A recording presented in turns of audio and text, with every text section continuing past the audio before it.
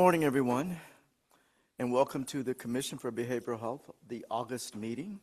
My name is Al Roulette, and I have the pleasure of serving as chair of the commission. Now, I will ask, since we have a quorum established, Sandra to please take the roll. Note that under the Bagley-Keene Open Meeting Act, commissioners who are participating remotely must keep their camera on at all times and will be asked during roll call to disclose if they have any other adults over the age of 18 in the room with them during the meeting and the nature of the relationship with those individuals. Sandra, please take the roll. I ask our commissioners joining us online to please unmute your lines, and the commissioners joining us in the room to please use your microphone to respond. Commissioner Alvarez, marking absent. Commissioner Baer, marking absent. Commissioner Burnick. Here, and nobody in the room with me. Thank you. Commissioner Bontrager. Here. Commissioner Brown, marking absent. Commissioner Bunch. Present. Commissioner Callan. Present. Commissioner Carnevale. Here. Commissioner Contreras, marking absent. Commissioner Designee Swartz. Here. Commissioner Cross. Here. Commissioner Fairweather. Here. Commissioner Fernandez, marking absent. Commissioner Gordon. Here. Commissioner Designee Pomano. Here. Commissioner Hill, marking absent. Commissioner Larson. Here. Commissioner Madrigal Weiss. Here. Commissioner Mitchell.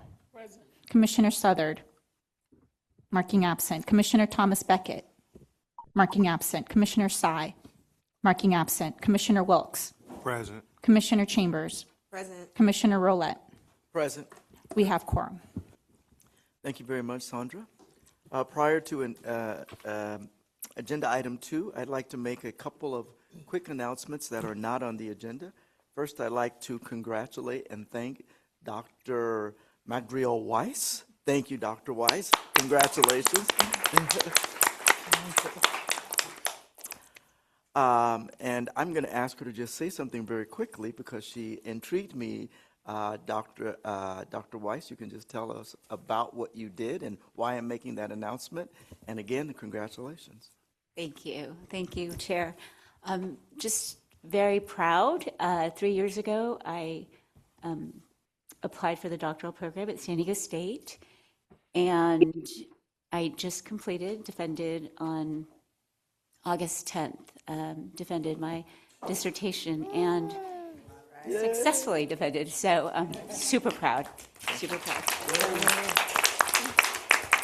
And the focus was on the lived experiences of school principals, their mental health and wellness. And I focused on the 8 dimensions of wellness. And what I found was that they are very well aware of the importance of mental health and wellness. However, it's the system that does not allow nor really support it. So I'm now going to very passionately advocate that we create a system that supports this for our school principals. There's a lot of expectation for them, and after the pandemic, not only is expectation for students' wellness, but also for their staff's wellness, and that's a lot to put on one person. One of the reasons I wanted to do this was because I had heard of just a lot of, beyond burnout. They were physically getting sick. In fact, we have lost some school principals to suicide, and this can't be. And so I'm very proud of the work. Also tied it to the Working Well report of the Commission. So came full circle, I think, between my work, not only in my day job, but also as a part of this commission. And a lot of the recommendations that they had was to absolutely implement things like the mental health standards that were identified in that report. So that will also be lifted up. So thank you for allowing me this. I'm a first generation. Also did it for my dad, so I don't want to get emotional, but he's so proud. Congratulations. Yeah. Also, for members of the public, I'd like to, again, as I acknowledge Dr. Weiss, thank you, and I'm sure your dad is very proud of you. We sure are. That, like you, many members of the commission have been talking about first day of school, Dave, first day of school, new drivers everywhere and the nervous parents everywhere with the new drivers, and then some people coming back from wonderful vacations, which they didn't tell me anything about. But yes, thank you so much, Commissioner Pondreger. but for everyone who has individuals in their lives that are going back to school, we want you to be safe. We want you to do well. Again, and underscore the point, drive safely, all you new drivers out there, because the new parents in the room who are watching that happen are doing a little bit of white knuckling, but also just very excited about what's going to happen. All right. The commission is made up of Californians just like all the rest of the folks out there in the audience who are dealing with the same stuff. Sometimes it's important to say that. Agenda item 2, announcements and updates. First, I'm pleased to say the Commission sent a notice of intent to award for the first round of our Innovation Partnership Fund grant on July 20, 2026. We will hear an update on IPF this afternoon, so please stay tuned. We look forward to working closely with the grantees. I'm also pleased to announce that Governor Newsom signed AB 2003 into law on July 16, 2026. The Commission sponsored this bill, which will provide free online suicide prevention training for California students, teachers, parents, and guardians. Importantly, the bill takes effect immediately, meaning the Commission can begin work developing the training now. Congratulations. Moving forward, in line with our transparency efforts, we will continue to provide brief updates on recent amendments, contract amendments, and new contracts under designated authority during all committee and commission meeting announcements for informal purposes only. This month, we have one new contract, which has been executed under designated authority. The contract is an interagency agreement with UC Davis Prevention and Policy and Practice Group for $197,000, 25 cents, $197,025 to improve the Commission's grant and contract processes through change management support. UC Davis will also independently conduct annual employee well-being surveys, work that's very important to all the commissioners. Interagency agreements may be executed under the designated authority, just as a reminder to everyone, for agreements less than $200,000. Now I want to share a few very important staffing updates. First, the Commission has divided the Research, Evaluation, and Program Operations Division into two areas: the Research and Evaluation Division and the Grant Programs and System Innovation Division. Melissa Martin-Mollard is the Deputy Director of the Research and Evaluation Division. Callie Clark is Acting Deputy Director of our Grant Programs and System Innovation Division. And as our last staff meeting, I wanted to share, and I believe she's here, Lauren Quintero, our Acting Deputy Director of Administrative Services, recently left for a new promotional opportunity. Lauren, you are here. Again, on behalf of everyone in the Commission, and I'm certain that our Executive Director would like to say something. I'll say something at the conclusion of the meeting. But Lauren, thank you for your commitment. Thank you for all your hard work. And if you don't mind, Lauren, if you could step to the rostrum, please, I'd appreciate it. And I'll transition to you, Brenda. Yeah, thank you so much, Chair. So Lauren, we are so excited. I'm so proud of you, and so excited for this next chapter in your journey on your career. You've been with the Commission for, what, 15 years? Over 15 years. I mean, that's pretty amazing. And Lauren's kind of just been through it all, the thick and the thin, and really helping to develop this commission since practically the transition from DMH when, back in 2011, yeah. And Lauren holds so much institutional knowledge for the work that's been done over the years, and even more so, you have just the passion I think one of the things, even as Lauren's been gone on her new job for the last week and a half, couple weeks, first thing is Lauren's good morning text or group chat with everybody. Lauren was always the first person, 7:30 in the morning without fail, to put a ray of sunshine in our team chat. So and that just, I think, is one of many things that exemplify your passion, your commitment to support the team here at CBH, as well as the work that we do for our most vulnerable citizens. So I know you're taking that on and moving it forward on new horizons, and but we're really, really excited and proud of you. So, and they're very lucky to have you. Vice Chair. Lauren, I just want to say I am so honored to share this moment and to uplift you. We don't typically give everybody their flowers when they're here, but you deserve your flowers now.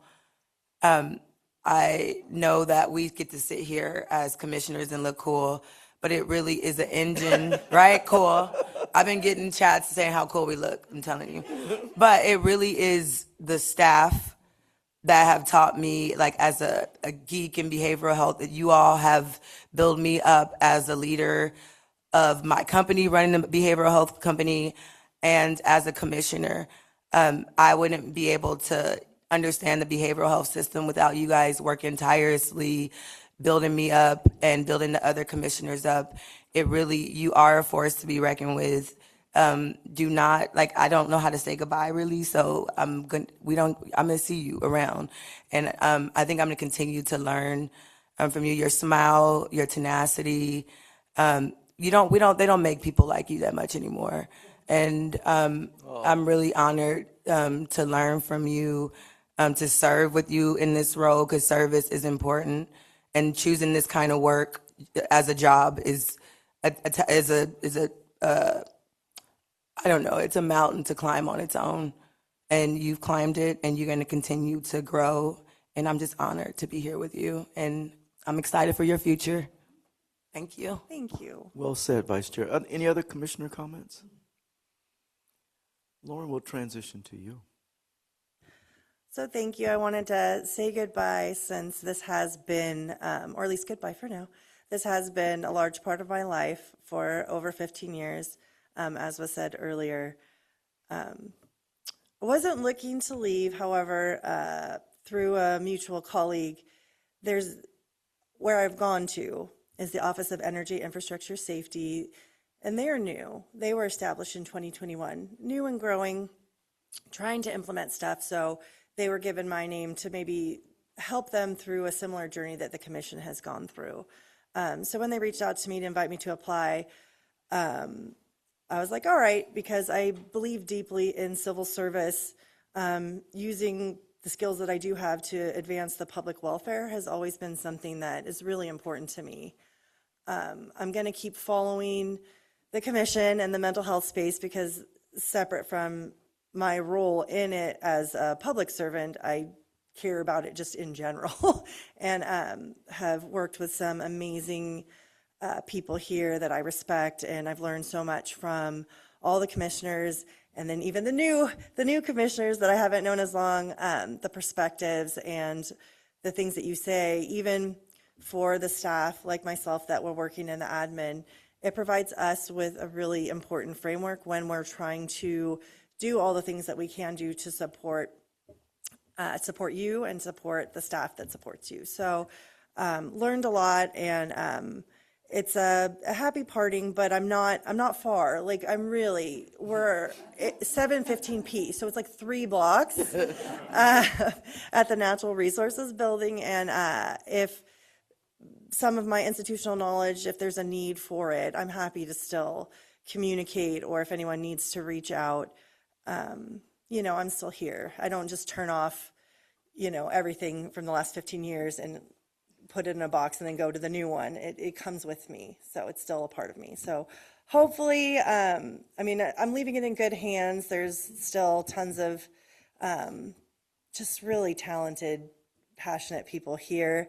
And hopefully they'll keep doing the good mornings. I've started it at Office of Energy Infrastructure Safety, and it's catching on. So, but I really thank you for even having any part of the agenda to say anything to me, because I consider myself more behind the scenes. So it means a lot to me. Who doesn't like to start their day hearing good things about themselves, right? So thank you. Thank you. We appreciate you and take good care, and well done. Blessings to you. All right, now I'd like to ask Melissa Martin-Millard and Danielle Fisher to come to the podium and introduce in any way they want new members of the team. Hello, everyone. I'm not Melissa. I'm Callie Clark. But with our recent shifting around, I'll be introducing our two new staff today from the grants side of the commission. So I have the pleasure of introducing Linda. So Linda Renlund is, and she's in Norway right now, so she's not here, is our new chief of grant programs over the Mental Health Wellness Act and IPF grants. And Linda has been working in this landscape for more than 10 years. She most recently was running day-to-day operations over at the Regional Network Hub for Immigrant Families, and before that, she managed state and federally funded refugee programs at Fresno Immigrant and Refugee Ministries. So Linda was born in Oslo, Norway, and she's lived in Bangkok, London, Spain, and Washington, D.C. And so she received her master's from the School of Oriental and African Studies in the University of London, and we're incredibly excited to have her join us when she gets back from her wedding in abroad. And then we have Camelia Acevedo, who is somewhere in the commission building, and she is our newest BHSSA grant monitor. She's a health program specialist on our new grants side of the commission. So Cami brings more than 17 years of experience in healthcare and public sector, including roles at the UC Davis Health and the California Department of State Hospitals. So she is passionate about helping to improve systems and services that positively impact communities. And we are delighted and excited to add her to our grants team. Thank you so much.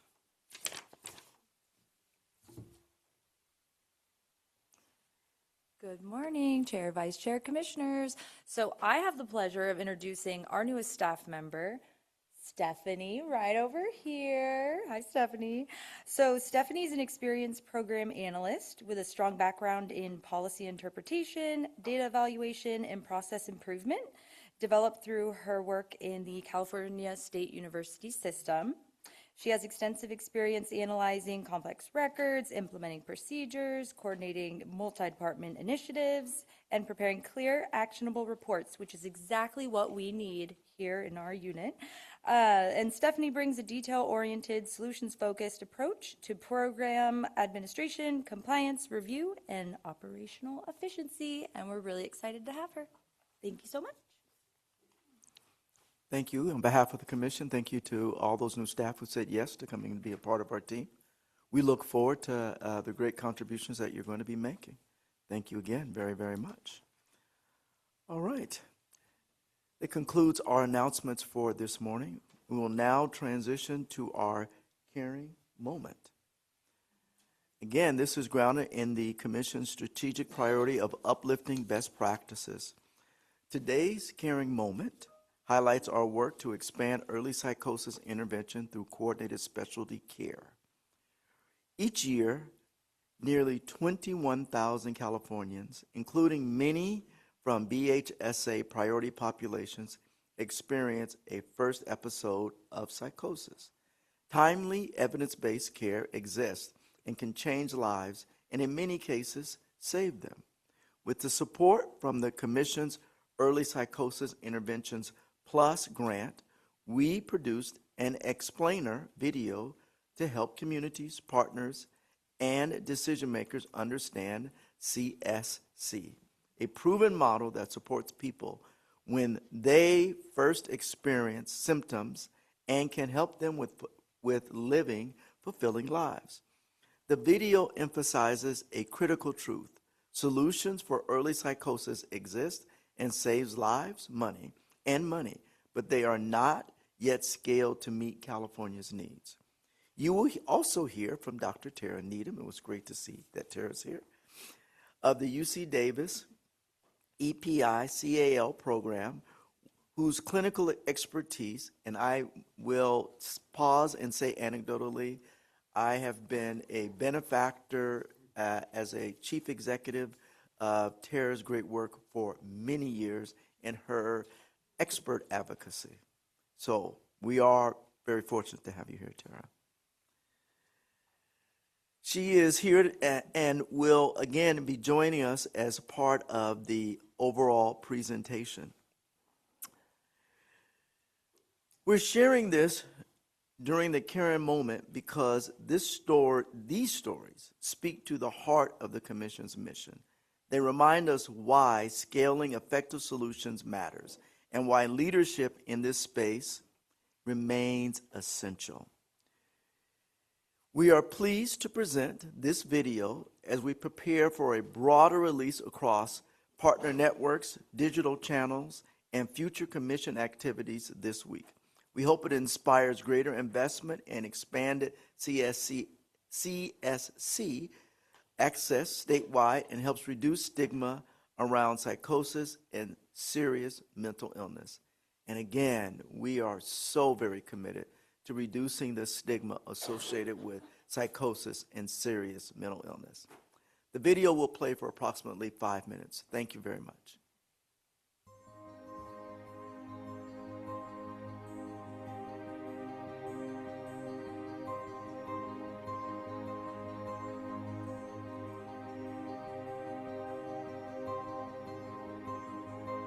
When folks come in to coordinated specialty care, what I tend to hear is stories of, I can't go to school anymore, I'm afraid of being with my family, no one understands what's happening to me, and I'm really scared.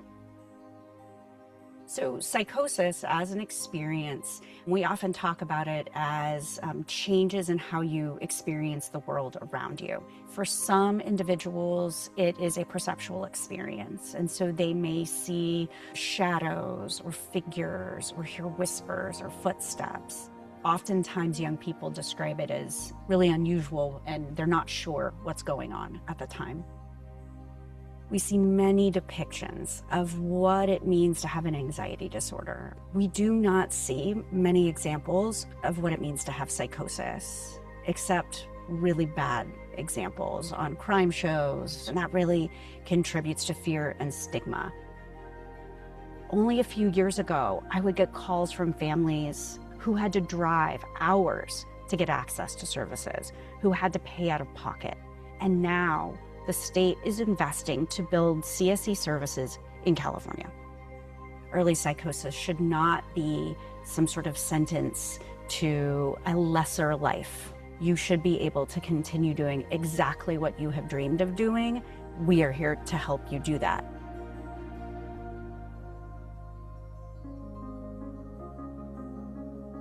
Coordinated specialty care is a proven team-based approach. Here in the United States, on average, people are experiencing psychosis for approximately 18 and a half months before they receive an appropriate diagnosis. For many of us who've sought healthcare or mental health care, you go to one person for this, and another person for this, and a third person for this other thing, and rarely do they talk to each other. The idea behind coordinated specialty care is that all of those people are working together day to day. A coordinated specialty care team typically involves a group of specific professionals.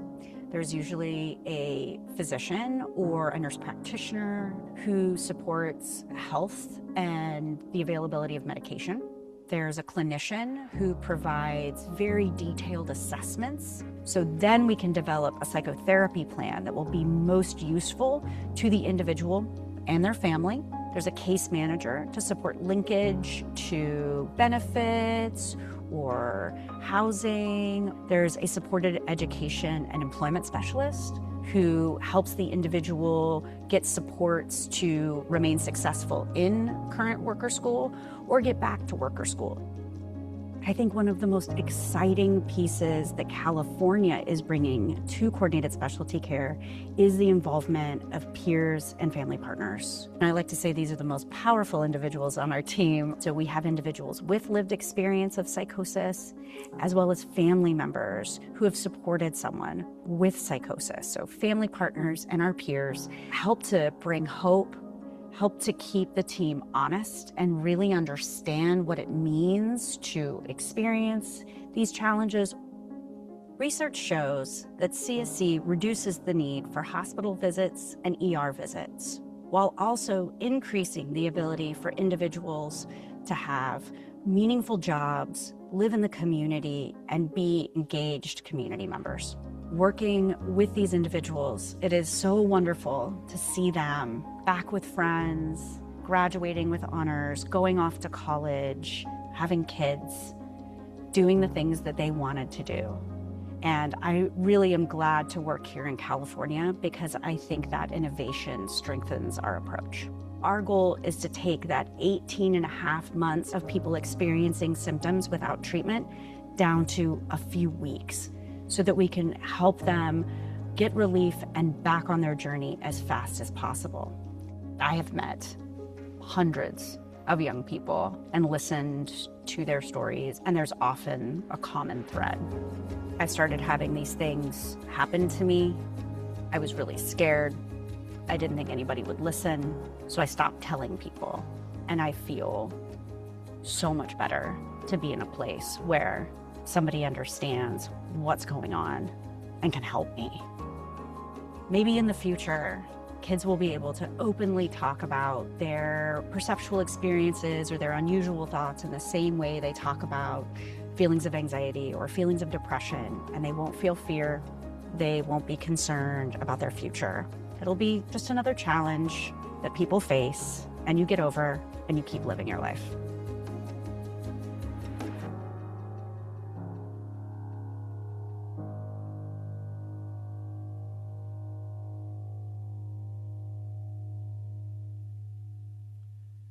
At this time, I'd like to invite Dr. Needham to come to the podium and share a few thoughts. Good morning, everybody.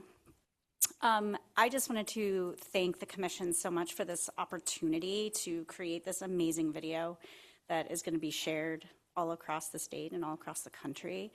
I want to give the Commission credit, so much credit, for pushing this forward in our state.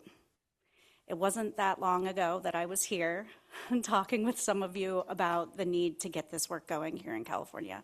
We were really behind other states, and it's because of the investments that the Commission made in through EPI Plus, through CYBHI, that we were able to build the infrastructure that is now a center of excellence. And DHCS has invested in taking this statewide. And we couldn't have done it without you.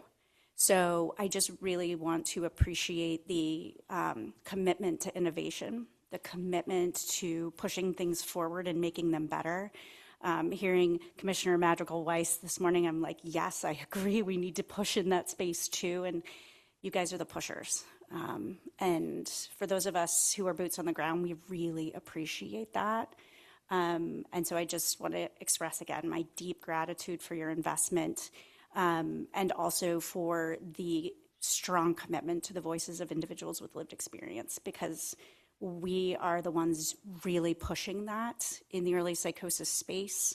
I'm part of some large national efforts, and there's not folks with lived experience in those spaces, and it's a problem. So you guys are really driven by values, and I'm very proud to carry those values forward in the work we're doing in the early psychosis space. So thank you all so much. I appreciate you, and look forward to continuing to support the Commission in any way I can. Dr. Needham, if you could remain at the podium, because I'm sure there will be some questions. I'm happy to answer questions. And certainly I say this only in a positive sense, that we appreciate you calling us pushers, that it's important to be agents of change. And in this context, that word is very positive. We are thrilled to be that agent of change. Commissioners in the room, before I allow you to ask questions, I'm going to go to Commissioner online. Commissioner Burnick has his hand up, and so Yeah, if you can ask the first question. I appreciate this, Chair Rowland. I just wanted to say I reached out to Tara earlier, a couple months ago. I agree this is a very important initiative, to see how we can implement this in terms of employment. And so I'm hopeful in coming back to the commission, hopefully in another month or two, with a more detailed description of at least how I see us as a commission working more closely with her. Thank you. Commissioners in the room? All right. And we'll just kind of go this way. So for the sake of time, yes, we'll start with you, Dr. Weiss. And then we'll just go in the room. When you're next, just go right ahead. Thank you. Just more comments and thank you and appreciation. I remember when I first heard the stat about the average 18.5 months. That was years ago that I heard the stat, and it was shocking then, and I'm so glad that we have invested and that we're seeing this coming really full circle. But I wanted to point out what you said in the video about the peers and family partners. Very proud of that. And the comment how they help bring hope and keep the team honest. I think I've learned so much from our vice chair about this and how important it is. And I think we have to prioritize it in everything we do. We miss the boat when we don't do that. And the systems start to do things to us, for us, and at us when we don't have our peers present. So I know we're talking a lot about this in schools as well. We learn so much from our youth, and they have to keep us honest and continue to really lift up hope. So thank you for pointing that out in this video. That was powerful. Thank you. Well said, Dr. Weiss. Thank you, Chair Rolette. Dr. Needham, thank you. You're such a great voice for the whole mental health community, and we love what you do. I love that you acknowledged that we were behind, and now we've done a lot of work to catch up. What I'd like to know is, my impression is on a national level, we are still way behind, and I want to know, what else would you recommend that we need to do more in order to take the lead for California to lead this effort, to lead the nation to be better? Oh, I have so many ideas. I think I'll pick two. So I think we have an amazing educational system here in California.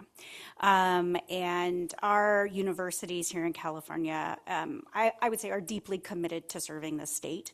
I think one area where it would be wise to invest is in working with our mental health educational partners to understand the needs, the training needs and the education our providers need to actually come out and do the work we need them to do.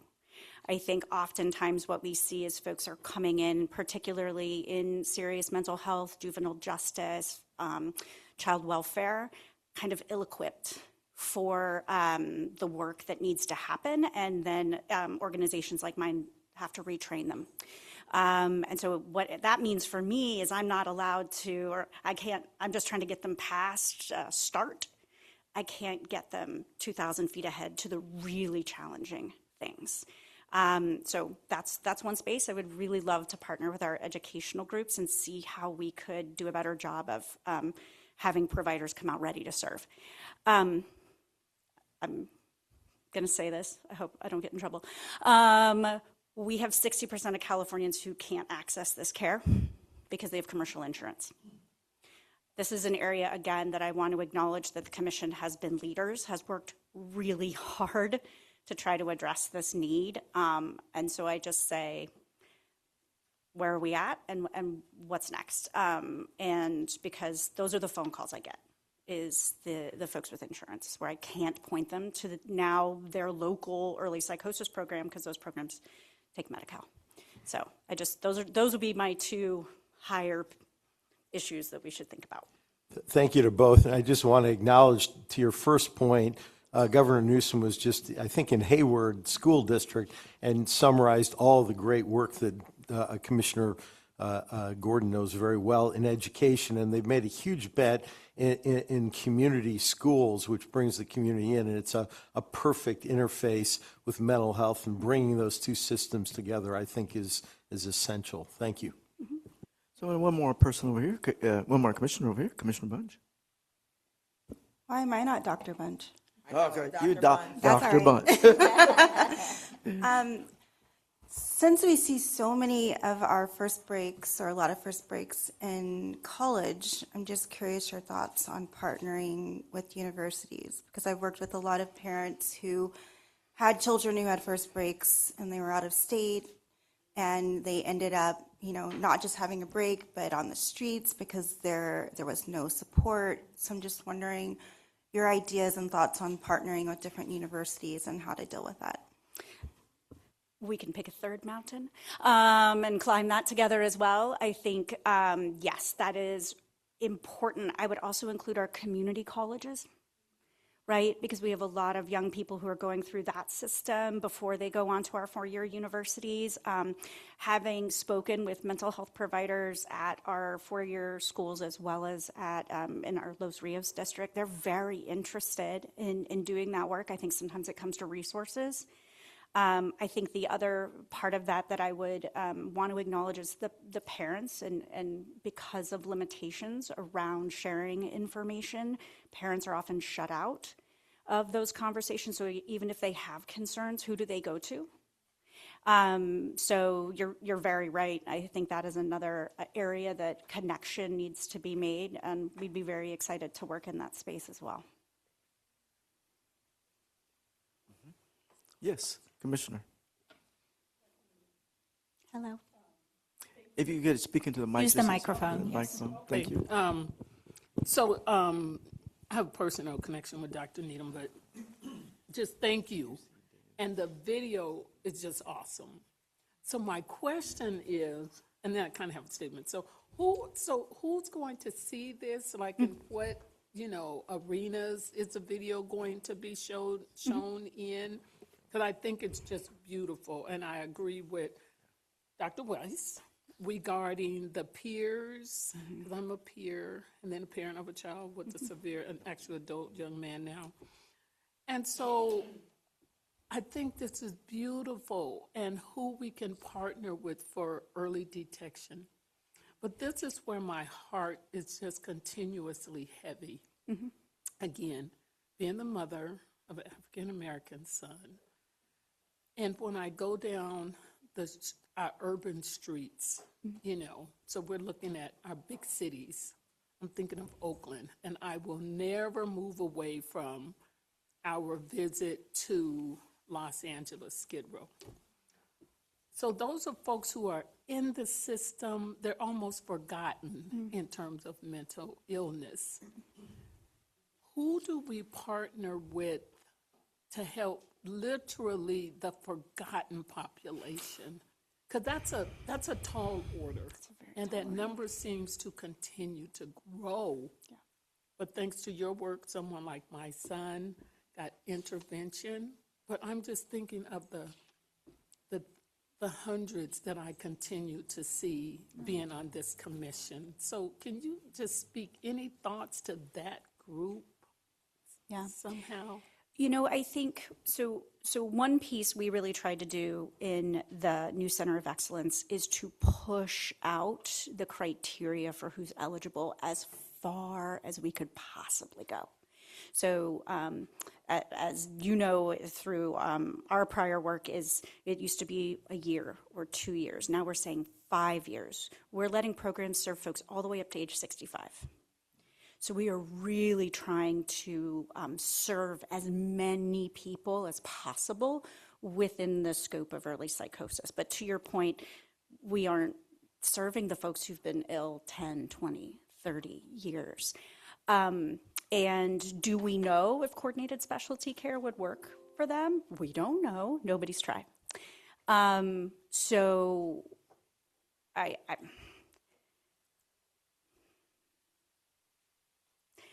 there are many challenges in our system, and how we want to address those challenges are really important. One of the areas we are exploring, and I know this is a drop in the bucket compared to your question, is how do we support people as they're transitioning out of early psychosis care?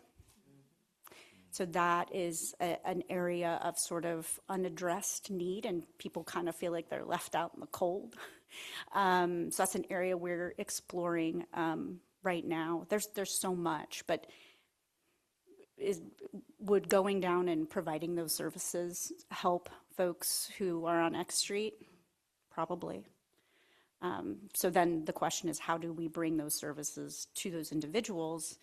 And again, I think for me, I would take that back to education of providers, because if more of our providers have the skills to do, like, people don't believe in therapy for psychosis, but it works, you know? And so I think there's lots of ways in which we could do better just by training our providers. I do also want to acknowledge the systemic issues that contribute to psychosis.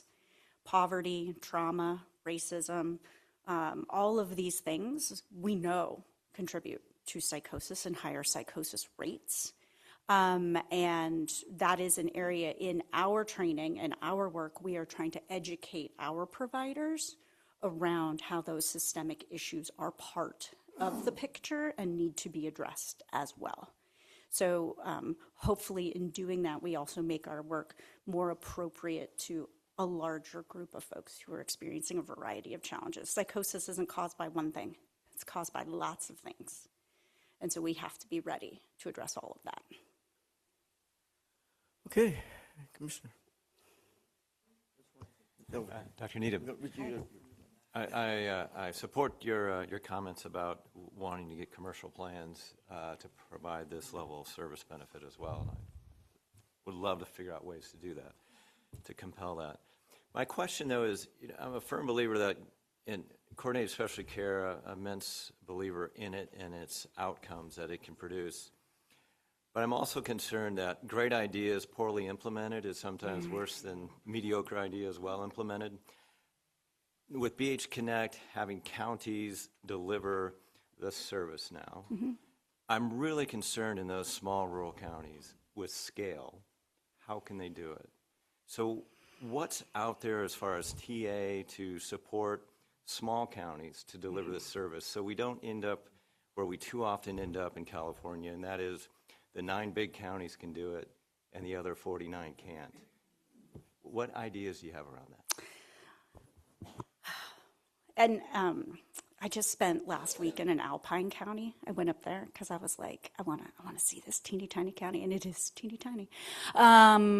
You know, I think I grew up in a rural area of Kentucky where there was not much of anything, and then met people from more rural areas of Kentucky. So I really am committed to finding ways to make this possible for our small communities. So for me, it's the how. How do we do this? And so what we've been doing in our partnership with our small counties is really understanding what they have and where we can build, as opposed to trying to go in a very structured way and say, do this. We more say, how could, like, here's the concepts, how could we build this? And it has been amazing to watch some of our smaller counties come up with incredibly creative ways to structure these programs and build them usually within other programs that are working well. And so what we've really tried to focus on is the core components of the service, finding folks who can deliver those core components, and then seeing how it goes. It's an experiment. No one really is doing this. The closest I would say is Texas, and they have regional teams, which we don't have, but they had people driving hundreds of miles every day to serve folks in rural Texas. So, you know, working within the system that we have, we're trying really hard to build upon the strengths that the counties come with. And many of them have very exciting programs that we can work with. And I can think of another county that's really thinking about their high fidelity RAP population. It's like, these are the kids who've been sent to group homes. We want those kids home. We're like, yes, let's bring those kids home. Like, how can we work within that group? So however they can work with us, we work with them. The other model that we've been working on is the hub and spoke model, where we find a hub that can provide service and then go out to those communities. UC Davis supported the development of this for Nevada, Colusa, and Mono counties, and that contract is now run by Telecare. Still a very successful high-fidelity program. So I think I see our small and rural communities as our challenge, and we just really believe that in working with them and understanding their gifts, we will come to a solution. Thank you, Tara. Commissioners, we are running a little bit over, and so unless you have a very compelling question, we thank Tara for coming for the job interview. We'll be letting UC Davis know that she'll be leaving them and coming to work for the commission. Vice Chair has a quick question, and we will transition very quickly. I think he's nervous of me being the last person. I'll be real quick. Well, I just wanted to highlight what all the doctors over there said earlier. But you mentioned lived experience, and that's key. But for me, as somebody that's been through psychosis, had private insurance, I actually went to the commission when I went through another bout of psychosis, and because I couldn't get help through my commercial insurance, and Toby at the time connected me to some doctors, and my board member Ellen Sack to some doctors. So that is a major problem. I'm worried about the whole commercial system of care with everything. But the one thing I want to leave you with is a call to action. You're up here still smiling, which is great. Al said he's worked with you for over decades, and that's really encouraging to me, that's someone that's on the ground providing forensic mental health treatment in Los Angeles, California. I'd like for you, since people mostly listen to doctors and really not to people with lived experience, I would really love for you at every table to mention about the possibility of having the Center for Excellence for peers.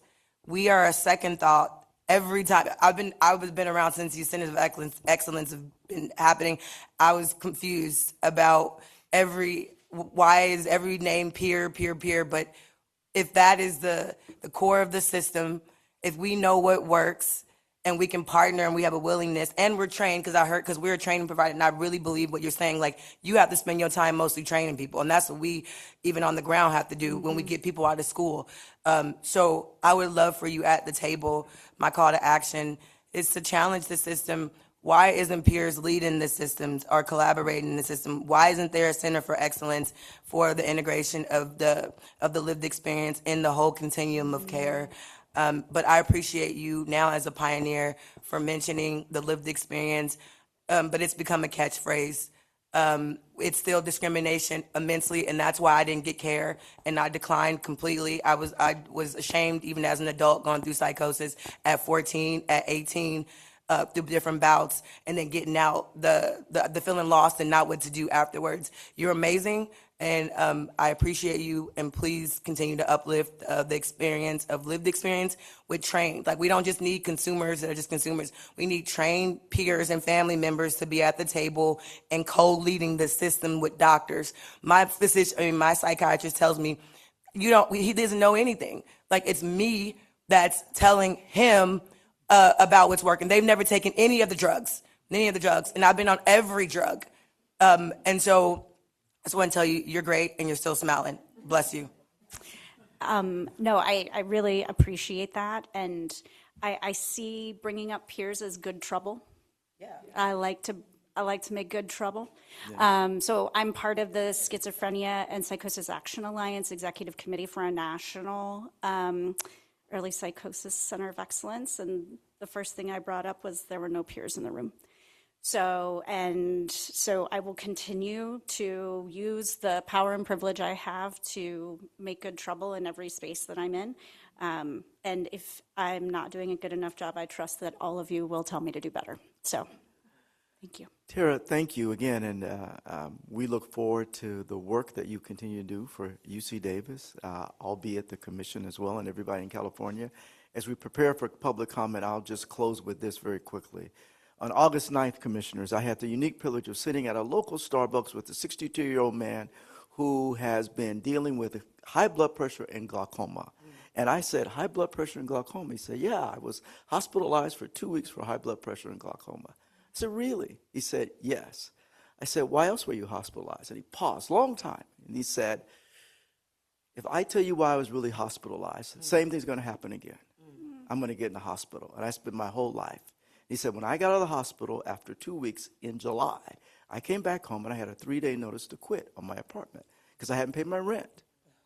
I said, why were you hospitalized? He said, because the TV's talking to me and there's microbes in the room and they're trying to kill me. And he said, as soon as I say that, you know what they do? They send me in the hospital. And I don't want to tell you. And he sat back and I said, that is the issue. his inability to talk honestly about what he's experienced, not just now, his entire life. Thank you for what you do. Thank you. All right, Mariani, public comment.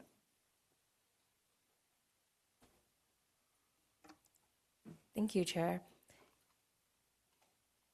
If there are any members of the public using translation technology, please notify the chair so that we can be mindful of time.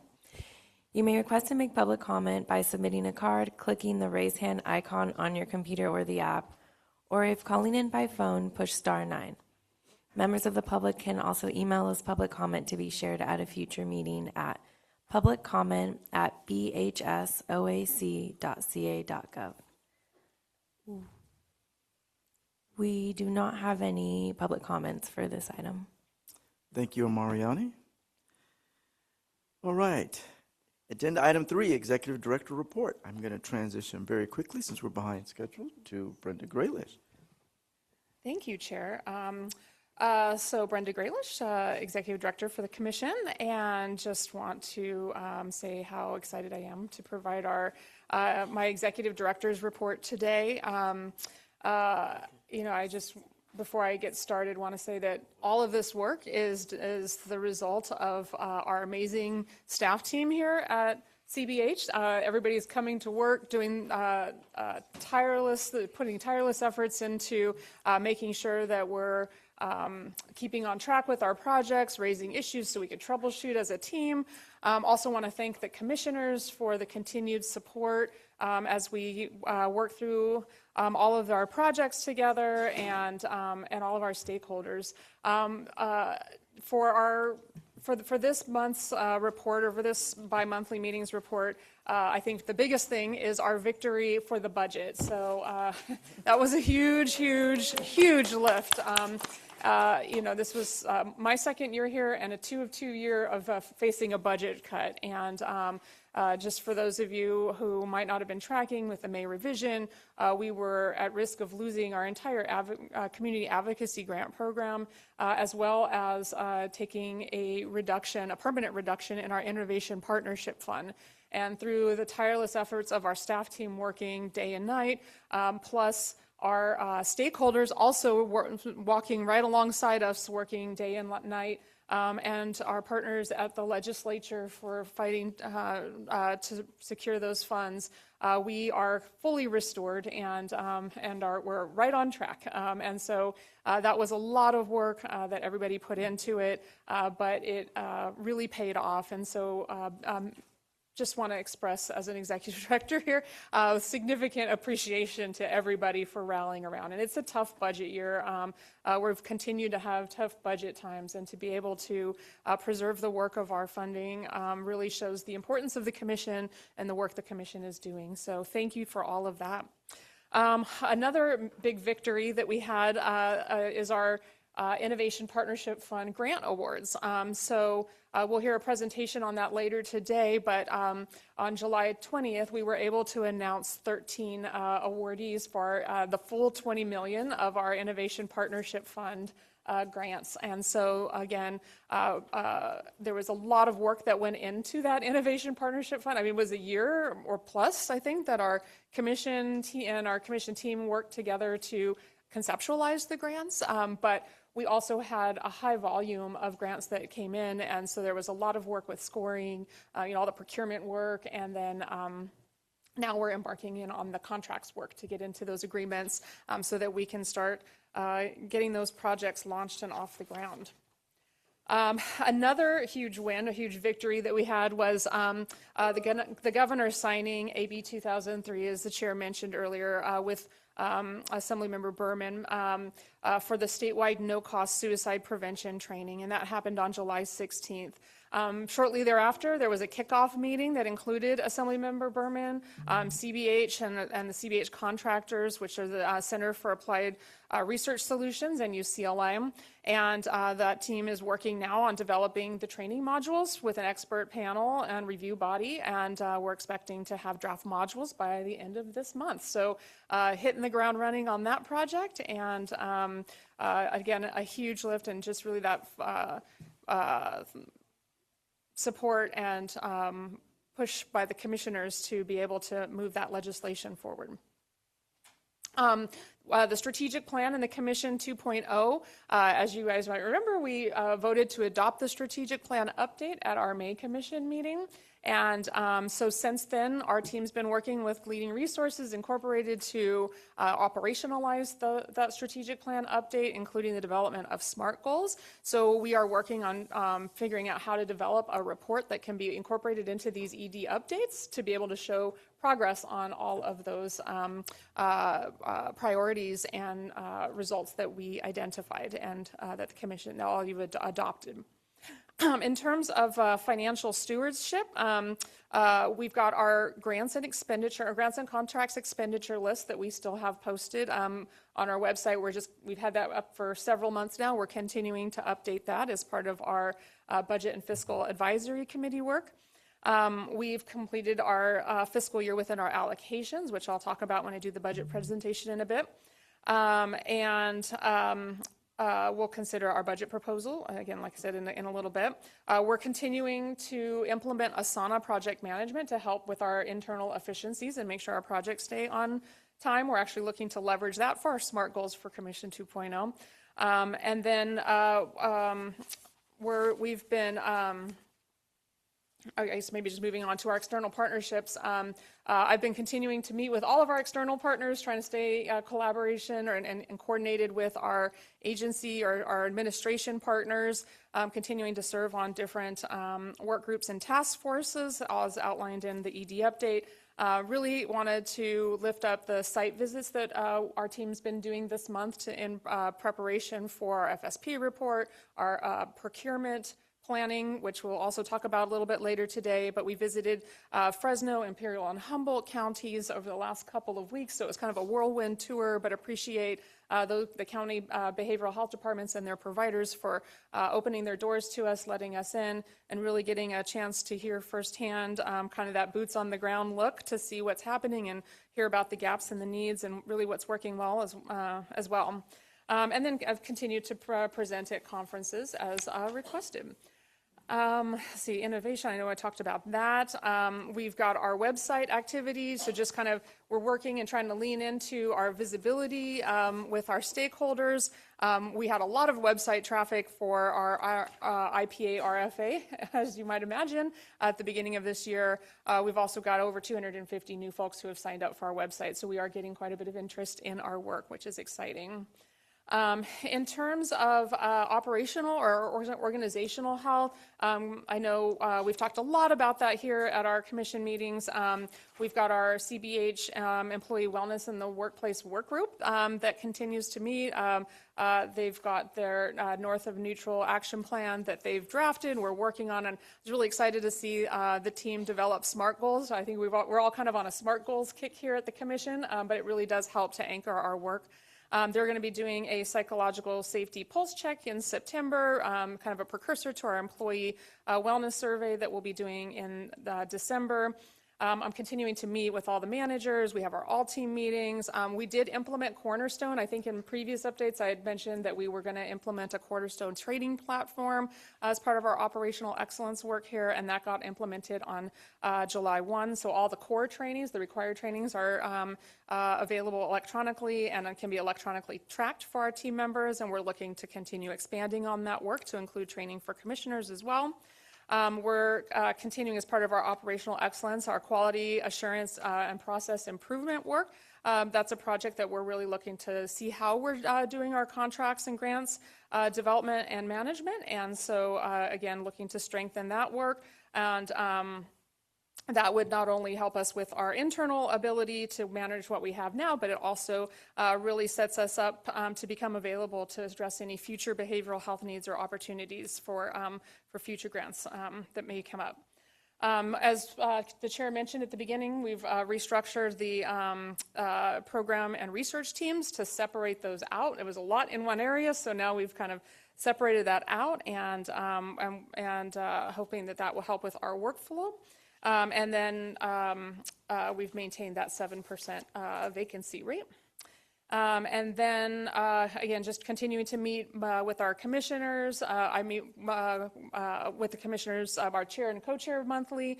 We've tried to strengthen our conflict of interest policies, so you guys are probably seeing a whole lot of that coming out, so hopefully you're getting that feel. We'll have a presentation today by our chief counsel just to keep that going. We've also incorporated into our RFAs and our grants to really just try to identify any potential conflicts of interest so that we have opportunities to first identify it and then assess it for any potential conflict of interest or not.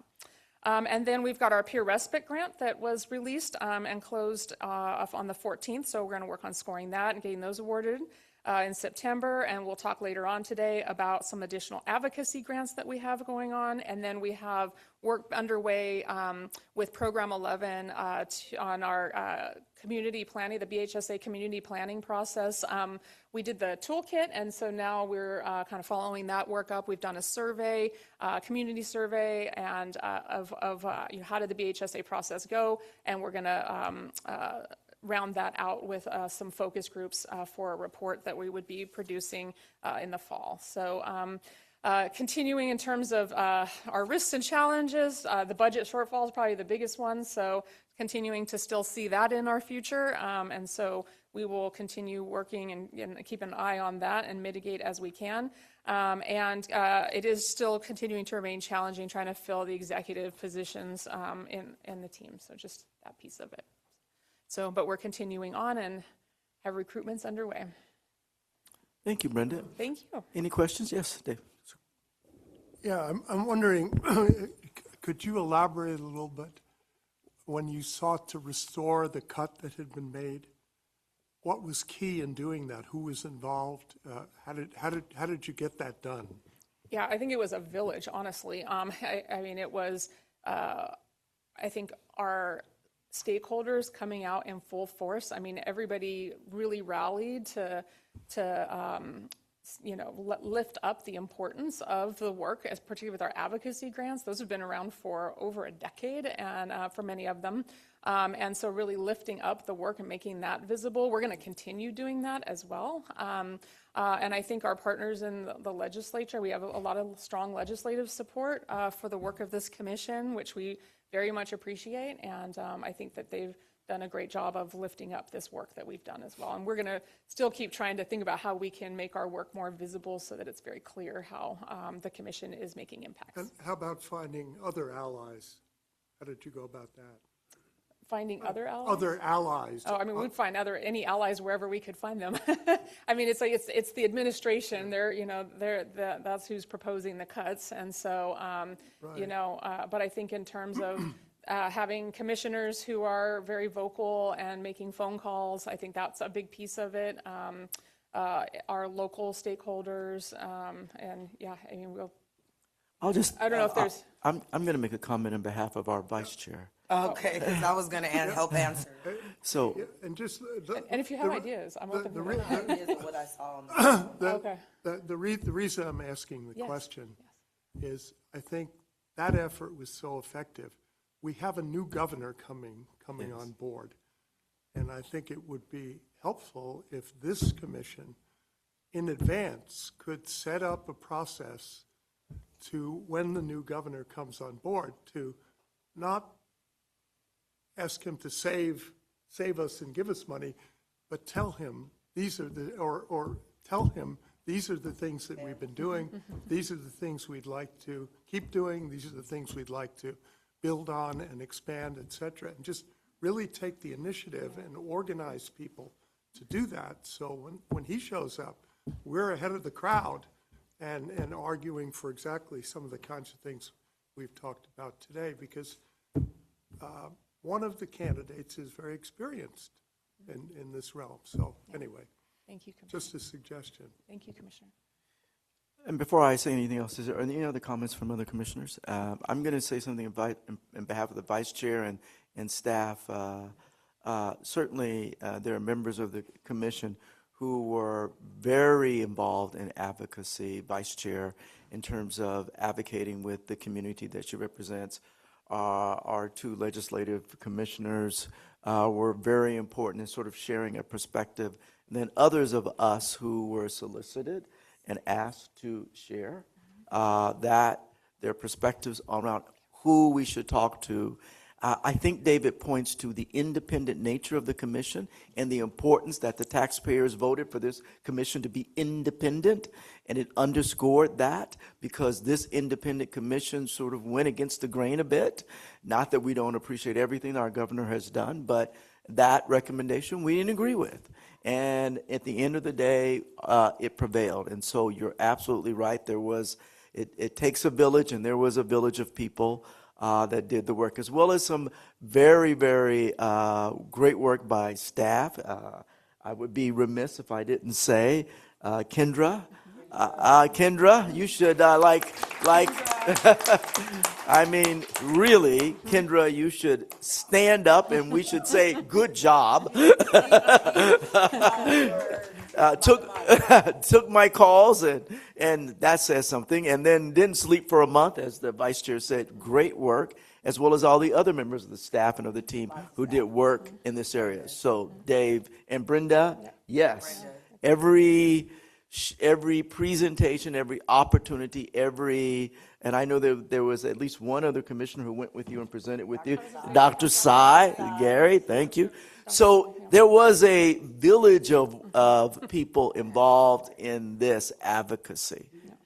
Yes. Oh, it was wild. Yes. There was a lot, Commissioner, Yeah. and we also stood with the veterans and, Yes. NAMI as well. I mean, and our youth leadership. Yeah, exactly. And there was so many folks who came out. Yes. It was a good month, a little of a month of very intensive work. Yeah. Again, I think it underscores just the point. But so Dave, and then lastly, the opportunity to get in front of whoever the new governor is. I certainly know what the pollsters say, but the people get to decide. And when they decide who the new governor is, we want to get in front of that and present our case to that new governor on the importance of this commission in terms of a unique and independent perspective as it pertains to behavioral health. So thank you, Dave, for bringing up a very important point. Thank you. And I'll just add, we also had CPIN that also testified with us. I just want to make sure we're not missing folks. Yes, see, we are missing people because there were so many names that advocated for the commission. It is not an intent to miss you, but just there are too many people that really came to the forefront around this. Thank you, Dave. Thank you. We're going to go to members of the other commissioners. Just real quick, I kind of wanted to know about the site visits. Is there opportunities for the commissioners to continue? I know there's budget constraints, but I know we, being on the commission for about, a number of years, I built my capacity to be able to do this role by going out to the sites. Especially like Gladys talks about the Skid Row. I've been to the state hospital. Dr. Bunch is with the violence and the range in the rural counties, MATA, and going everywhere. I think I don't want us to fight for opportunities, but I think it's a great opportunity, especially for the newer commissioners, to at least try to see. Agreed. I could back down and let them go, but I really would like for them to see. Yep, thank you. And we've talked about resurrecting site visits. It comes up quite a bit as well, and so we're trying to think that through. Other questions from the commissioners? Seeing none. No, Dr. Sy. Dr. Sy, I'm sorry. Yeah, having a front row seat, Brenda, I just want to thank you for all of your advocacy. I certainly agree that there was a broad stakeholder group that helped things get past the finish line. I did want to piggyback on Commissioner Gordon's comment with the new governor. I think it'd be very helpful for this commission to come up with behavioral health priorities to help shape whomever the next governor is. We know there are different groups. This is not a novel idea. Different groups are doing this now. It makes sense for us to be one of the voices to help shape how the new administration thinks about behavioral health in California. Thank you. And Gary, I would nominate you to lead us in that discussion especially given your new unique role, and it would be amazing if you could do that, given your experience. And so Gary is saying yes, so that's good. But He I also think happens to be the chair of the program advisory committee. I think that given that I know that would be a wonderful thing for you to do for this commission as a chair of the program advisory committee, and really come back to us with what you think are, because there are other stakeholders, I say anecdotally, that are already doing some of this, but what is our notion of what the priorities are for the state of California, and who better represents a cross section of our state than this commission. So thank you. Thanks for saying yes. Bada, yes. If I could volunteer myself to work alongside Yes. Commissioner Sy, and I say this because given kind of the state of events of what's going on with the shifting of responsibilities at the CDE, I think I would want to be really intentional around behavioral health priorities when it comes to the educational system. So I'd be happy to just sit by your side and help identify some of those, if I could. And that's, see, Dave. I think we're forming a we're forming a something and a subcommittee to come back. And Commissioner Bontrager, were you raising your hand, or was I raising your hand? I think it would be it would be amazing, because you do represent the commercial perspective, and oftentimes I think that perspective is so important to the work that we do. So you know how I feel about your work. It's critical. So if you have some time to this, that would be great. And it's very time specific, time sensitive, and strategic to get something in front of the new administration. That would be great. Right. Yes, and Karen. I'm not volunteering. Okay. Just want to say that. I just want to make sure that whoever's on the group, that it's not too educationally focused, like having two education partners on a committee could sway it one direction or another. So I would just ask that we make sure that the group is representative of the diversity of who we represent. Okay. Yes. Commissioner Fairweather. If it would be appreciated, my perspectives from the housing and homelessness, the disability, mental health, and veteran aspects, I'd be happy to offer. Thank you. And anyone else? Yeah, throw me in there. All right, Commissioner Wilkes. I was going to, but you volunteered, so thank you. I appreciate that very, very much. Thank you. All right, Gary. You've got a committee of very committed volunteers who are willing to do this. And if we could have someone to help coordinate with the convening of that would be, and I'll do whatever you tell me, Brenda. All right. All right. With that, are there any other comments from commissioners? Mariani, I think we transition to public comment here on this item.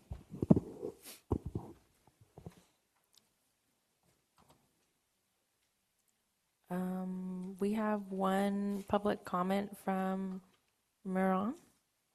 You're unmuted. Hi everybody. Miron with Cal Voices. On behalf of Cal Voices, I would like to thank Brenda Relish, Kendra Zoller, Assemblymember John Herberian, and the entire Commission for your leadership in preserving funding for the Community Advocacy Program and the Innovating Partnership Fund. I agree with Chair Rowlett. It took a village to get it done. As part of the village, Cal Voices had a front seat now, row to watch your tireless work. You showed what leadership looks like, and we're grateful to all of you. Thank you. Thank you. Our next public comment is from Teresa.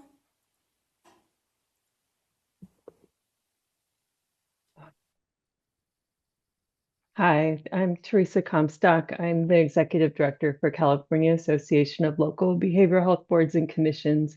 And as I was hearing just your last part of the conversation around setting your priorities, wanted to mention that our own association that represents 59 local behavioral health boards and commissions has a process as well, and we set our priorities every year based on what we hear from all of those boards and commissions and the communities that they serve. So wanted to make sure that you are aware of that process, and I'm sure that a lot of the other advocacy organizations that you're involved with have processes as well. So wanted to make sure that as you set priorities, you're listening.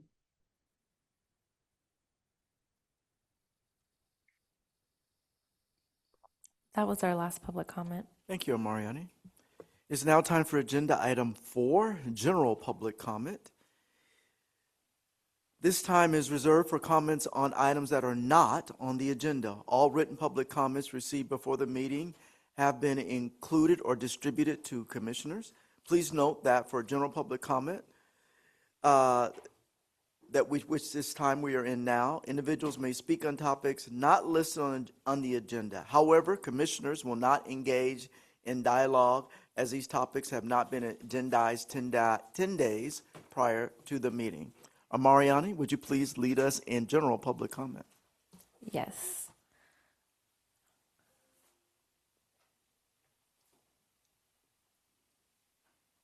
It does not look like we have any public comment at this time. Thank you so much, Mariani. We will now move on to agenda item 5. And that's the approval of the May 2026 Commission meeting minutes. At this time, I'd like to invite commissioners to offer comments or ask questions.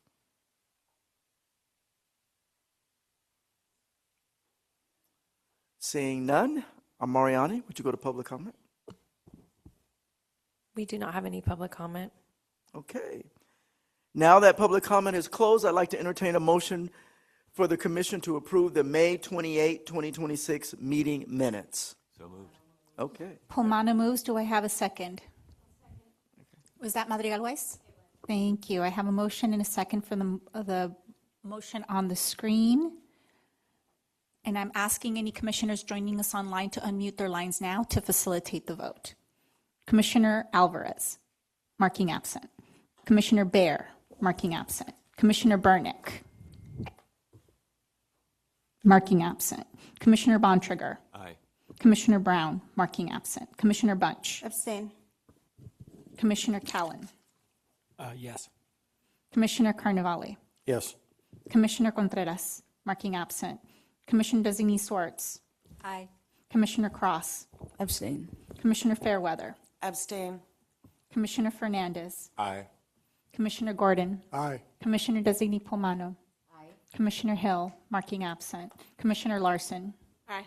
Commissioner Madrigal Weiss. Aye. Commissioner Mitchell, marking absent. Commissioner Southard, marking absent. Commissioner Thomas Beckett, marking absent. Commissioner Sy. Aye. Commissioner Wilkes. Abstain. Commissioner Chambers. Aye. Commissioner Roulette. Aye. Motion passes. Thank you, Sandra. We'll now move on to agenda item 6 and hear a budget update, including a year-end overview of the budget for fiscal year 25-26 and the proposed budget for fiscal year 26-27. You all are aware that we've had some transitions in this area, and so our executive director is prepared to provide the overview. I will say briefly, I want to highlight that the proposed budget, as has been said earlier, for the new fiscal year includes funds for our advocacy grants, as well as the complete $20 million for the Innovation Partnership Fund. Brenda, we'll transition to you. Okay, thank you so much. And a big thank you to Lauren and Kate for helping prep this presentation. And I'm going to try to do them proud today by walking all of you through our budget to see where we've been and where we're at right now, where we're going. So in terms of just an overview of the budget process timeline, I think we show this slide every single time we show the budget, but of note are a few particular dates here with the Jan 10 budget, the governor's budget coming out. That really starts the process. And then we have the May revision, which is what we spent some time talking about here today. And then in June, the legislature passes a budget bill, and then by June 30th, the governor signs the the budget into law. And then July 1 is when the new fiscal year begins. So our team has worked to, we're working on kind of bringing down fiscal year 25-26 and closing that out, which is a process that takes a bit of a while, and then starting to bring up the next year. In terms of the Commission's year-end budget for our state ops funds overview, it followed the mid-year trend as we had expected, and there were no significant changes from the budget that was projected in the mid-year presentation that we did a few months ago, earlier this year. So here we see on this slide the Commission's total budget for 25-26, which includes the main categories for personnel, state ops, budget-directed operations, and local assistance.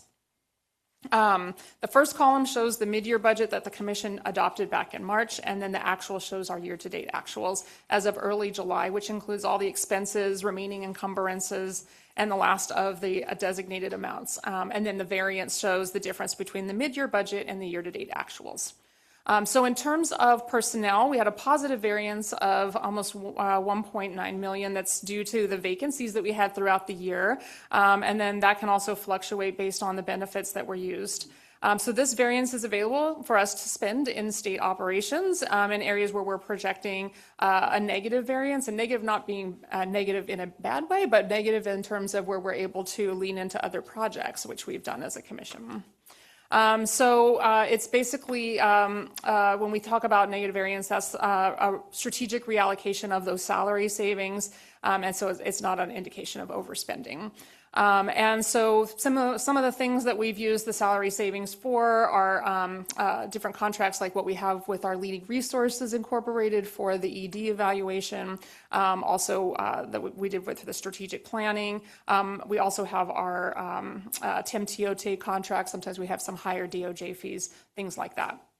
And then we have budget directed, which are some of the funds that have been allocated to us through the budget. And so some years ago, we had an ongoing allocation of $400,000 allocated to us for staff to be able to do the FSP evaluations.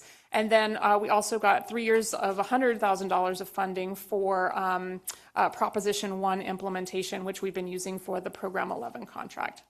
And then for local assistance, which is a big part of our budget, we didn't have any variance for Mental Health Wellness Act, Behavioral Health Student Services Act, or Community Advocacy funds. All of those funds are currently tied to grants or are designated for procurement. So in total, our variance for the fiscal year comes out to about $472,407.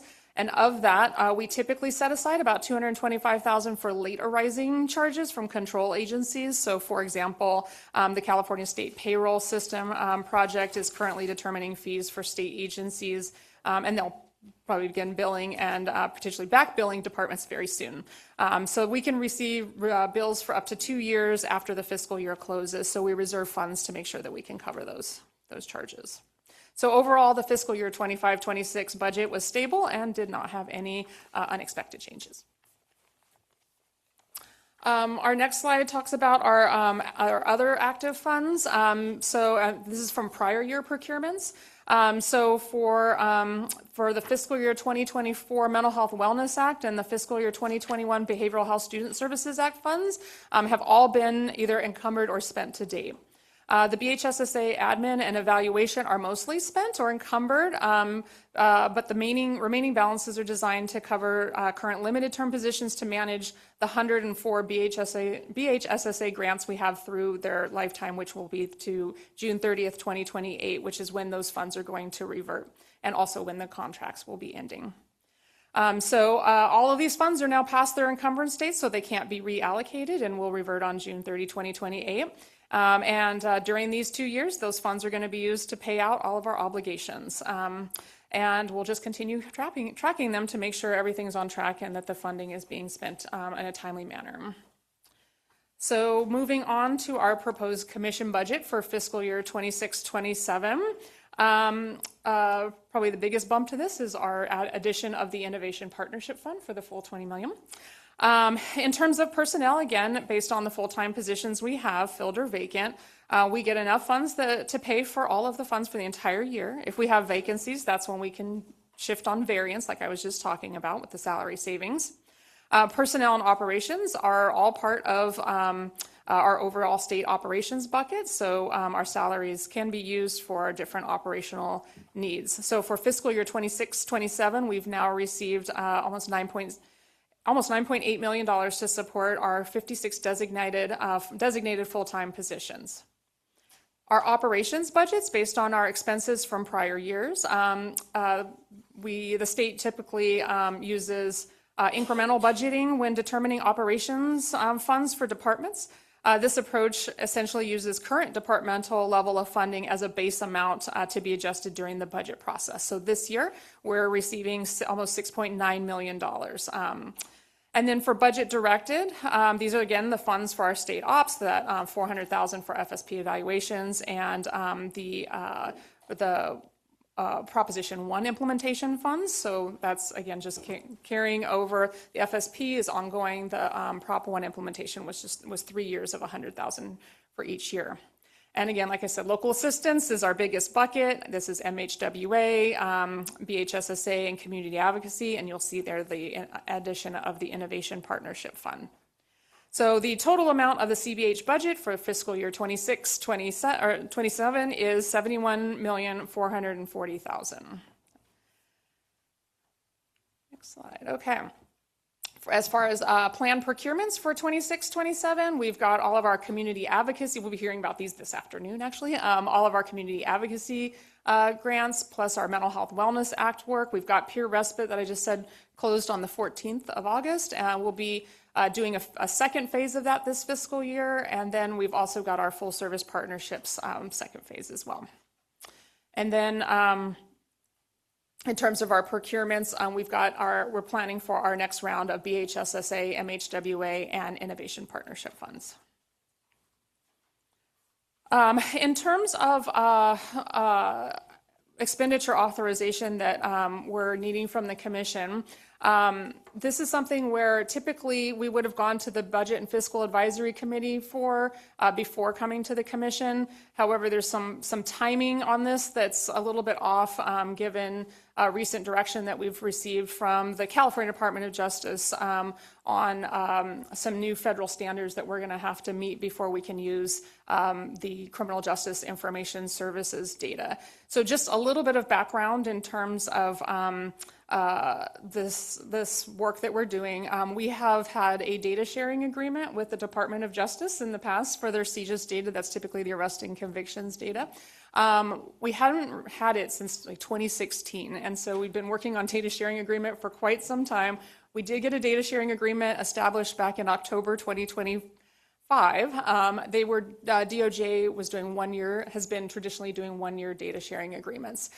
Since then, we've had the federal government has come up with new requirements. So there's a lot of security requirements for using the CJIS data, like a lot. And the Commission is invested heavily in making sure we have a security system to house those data over the years.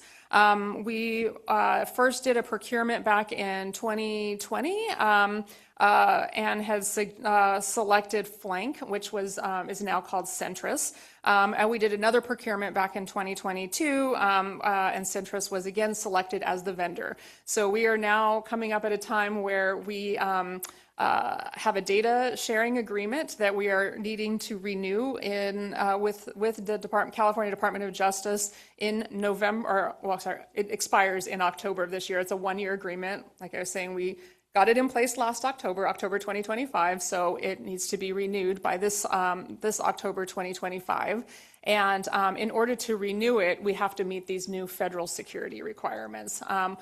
We just heard from DOJ, California DOJ, on August 11th that we're going to have to comply with these security requirements before we can use any of the DOJ data. And some of the things that we were wanting to use the DOJ data for is our upcoming FSP report. So like I said, the timing's a little off in terms of when we would, and our normal process, but if we want to keep on schedule with getting our data use agreement in place again, it took a long time to get the first one in place. Letting one lapse and trying to do one again would cause delays. And then to being able to get those data and use those data in a timely manner for reporting that we want to do as a commission on our full service partners.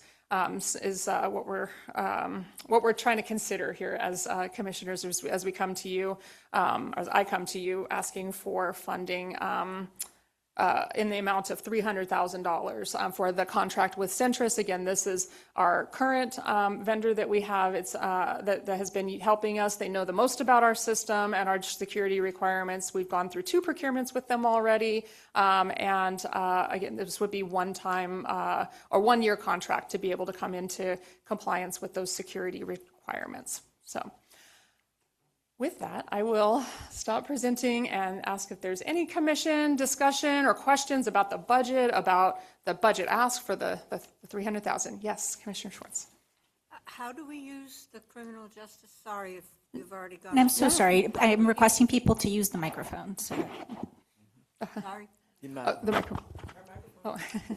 How do we use the criminal justice background information? We would match our full service partnership data to the Department of Justice data to get arrest and conviction data to know justice system involvement for people who are in full service partners. So actually about 10 years ago, the commission did do a report through a data match where we were able to look at pre-post. So for people who are FSPs, we were able to look and see what was their arrests before and what were their arrests after. And it showed that people had, individuals who were in FSPs had a reduction in their arrests after being in an FSP. I do recall that. How is it, it's de-identified though in terms of? We would be having to have it identified to do the match, yeah. So we would match our data to their data to be able to get the arrests and convictions. Okay. Yeah. It's individual level data. So, and there's hence all the security requirements. DOJ has significant security requirements for any agency that's using those data. Yeah. Other questions?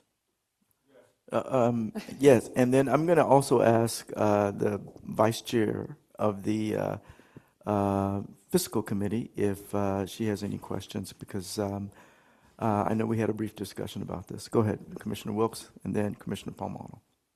So this data could also be leveraged for the other projects that we have as well, correct? What do you think? What do you? So as an example, since we are working on, let's say, the Prop 1 stuff, youth homelessness, foster care, those priority populations. When it comes to system involvement, seeing the touch points and having that data to say, also with the Office of Youth and Community Restoration, just making sure that we have a pulse on the system touches as it pertains to young people. To the extent we have individual level data, so I mean, we have authority to get FSP individual level data, and there will be children and youth in those data, and to the extent we can match up and pull those data down, then we would be able to report on them. Thank you. Thank you. Okay. Commissioner Palmano.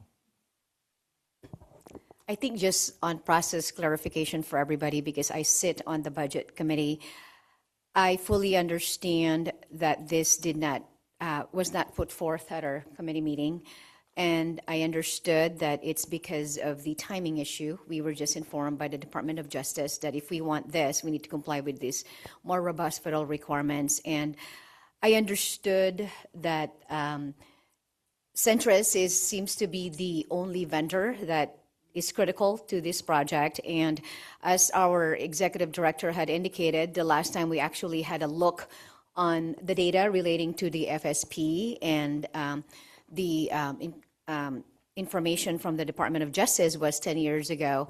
Given everything that we are doing today and all the updates that we continue to do, I think there is a lot of value to approving this contract and really to have a good look as to where our beneficiaries are at this moment. Thank you. Thank you. Other questions? Yes. What is the time frame and in order to complete this? In terms of have it up and running. So basically, we would enter into our contract, have Centris update all of our systems to comply with the federal requirements, and then we would probably on a parallel path keep working with DOJ to re-up the data use agreement or data sharing agreement. And so the idea would be that by October, we're getting that data, that new one in place. And the good news on this is that DOJ, California DOJ is moving from this 1-year cycle to a 3-year cycle. So that'll be good. But we won't know, there could be more federal requirements and changes that we have to look at in that period of time, but at least we'll have a DUI for 3 years. Any additional comments from commissioners?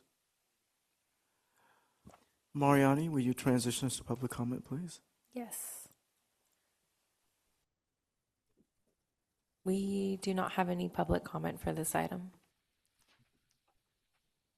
Thank you very much, commissioners.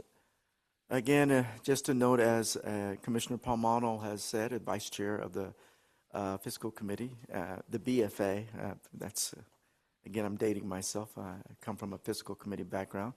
A note that this contract was not heard by the BFA as a result of some unique timing constraints.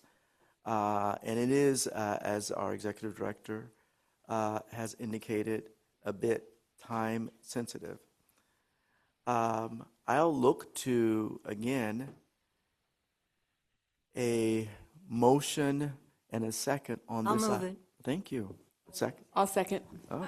My goodness, you guys are working too fast. Who moved? I'm sorry, who moved?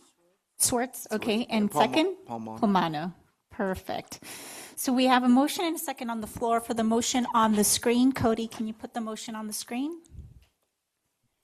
For the commission to approve up to $300,000 for a contract with Centris LLC to ensure that the commission's data infrastructure meets or exceeds all minimum state and federal requirements for privacy and security, including full alignment with the FBI CJIS security policies. We have a motion and a second. I'm asking commissioners joining us online to please unmute your line at this time. Commissioner Alvarez, marking absent. Commissioner Baer, marking absent. Commissioner Burnick. Approve. Yes. Thank you. Commissioner Bontrager. Aye. Commissioner Brown, marking absent. Commissioner Bunch. Aye. Commissioner Callan. Yes. Commissioner Carnevale. Yes. Commissioner Contreras, marking absent. Commissioner Designee Swartz. Yes. Commissioner Cross. Yes. Commissioner Fairweather. Yes. Commissioner Fernandez. Aye. Commissioner Gordon. Aye. Commissioner Designee Palmano. Commissioner Hill, marking absent. Commissioner Larson. Aye. Commissioner Madrigal Weiss. Commissioner Mitchell. Commissioner Southard, marking absent. Commissioner Thomas Beckett, marking absent. Commissioner Sy. Aye. Commissioner Wilkes. Aye. Commissioner Chambers. Aye. Commissioner Roulette. Aye. Motion passes. Now I'd like to entertain a second and final motion on this agenda item, that the commission adopt the fiscal year 2026-27 commission budget of $71,440,000. Have a motion and a second. Thank you. Second. Well, it's Commissioner Wilkes. Thank you. Thank you. We have a motion and a second. Can there be a question yet? Oh, yes, please. Yes, please. A quick question about that. I'm assuming that the legal expenses there are not in regards to our in-house counsel. Those are external expenses? I'd have to go back and look and see which part is that. On our budget? Yeah. Do we know? Because it's not under personnel. and We wages. do have legal We do separate, have that, because but I'm we engage with the Attorney General's office, and then for, Oh, yeah. with the Attorney. It's under operations, our legal counsel, yeah.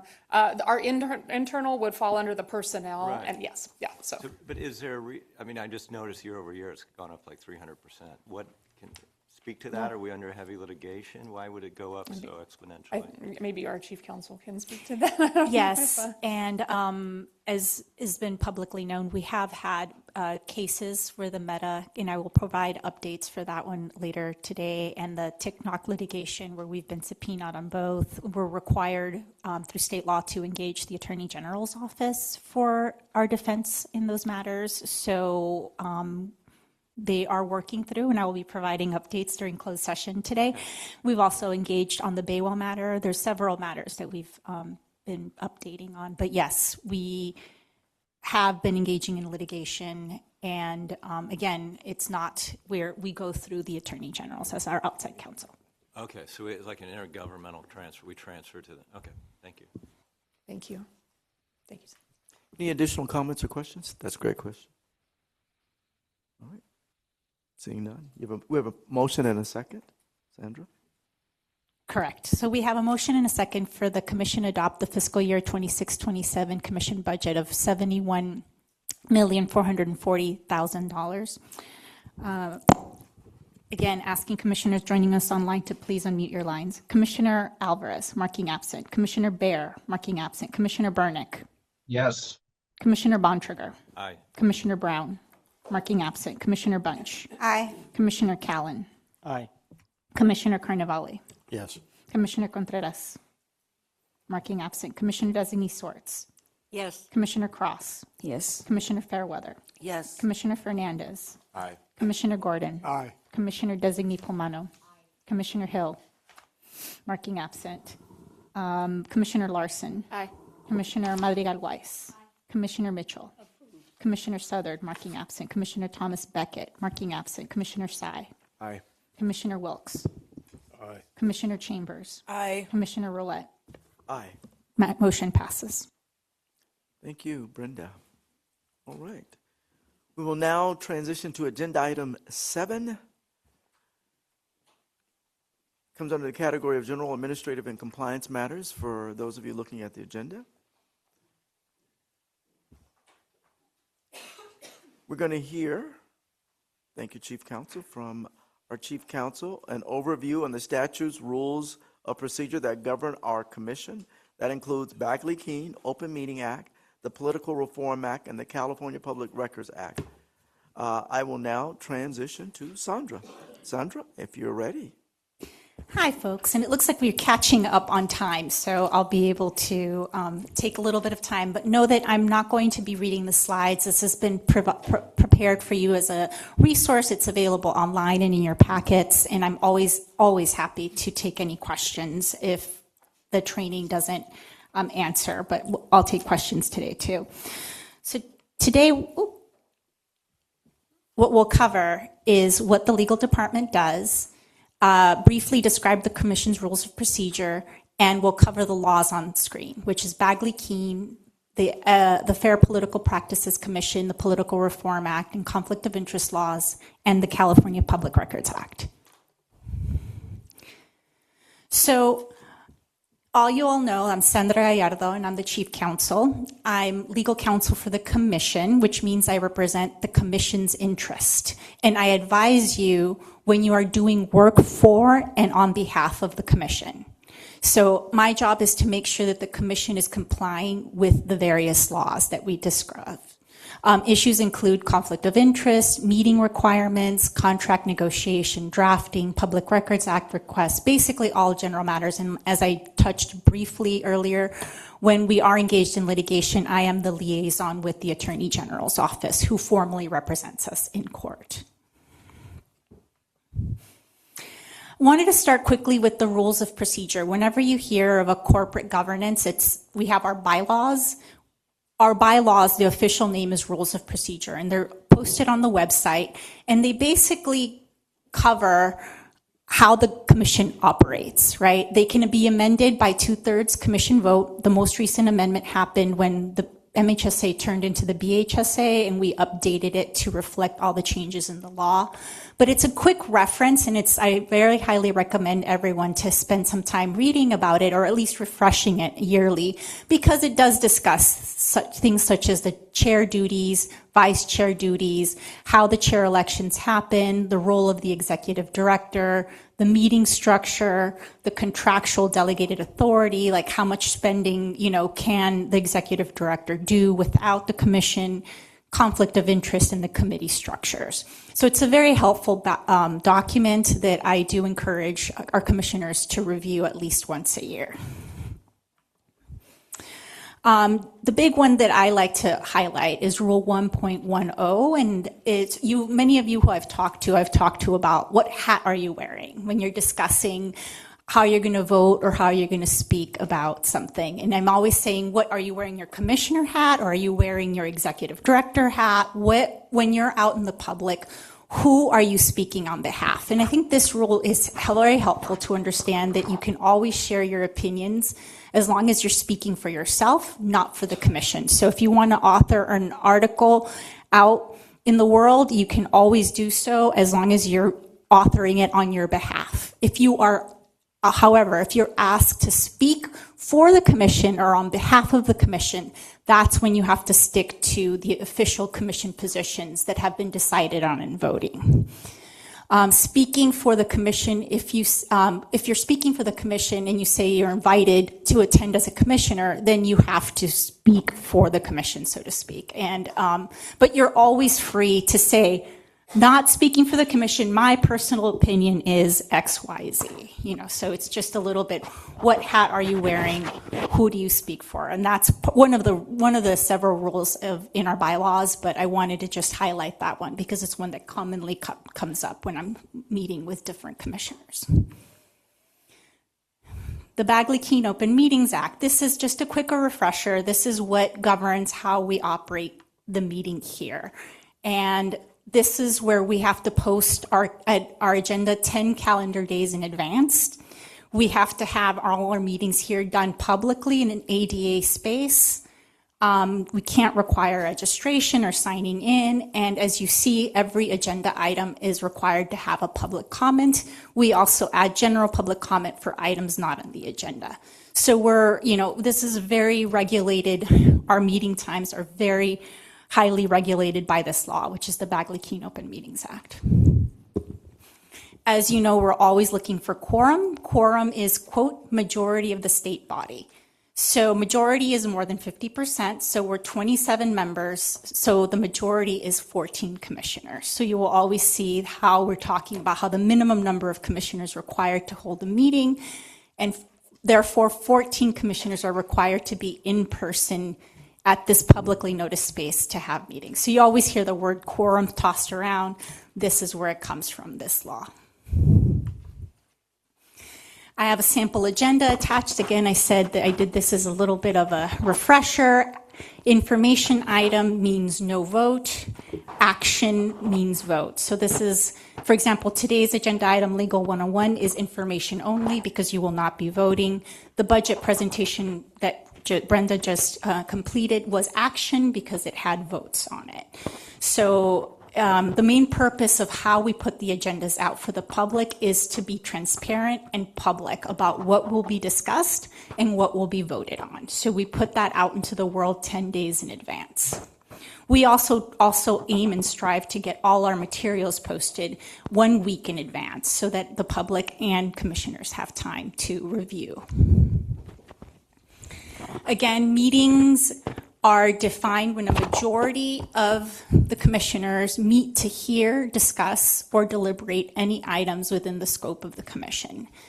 And another topic that we have discussed is that serial meetings are not allowed. So sometimes you'll get an idea somewhere Commissioner A emails or calls Commissioner B emails or calls Commissioner C, trying to daisy chain a communication, and that is not allowed.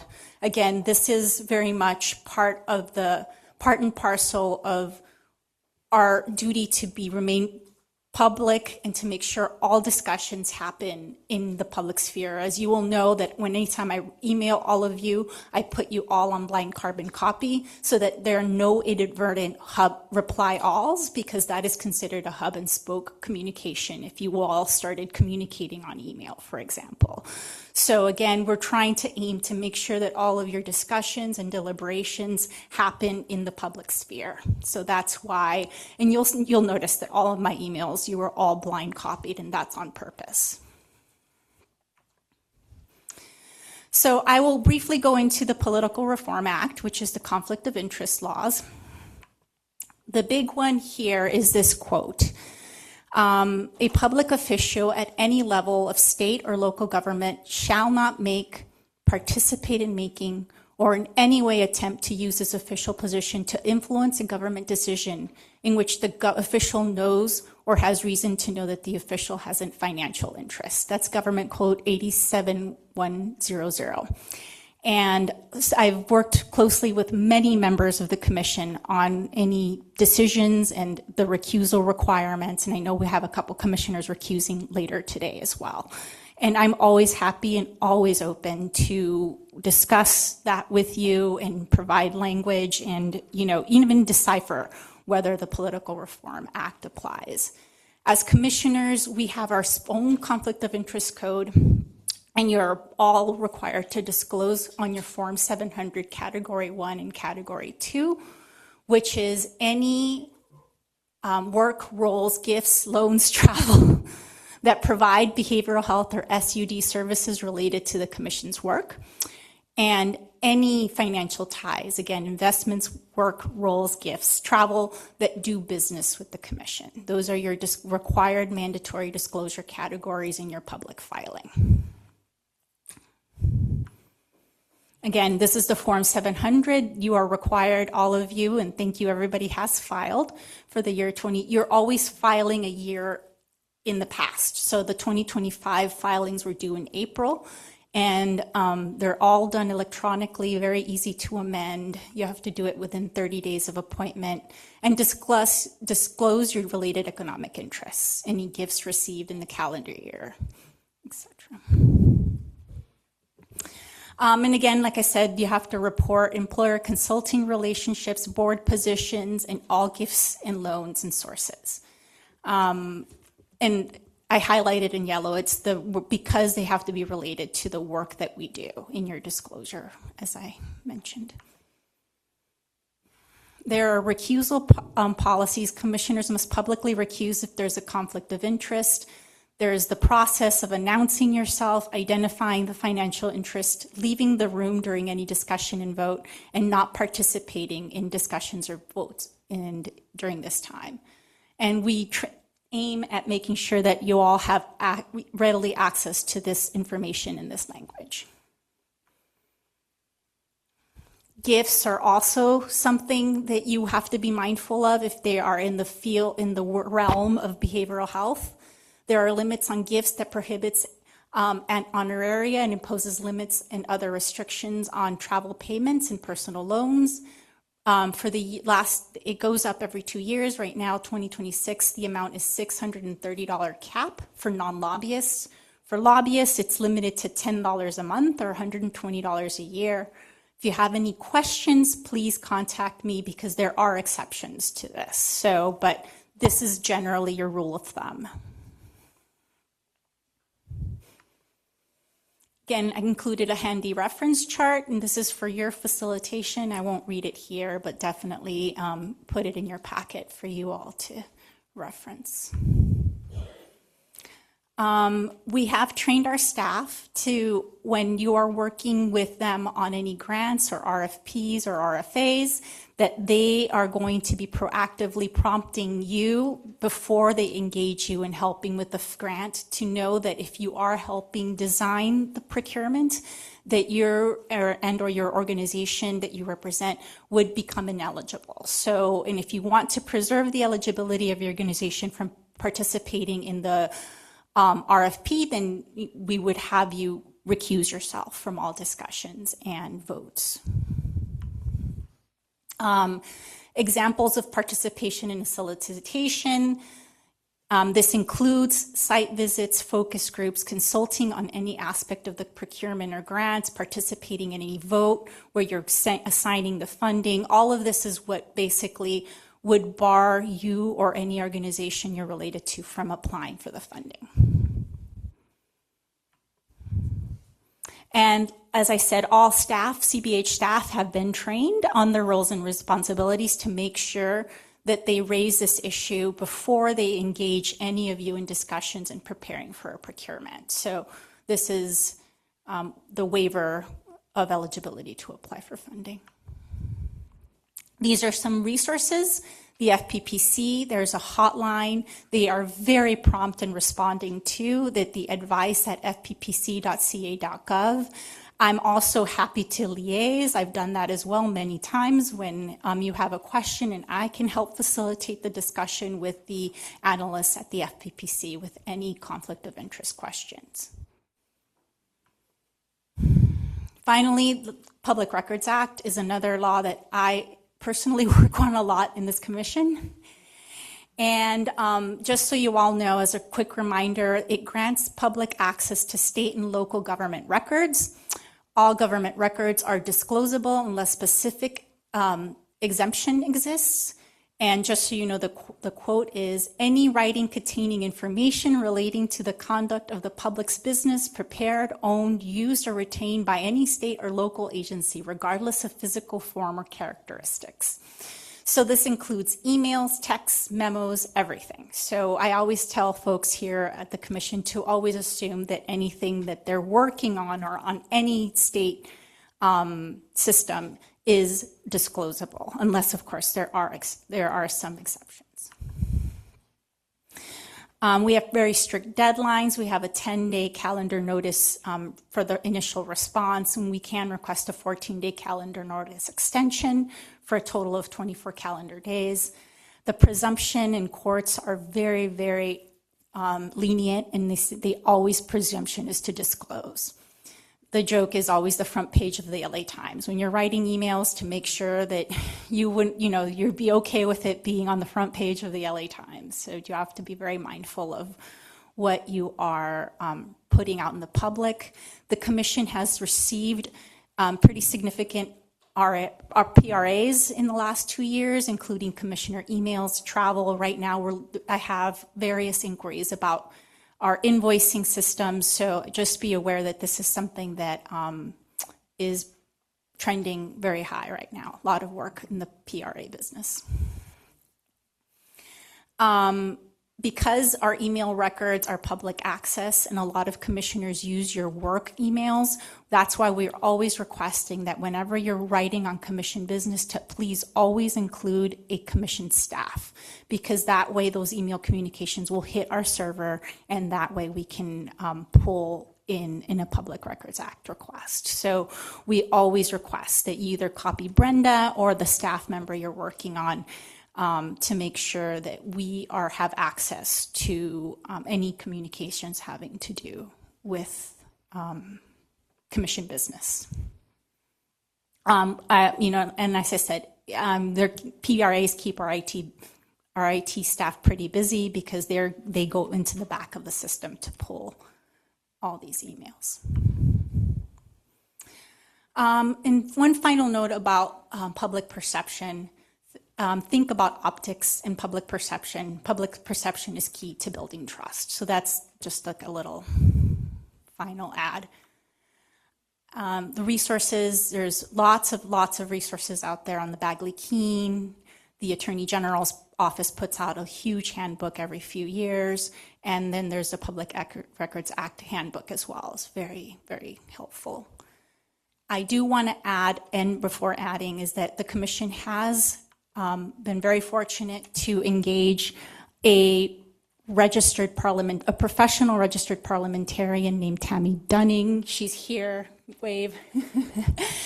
She will provide personal one-on-one training for any commissioner that is interested. She's not an attorney, but she knows the rules. She has already started working with a few of the commissioners to provide sessions on Robert's Rules of Order, Bagley-Keene, political reform, Public Records Act, just straight training to be able to bring anyone up that has any questions. But that does not take away, from the support that I can provide, but she's here to help as a resource.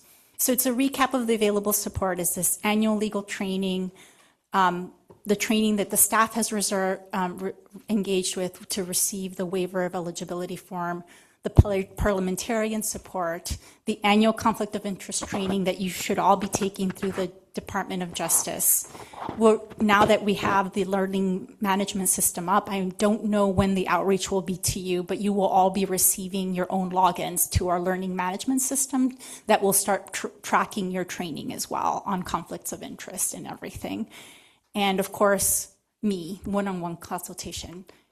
And this is me, and the key takeaway is to please call or text me. I'm always happy to answer. I know many of you do call me and you email me, and you all can verify that I do respond. I always am ready to call, text, email, and again, to help you, support you through any of these questions.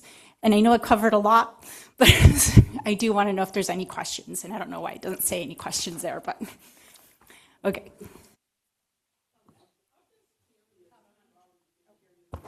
Gladys, you want to use your mic, please?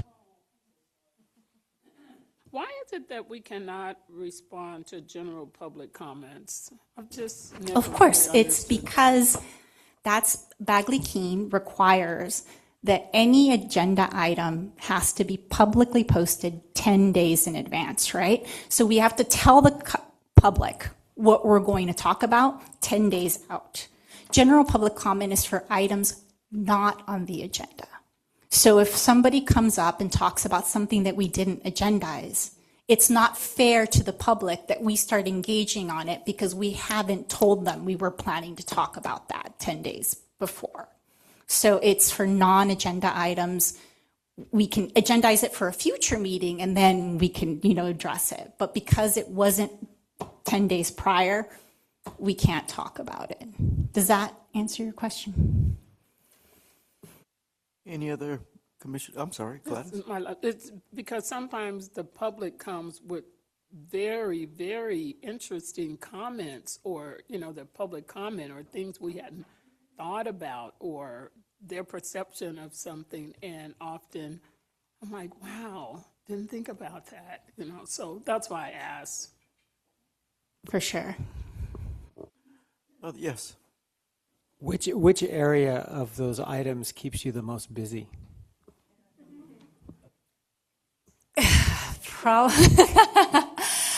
I would say an equal measure because Bagley-Keene is always there, right? It's always in the background. Quorum, are we doing that? But I think lately we've been seeing a real increase in Public Records Act requests, and I'm wondering if it's in the world of AI where people are data scraping and getting information, and I'm speaking, hypothetically just out of, but it's been a tremendous, and then of course, public conflict of interest questions are always ongoing, so. Other comments from commissioners? Seeing none. Mariani, it looks like we ready to transition to public Yes, comment? we do have one in-person comment from Stacy. Okay.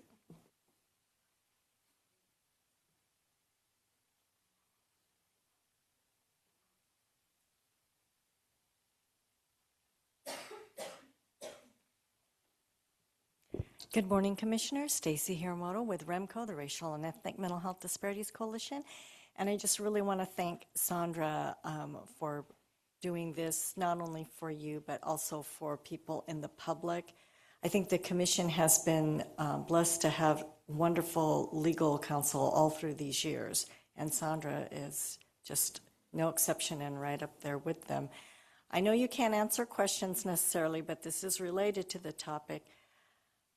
During the committee meetings, you say that you go by, you try to adhere to Bagley-Keene, but in the committees, we were told, again, that we want a dialogue with people from the community and commissioners, dialogue at these meetings. And so that's what we were, well, I want to say promise, but that's what the purpose was. And so what's difficult is if people are not on these, especially public members are not on these committees anymore, it's very difficult if during that time that we can't have questions at the end or the public is not allowed to ask questions. So I'm a little confused.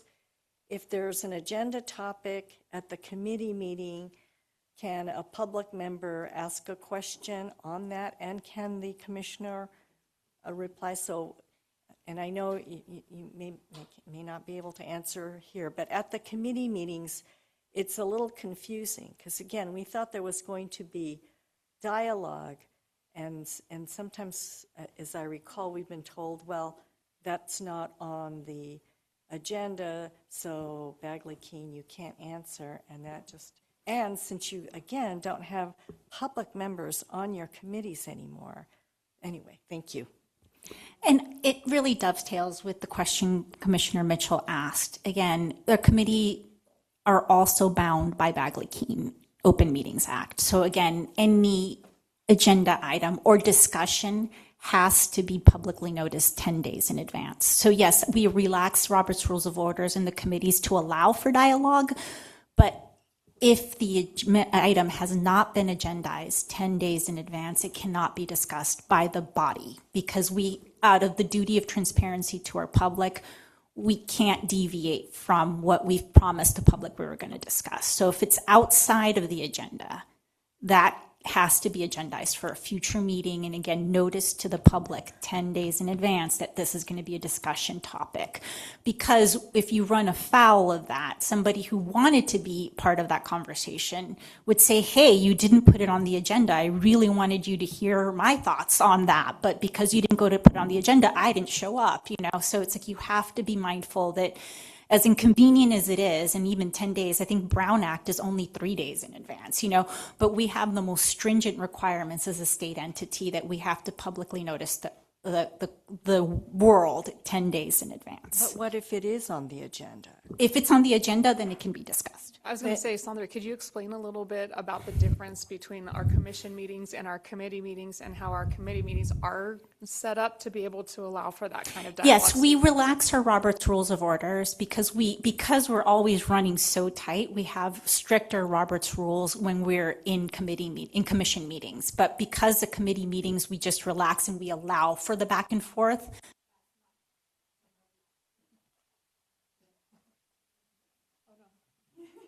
Sandra needs a mic. Oh, here comes Mariana. I'm on. I'm on. Do you want mine? This works.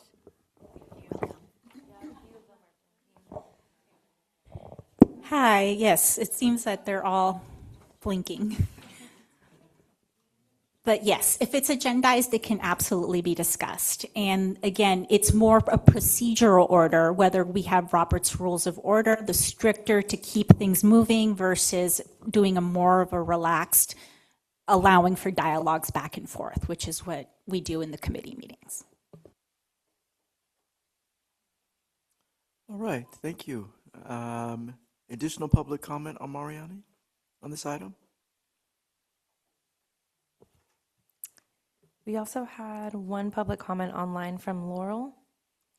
You could go ahead. Good morning. This is Laurel Ben Hamida with Mass Social Services Foundation and REMCO. Thank you, Stacy, for that question. And I have a question about guidelines for the public, individuals or staff or consultants to organizations in reaching out to individual commissioners without breaking rules or stretching rules or being inappropriate. For example, I wanted to tell one commissioner about a new book about veterans. What should I do? Ms. Benhamida, I'm happy to provide some guidelines for the public, and you are absolutely allowed to reach out to commissioners and have discussions, and they can hear and listen to you, and there's no limitations on that. It's their responsibility to make sure that they are listening to stakeholder input, so it's important. But I'm happy to provide a little cheat sheet for stakeholders. Thank you. But the essence of the answer is that commissioners... It's allowed. Commissioners, we can listen to members of the public who call us as their selected individual to represent their area of interest or represent the people in California. They can do that. 100%, yes. Yes, okay. Thank you again. Thank you, Sandra. Were there any additional public comment, Mariani? No, that was our last public comment. Any final questions for Sandra from members of the commission? I hesitate to bring this up because it'll be more work for staff. Okay. But sometimes it is frustrating because we would get a question that's something not on the agenda, but there's a straightforward black and white answer. And sometimes it reflects some misinformation. So I wondered if we could find a way to post responses when it's something that's, I know it's hard to distinguish, but something clearly objective, but not an agenda item. If it would be just possible to post that this question was raised and here's the response. And again, I don't want to burden staff, but it's just frustrating sometimes because they are based on misinformation occasionally. Definitely can look into that, but yes, I don't see any off the top of my head. I don't see why we wouldn't be able to put something on the website. Thank you, Commissioner. Any other comments or questions? Thank you very much, Sandra. We appreciate the presentation. Okay. Commissioners, we are going to make a slight adjustment in the agenda, and we are going to have our legislative presentation now, in that it may enhance, I know you are disappointed about this, the likelihood of us being able to adjourn a bit earlier because we're ahead of schedule. For those of you who have flights or other things that you have to do, trains to catch. So we're going to move on to agenda item 10. And we will hear from Kendra Zoller, Deputy Director of Legislative and External Affairs, and Danny Fisher, Acting Assistant Deputy Director of Legislative and External Affairs. Thank you so much, Kendra and Danny, with helping us in our departure time. We appreciate it. And with being willing to come forward with the presentation at this time. So thank you. Please go ahead. All right, thank you so much. So the bills we're presenting today were recommended to support in the Legislative and External Affairs Committee back in April, but because our May meeting went long, this item got cut. So the legislative session there's only like a week left. So these bills are heading to the governor's desk, but if you vote to support today, we can still write request for signature letters. So that is still helpful. Alrighty, and before we begin really jumping into the bills, I wanted to briefly recap our Legislative and External Affairs Committee meeting that was held on April 16th. And remind everyone that committees are intended to allow for deeper discussion and a more streamlined presentation. So although we're going to move pretty quickly through today, please note that we definitely had a lengthy discussion during our committee meeting. So that is posted online. And please also note that one bill we voted to support in the committee is no longer moving forward in the legislature, and that is the Assembly Bill 2138. By Assemblymember Krell, which would have required ECM teams to include at least one peer support specialist.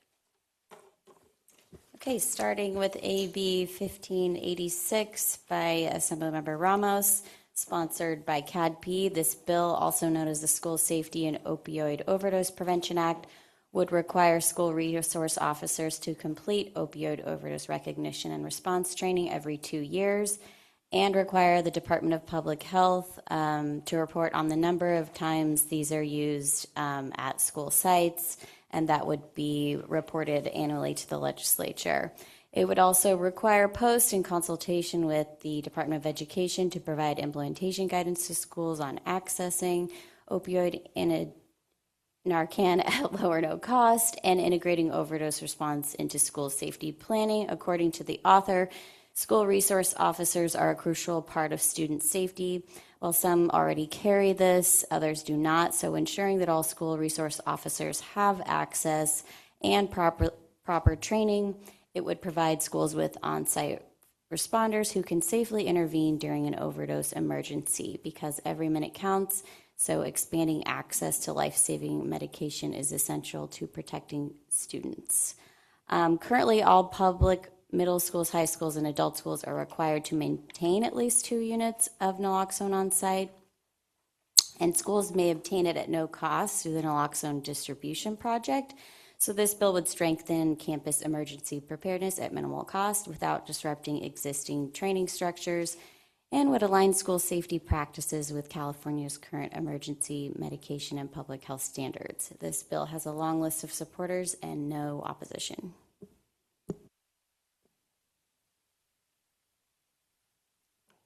It's okay. Alrighty, and the next bill is AB 1626 by Assembly Member Gabriel, sponsored by the California Alliance of Child and Family Services. This bill requires the California Department of Education to identify existing training or develop model training on behavioral and mental health for coaches in youth sports organizations and post that training on its website and work with local partners to disseminate that information. The bill also identifies the behavioral and mental health topics that may be included in the training required under AB 1665 by Assemblymember Pacheco, which we will discuss actually next. And according to the sponsor, coaches are uniquely positioned to make a real difference in the lives of young people.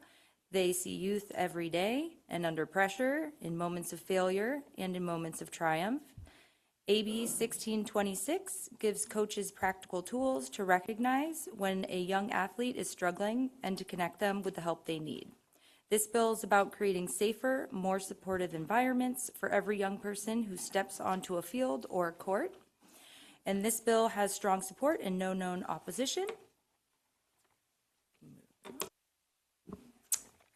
Okay, and its partner bill is AB 1665 Pacheco, which requires high school athletic coaches to complete a mental health education and training program every 2 years. So according to the author, nearly 30% of teenagers experience serious psychological distress, a percentage that has risen in recent decades. With half of all serious mental health conditions emerging during the teenage years, we must meet students where they are. For more than half of California's adolescents, that place is the playing field. While sports are intended to provide a positive physical and mental outlet, student athletes often face intense pressure to perform. At a time already marked by emotional and social challenges, their physical and mental health should be supported in the most holistic way. So this bill requires the training, while the previous bill addresses the content and development of that training. This bill also has a long list of supporters. All right. Next up is AB 2011 by Assemblymember Hart, sponsored by the Steinberg Institute and the California Department of Insurance. This bill codifies federal mental health parity and Addiction Equity Act regulations in a state law. The author argues that access to care is at risk for millions of Californians because the Trump administration has decided to stop enforcing federal protections requiring insurers to provide equal access to mental health care and traditional medical care. The author further states that this bill would enshrine those protections in state law, ensuring that state regulators can continue to enforce these parity requirements regardless of changes at the federal level. Let's see. The sponsors also state that this bill does not create new benefit mandates, expand coverage, or impose new obligations on state regulators. Rather, it regulates our already enforcing parity consistent with these standards under existing authority, and this bill simply affirms and preserves those practices in state law.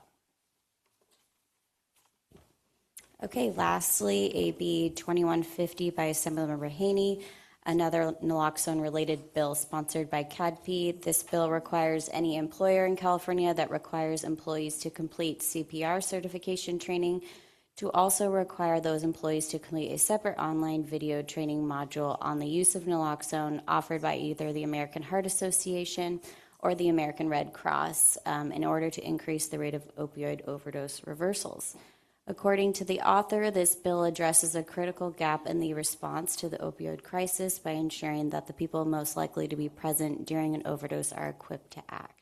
While existing law requires naloxone to be available in many workplaces, Employees are often not trained to recognize an overdose or administer this life-saving medication. This builds on existing CPR certification requirements by adding a brief practical training, better preparing staff in schools, libraries, and workplaces to act quickly. So that was it. We went fast. Happy to answer any questions. Questions from commissioners? Seeing none, I don't see my colleagues to manage public comment, so we'll wait a moment. Mariani or yes, there will be. But There will we're be. waiting for. We're waiting for her to come back to help facilitate that. We will take a 1-minute reprieve before we begin public comment. So, 1 minute. While we're waiting, in anticipation, I will be recusing myself from the vote and discussion around AB 2150 when the time comes, and I'm just going to say it now and step out of the room when it happens, because it's Steinberg Institute-sponsored bill. Similarly, during the discussion for AB 1586, I'll be recusing myself and abstaining as I sit on the board of directors for the California Association of Alcohol and Drug Program Executives. And similarly to Commissioner Larson, I will be recusing myself because I also sit on the Steinberg Institute board. I said the wrong bill number. It's AB 2011. 2011, yes. But you said it and I didn't. All right, Mariani, thanks for managing public. We couldn't have the meeting without you, Mariani. And we do have one public comment in the room from Tom. Thank you, and good morning, Commissioners. I'm Tom Renfrey with the California Association of Alcohol and Drug Program Executives, CADP, and I want to express, on behalf of CADP, our appreciation for the Commission's support of two of our sponsored bills, AB 1586 and AB 2150, both important bills that are very close to getting to the governor. Both bills will enable more people to receive training on opioid overdose response and administration of naloxone. This includes school resource officers and employees who are required to be CPR certified. They'll now also be trained on overdose awareness and response and administration of naloxone. This kind of training is largely responsible for the recent decline in overdose deaths, but the number of overdoses is still unacceptably high.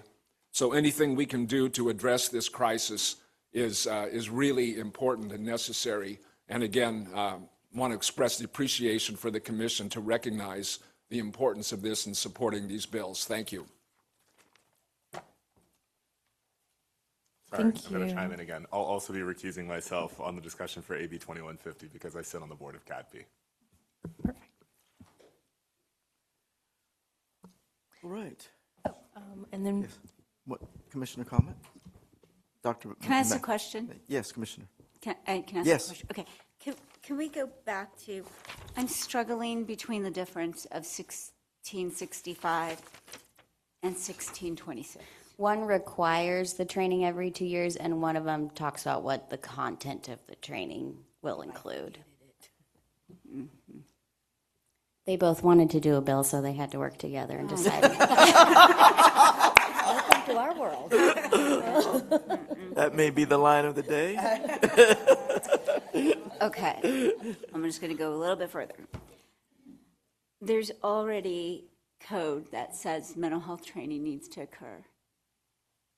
So now tell me. I guess my concern is we've been doing great work around this. Coaches are a part of staff, right? So I struggle only because by adding more, do you know what I mean? Yes, there is another code section that does require training in schools. This is very specific to athletics, and I'll have to look through my notes here to find it, but I can follow up with you. But It's basically through another entity that works with athletics in schools. And so I know there's the other bill that required training in schools. This one is going to be more specific to athletics, so I think the coaches probably take the other one too. But Right. yeah. So this one would be more designed around specifically for coaches? Yes. For athletes? Yes. For, yes. okay, and so then what if later on it's for another group of students? I guess I'm not, I don't want to say that I'm against, because I know that our athletes struggle in a lot of different ways. But I see two different ones that really pairs up with something that's already in existence. So I want to be supportive, but I also worry about us just pushing forward, so. Yes, so the California Interscholastic Federation that works with interscholastic athletics is who they're working with. I guess there is some already other training that coaches get on, like, I don't know, CPR, heart things. So they're making sure mental health is included in that. Into too. that? Yes. Okay. Yes. All right, that helps. Thank you. Great questions, Commissioner. Commissioner Sai.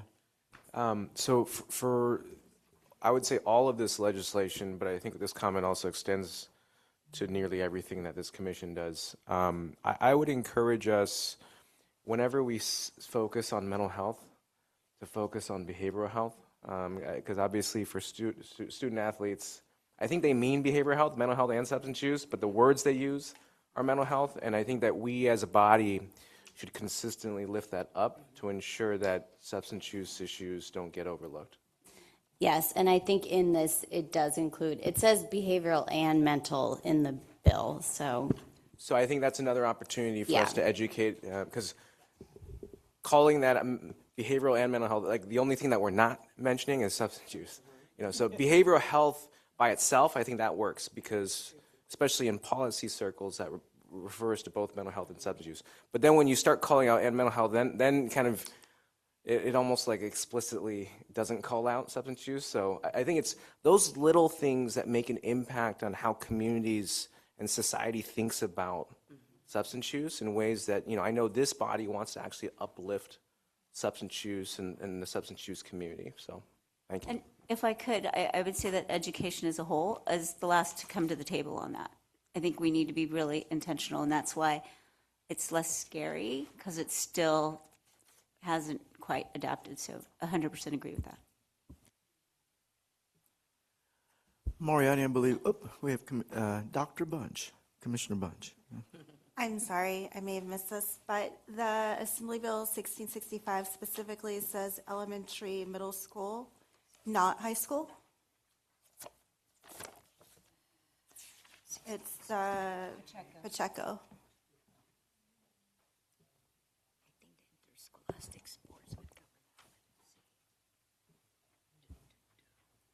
Is that speaking to their existing one that you mentioned? There was actually like a third bill also, so I'm trying to make sure that I'm giving you the right information. And we may have not updated the slide because they had been amended too. Because the bill does say high school in it. Commissioner Palmano maybe offer some assistance. Only because I'm looking at my LIS. It says bill commencing 2728 requires a coach for an interscholastic athletic program at a high school. Yeah. So that should cover it. I think it's just a term of art. The interscholastic sports program is the term of art used for high schools. Mm-hmm. I know, right? We learned something new today. Yeah. Thank you. Thank you. All right. I believe we also have one additional comment hand online, Mariani. Yes, we have another comment from Teresa. You can go ahead. Hi, Teresa Comstock with both CalBHBC and California California Coalition for Behavioral Health. In regards to AB 2011, behavioral health parity, both of my organizations support that and request that you also support. And then With AB 1586, the School Safety and Opioid Overdose Prevention Act, Cal BHBC, the Commission, California Association of Local Behavioral Health Boards and Commissions supports that. Want to encourage you also to support that bill. Thank you. That was our last public comment. Commissioners, were there any other comments from or questions from any of you? I know we have several recusals, myself included, in one of the items. We're going to go through these one at a time now that public comment has closed. I would first entertain a motion that the commission supports AB 1586 Ramos and directs staff to communicate its position to the legislature and governor. Do I have a motion? Thank you, Commissioner Mitchell. Do we have a second? I'll second. We have a motion and a second for the motion on the floor, and please, thank you, Cody, for putting that up there. I'm going to run quickly through all of these votes, so I'm requesting all commissioners joining us online to please unmute your lines at this time. Commissioner Alvarez, marking absent. Commissioner Baer, marking absent. Commissioner Bernick, marking absent. Commissioner Bontrager. Aye. Commissioner Brown, marking absent. Commissioner Bunch. Aye. Commissioner Callan. Aye. Commissioner Carnevale. Yes. Commissioner Contreras, marking absent. Commissioner Swartz. Abstain. Commissioner Cross. Yes. Commissioner Fairweather. Aye. Commissioner Fernandez. Oh, he's absent. Yeah, he did recuse himself. I want to put that on the record. Commissioner Gordon. Aye. Commissioner Designee Pulmano. Abstain. Commissioner Hill, marking absent. Commissioner Larson. Yes. Commissioner Madrigal Weiss. Yes. Commissioner Mitchell. Approved.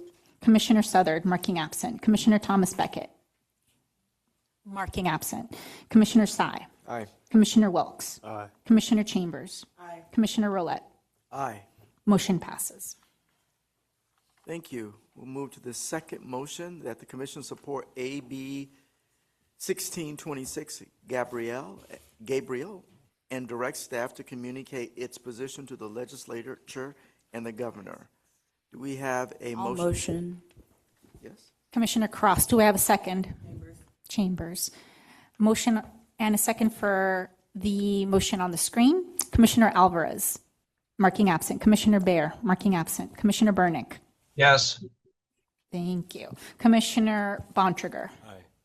Commissioner Brown, marking absent. Commissioner Bunch. Aye. Commissioner Callan. Aye. Commissioner Carnevale.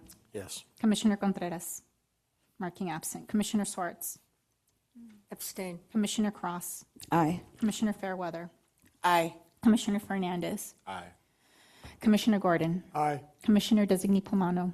Abstain. Commissioner Hill, marking absent. Commissioner Larson. Aye. Commissioner Madrigal Weiss. Yes. Commissioner Mitchell. Approved. Commissioner Southard, marking absent. Commissioner Thomas Beckett, marking absent. Commissioner Sy. Aye. Commissioner Wilkes. Aye. Commissioner Chambers. Aye. Commissioner Roulette. Aye. Motion passes. Yes, Commissioner Bunch. Can we put the motions up as we do them? Because she said the motion on the screen, but they're all up there. Or just identify which one you're, Yeah, we are going in order, but if we can, I don't, are they separated out? yes. No, I mean, by, Do we have the motions? Are we able to put the motions up individually, separate out for we're motion number 3? Oh, you want to see them separate? Oh, but she's thinking. Well, I don't know if she wants them. it's fine. It was confusing. I was paying attention, but you said the motion on the screen, but they're all on the screen? Yes. Yes, and that's fair, and I will Okay. correct it. It's motion, we just did motion 1 and then motion 2, so now we're going into motion 3 on the screen. We're on 3. Okay. The third motion is that the commission supports AB 1665 Pacheco and directs staff to communicate its position to the legislature and the governor. Do I have a motion and a second? I'll second. Okay. We have a motion and a second? Yes. We have a motion and a second for the third motion on the screen, that the commission support AB 1655 Pacheco and direct staff to communicate its position to the legislature and governor. Commissioner Alvarez, marking absent. Commissioner Baer, marking absent. Commissioner Burnick. Yes. Commissioner Bontrager. Commissioner Brown, marking absent. Commissioner Bunch. Aye. Commissioner Callan. Aye. Commissioner Carnevale. Yes. Commissioner Contreras, marking absent. Commissioner Designee Swartz. Abstain. Commissioner Cross. Yes. Commissioner Fairweather. Yes. Commissioner Fernandez. Aye. Commissioner Gordon. Aye. Commissioner Designee Pomano. Abstain. Commissioner Hill, marking absent. Commissioner Larson. Aye. Commissioner Madrigal Weiss. Commissioner Mitchell. Aye. Commissioner Southard, marking absent. Commissioner Thomas Beckett, marking absent. Commissioner Sy. Aye. Commissioner Wilkes. Aye. Commissioner Chambers. Aye. Commissioner Roulette. Aye. Motion passes. I will be recusing myself on AB 2011 and will be transitioning the chair responsibilities to Vice Chair Chambers. Thank you, Chair, as he steps out. And I'm noting for the record that Commissioner Larson is also recusing and leaving the room. Now, let's move to the fourth motion, that the commission supports AB 2011 Hart and directs staff to communicate its position to the legislator and the governor. Do I have a motion? So moved. Thank you, Commissioner Gordon. Do I have a second? Second. Madrigal Weiss. We have a motion and a second to approve the fourth proposed motion. Are there any additional questions or comments from commissioners? Okay, going to the vote. Commissioner Alvarez, marking absent. Commissioner Baer, marking absent. Commissioner Burnick. Yes. Commissioner Bontrager. Abstain. Commissioner Brown, marking absent. Commissioner Bunch. Aye. Commissioner Callan. Aye. Commissioner Carnevale. Yes. Commissioner Contreras, marking absent. Commissioner Designee Swartz. Abstain. Commissioner Cross. Yes. Commissioner Fairweather. Aye. Commissioner Fernandez. Aye. Commissioner Gordon. Aye. Commissioner Designee Pomano. Abstain. Commissioner Hill, marking absent. Commissioner Larson, marking absent. Commissioner Madrigal Weiss. Commissioner Mitchell. Approve. Commissioner Southard, marking absent. Commissioner Thomas Beckett, marking absent. Commissioner Sy. Aye. Commissioner Wilkes. Aye. Commissioner Chambers. Aye. Commissioner Roulette, marking absent. Motion passes. Do we keep going? All right, let's move. Well, should we wait for the other commissioners to come back, Sandra? Can invite them back to both Commissioner Roulette and Commissioner Larson. Welcome back.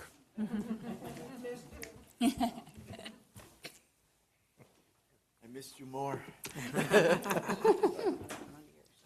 No.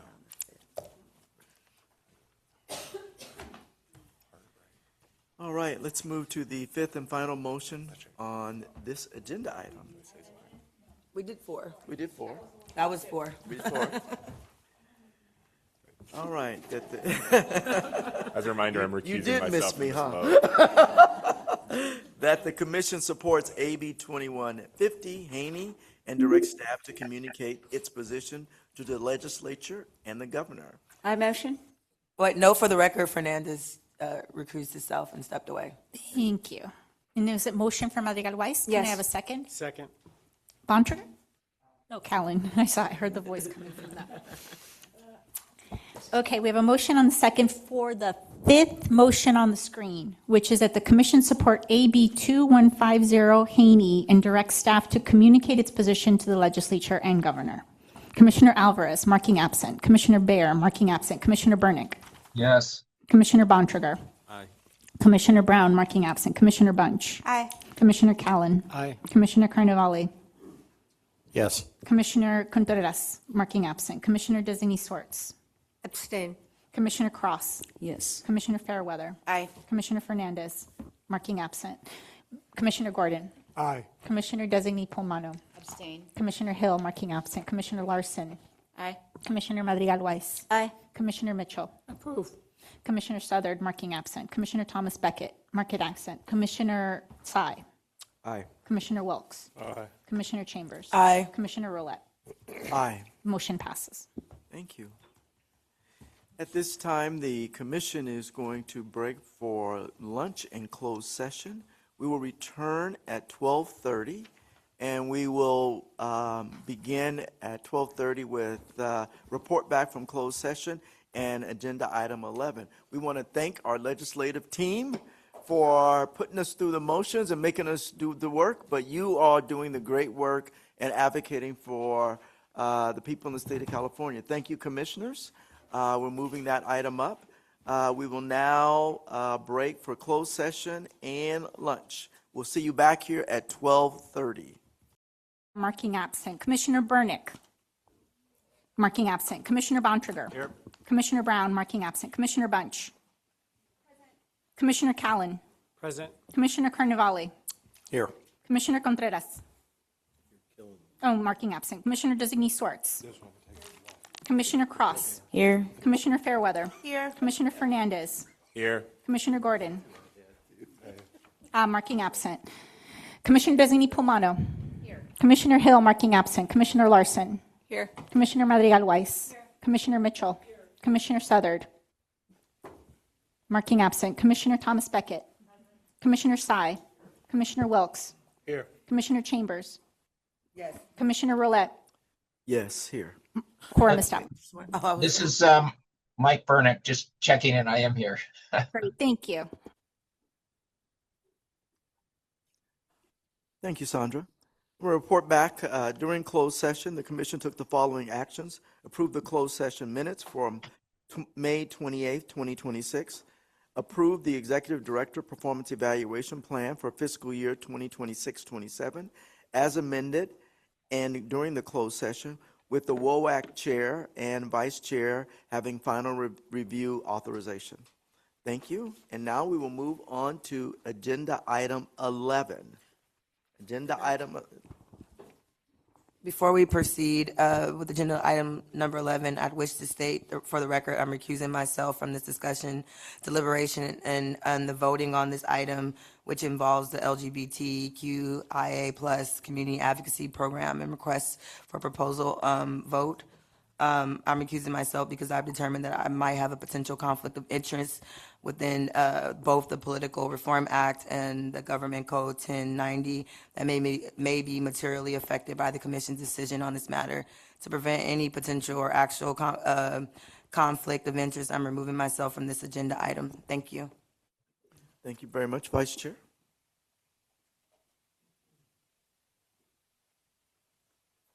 We will now hear from Deputy Director of Legislative and External Affairs, Kendra Zoller. Thank you. I am pleased to be able to present two requests for proposal outlines for the Community Advocacy Program. The outlines are largely the same, but because we have commissioners who need to recuse themselves, they are separate agenda items. So this one I'll go more in depth on, and veterans will be next. They were both presented to the Legislative and External Affairs Committee in April and approved with a slight revision, which I will go over next. The Commission's Community Advocacy Program is grounded in the statute you see on the slide, which states that the BHSA state-level funds shall assist consumers and family members so that appropriate state and local agencies give full consideration to concerns about quality, service delivery structure, and access to services. As a reminder, the Community Advocacy Program currently serves 9 underserved populations that have been added over the years through various budget proposals. Our current LGBTQIA plus advocacy contractor is Mental Health America of California. This is a 3-year contract that ends in May 2027.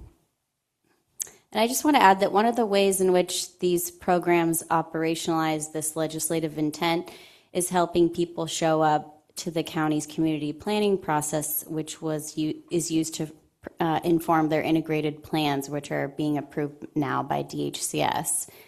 For example, our current contractor, MHAC, helped bring LGBTQIA plus community members to county meetings where they assisted people with their public comments and across different funding categories and offered supporting data. Despite these efforts, they have found that although LGBTQIA+ in some counties was second highest population services in need, the draft plans don't always reflect that. They also confirmed this statewide through a survey, which found that only 29% of respondents statewide have access to LGBTQIA+ competent care.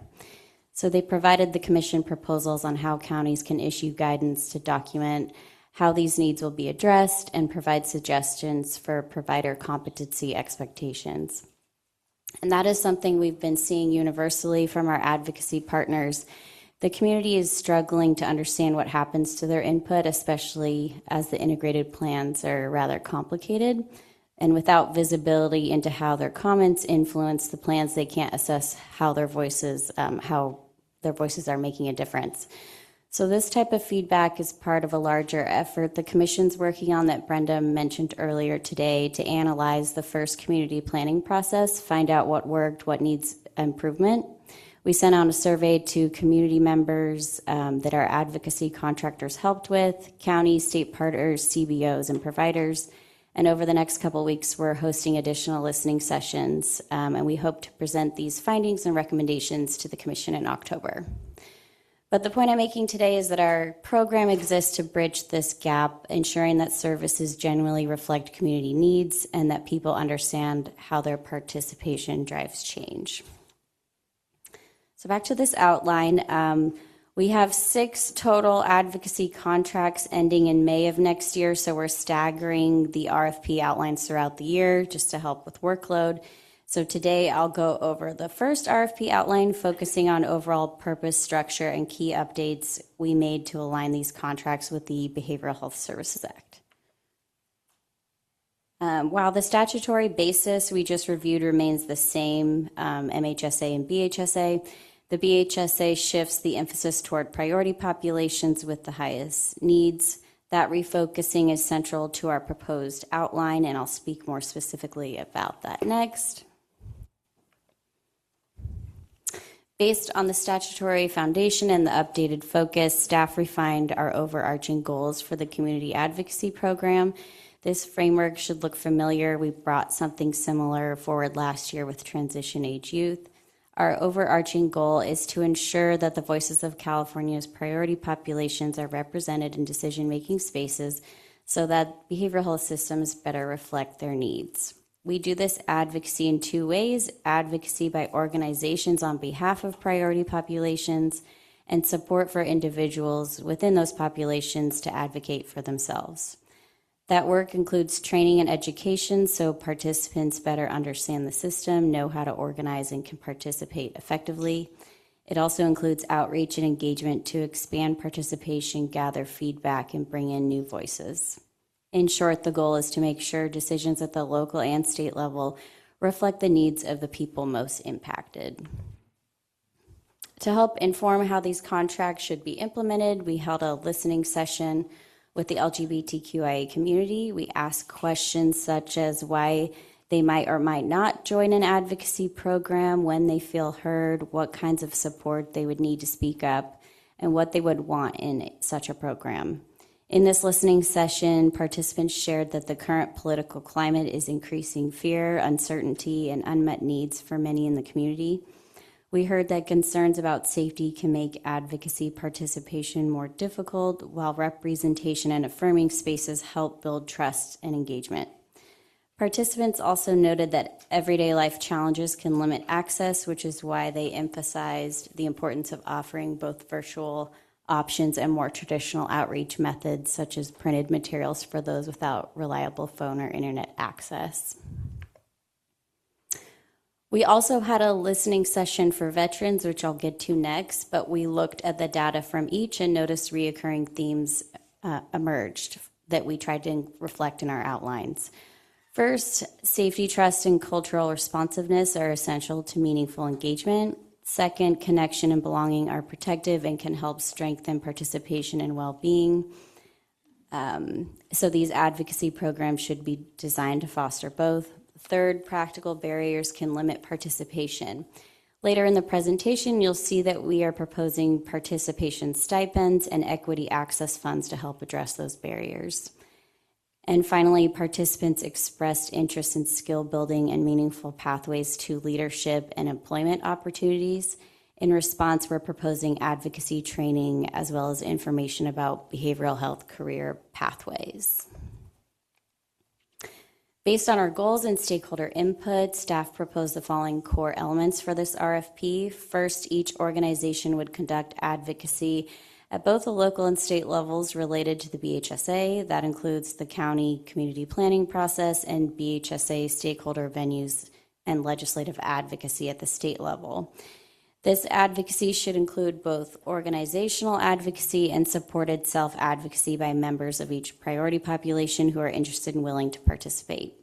Second, each organization would support members of its respective population in learning how to advocate effectively, and each organization would conduct outreach and engagement to ensure the advocacy reflects the population accurately, broadens participation, and brings in new voices, while also giving participants opportunities to practice advocacy-related outreach skills.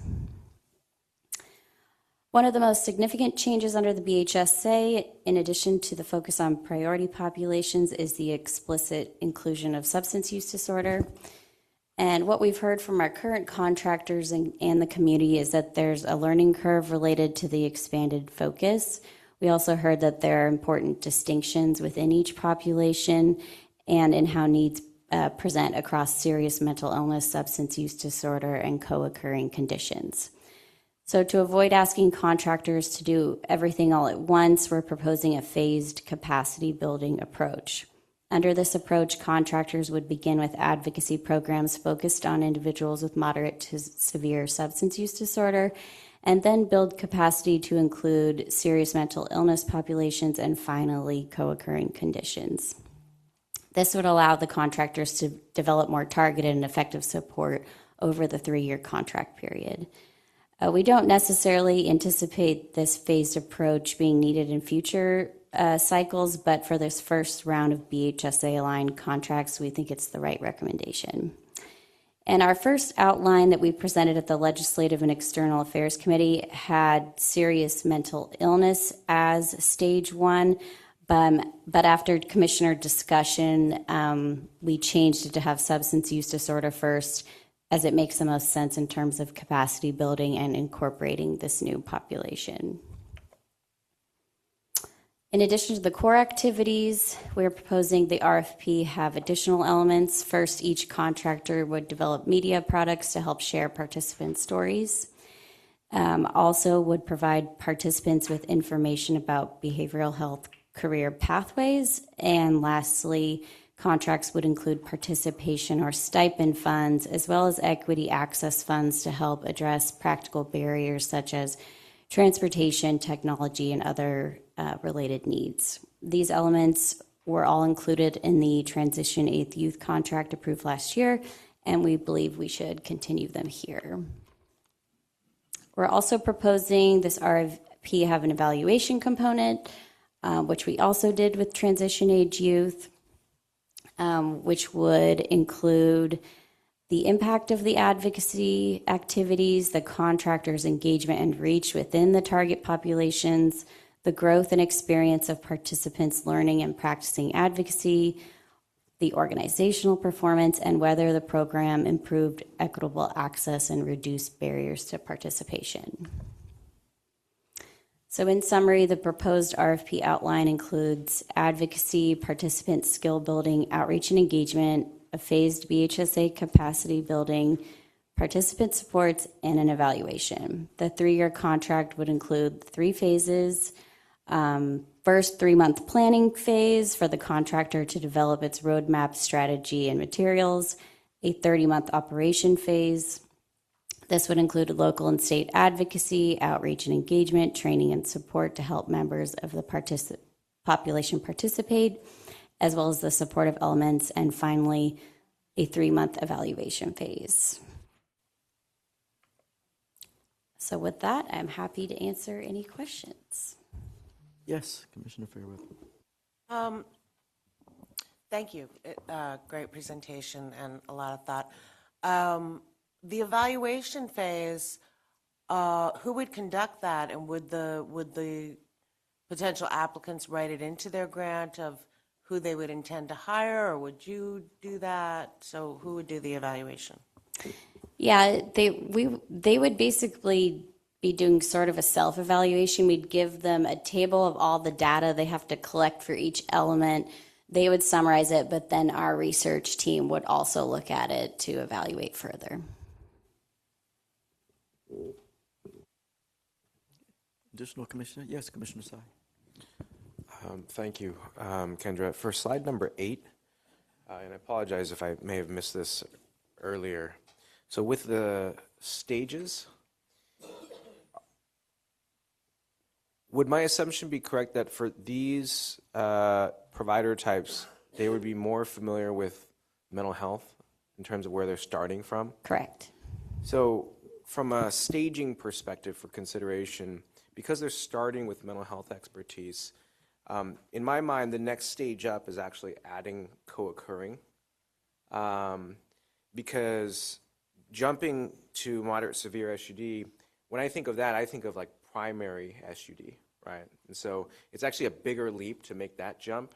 And so I might suggest just kind of swapping the stage 3 and the stage 1 right now.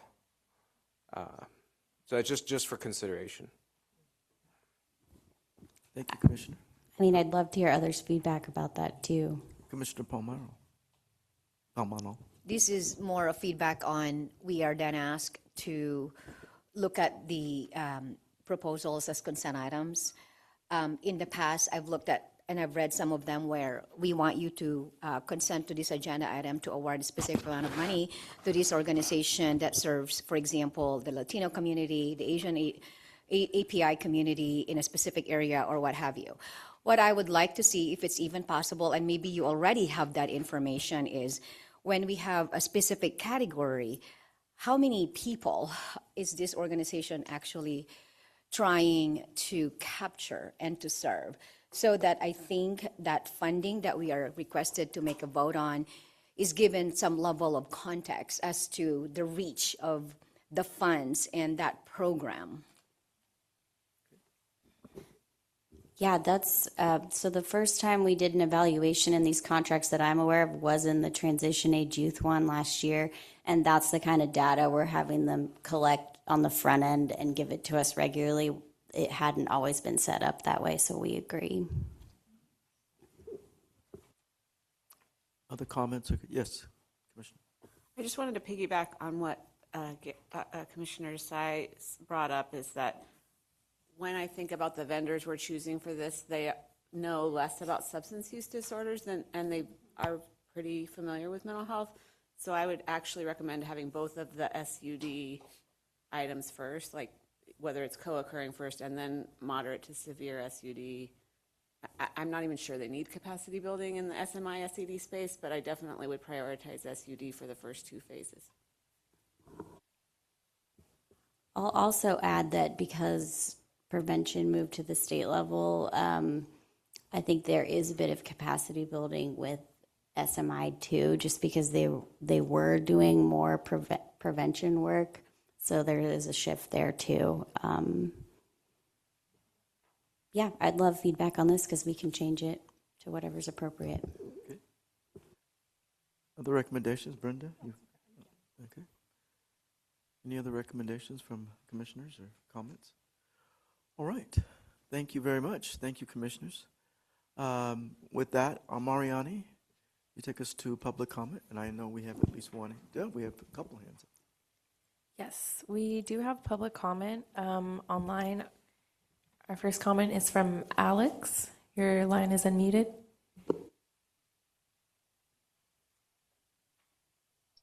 Hello. Good afternoon, commissioners. My name is Alex Bass. I'm the policy associate at the Trans Latina Coalition. I'm also a transgender with lived experience navigating the behavioral health system, so I speak from both professional and personal experience. I support item 11 and the LGBTQIA plus community advocacy program. If we want this program to reach those facing the greatest barriers, however, TGI communities must be intentionally included in the implementation. We have a workforce competency gap. Only about 1 in 5 mental health professionals reported receiving transgender specific content in graduate coursework, and only about 1 in 4 reported receiving it during clinical training in a 2022 survey of experienced clinicians. So my first ask is that training and education under this program include meaningful TGI specific cultural competency and lived experience. General LGBTQI plus competency is important, but it is not always enough to address the specific experiences and barriers facing transgender, gender diverse, and intersex communities. The Commission identified fear, lack of trust, representation, and practical barriers as barriers to participation. For TGI communities, these barriers can mean avoiding care altogether or having negative experiences when we do seek it. In a 22 transgender survey report, 48% of transgender adults reported a negative experience with the provider.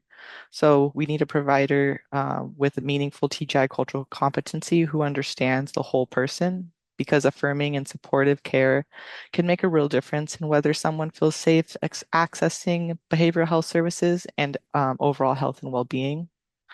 I ask that this program invest in TGI-led organizations and peer advocates that already have the trust within our community, so we can connect people to care throughout outreach, education, navigation. This is especially important because behavioral health does not exist in isolation. Housing, employment, income, transportation, food insecurity, public safety, access to affirming healthcare, and freedom from discrimination all affect the whole of behavioral health. And finally, I ask that the TGI specific engagement and outcomes be measurable.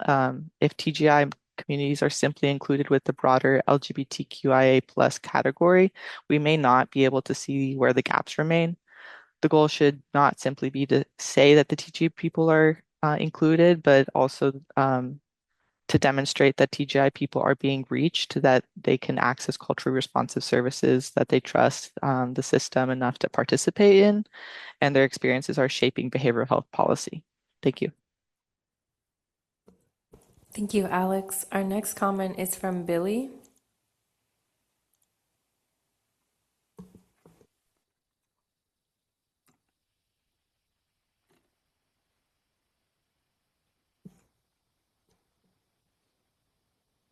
Oh my gosh.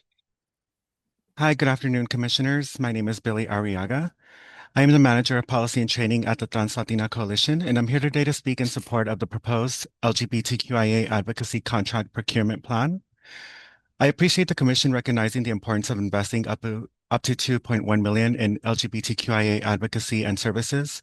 This investment is especially important at the time when our communities are experiencing significant uncertainty around federal funding and the programs that so many LGBTQIA people depend on. The trans community has been particularly impacted. Funding disruptions and changes at the federal level have placed additional pressure on organizations providing behavioral health services, crisis support, advocacy, and culturally responsive care. Even when funding is restored, the instability itself creates consequences. Programs have to scale back, staff face uncertainty, and community members are left wondering whether the services they rely on will still be there. For transgender people, these services are not optional. They can be the difference between having a safe place to turn and being completely isolated during a crisis. So I want to encourage the Commission to move forward with this investment, and importantly, to ensure that resulting contracts prioritize organizations with demonstrated experiences serving LGBTQIA communities, including transgender and gender diverse people. Federal funding can change, but the needs of our community do not. This is an opportunity for our community to provide stability, protect access to behavioral health support, and to make sure that LGBTQIA people, especially our trans community, are not left behind. Thank you for your consideration. Thank you, Billy. Our last comment is from Nicole.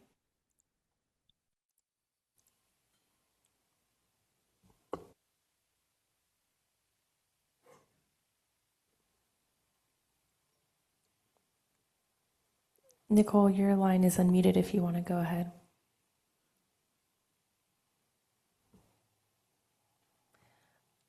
We might be having some IT problems with that. So we'll move to Laurel for now.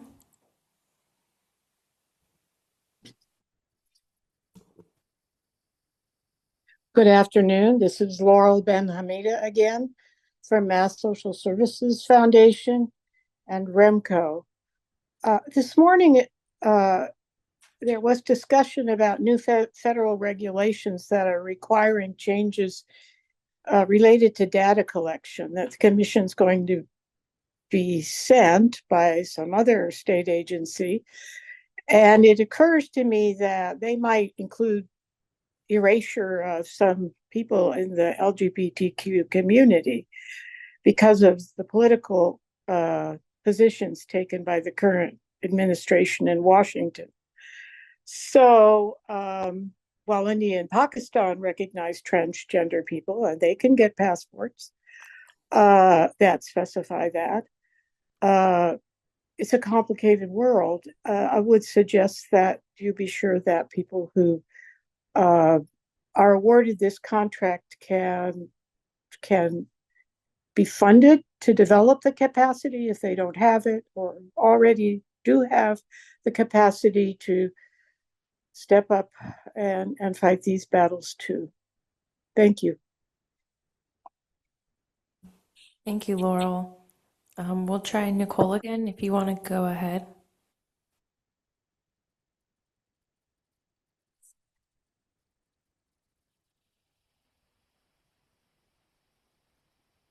It doesn't look like we're having any audio coming in, Nicole. If you want to send us a public comment, or you can, yes, most likely like write in a public comment to us. Thank you. That's our last comment. Thank you, Amariani. Now that public comment has closed, I will entertain a motion that the Commission approve the LGBTQIA+ Community Advocacy Program Contract Procurement Outline Plan not to exceed $2,010,000 and to authorize the Executive Director to conduct a competitive solicitation, issue a notice of intent to award to the highest ranked proposer, and execute all resulting contract agreements in accordance with the approved outline plan and applicable procurement laws. So moved. Sorry, can I clarify just process? So on the feedback regarding the stages, so if we approve this, because I support this, are we still going to be able to look back and make those modifications, or? Yeah, I mean, maybe we can add that to the motion, Sandra. We don't need to because We don't need to. will. Okay. We'll- Okay, so you. what did we decide on co-occurring? Stage 2 is 1. Yeah, I think the suggestion was to start with co-occurring as stage Okay.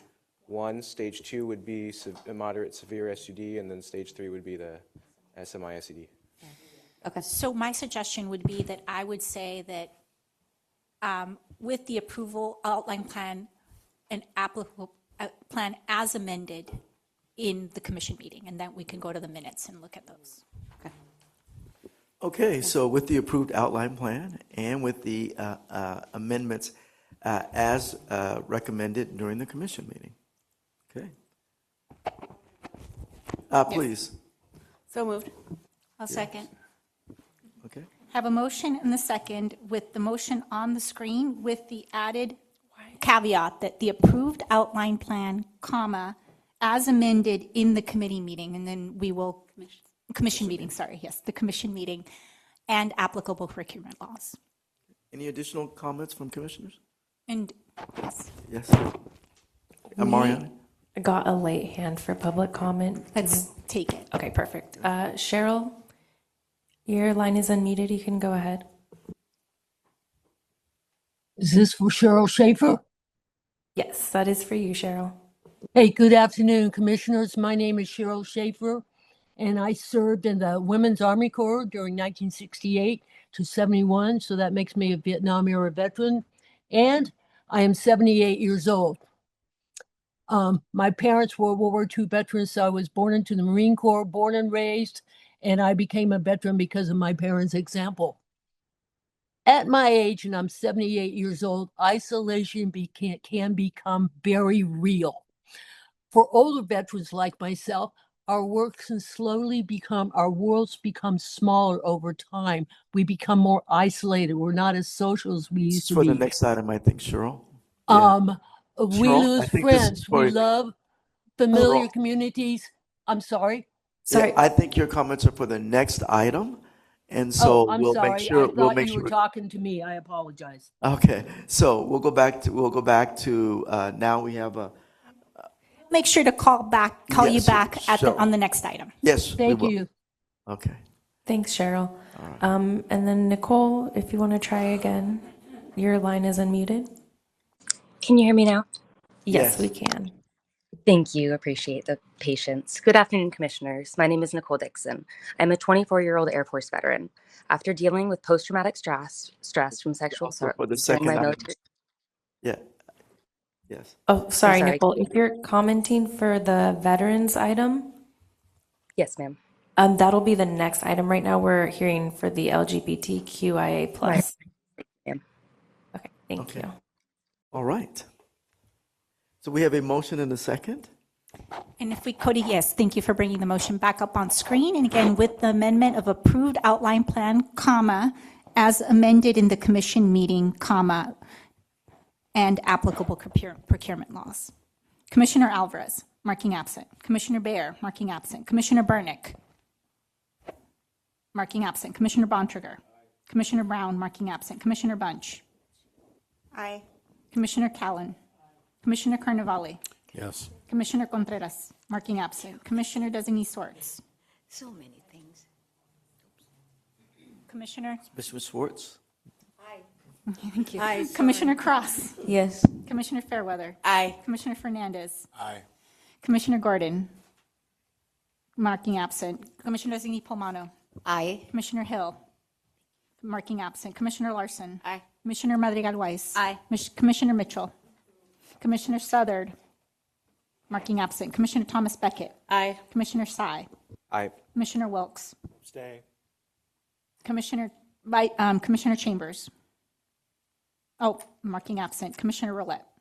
Aye. Motion passes.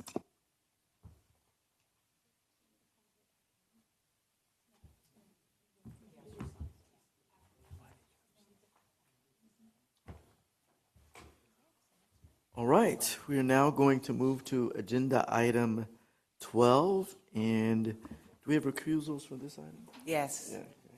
Yes. Before the commission proceeds with agenda item 12, I wish to state for the record that I'm recusing myself from all discussion, deliberation, and voting on this item, which involves Veterans Community Advocacy Program request for proposal outline vote. I'm recusing myself because I've determined that I may have financial conflict of interest, that I have a financial conflict of interest within the meaning of both the Political Reform Act and Government Code Section 1090 that may be materially affected by the Commission's decision on this matter. To prevent any potential or actual conflict of interest, I am removing myself from this agenda item. Thank you.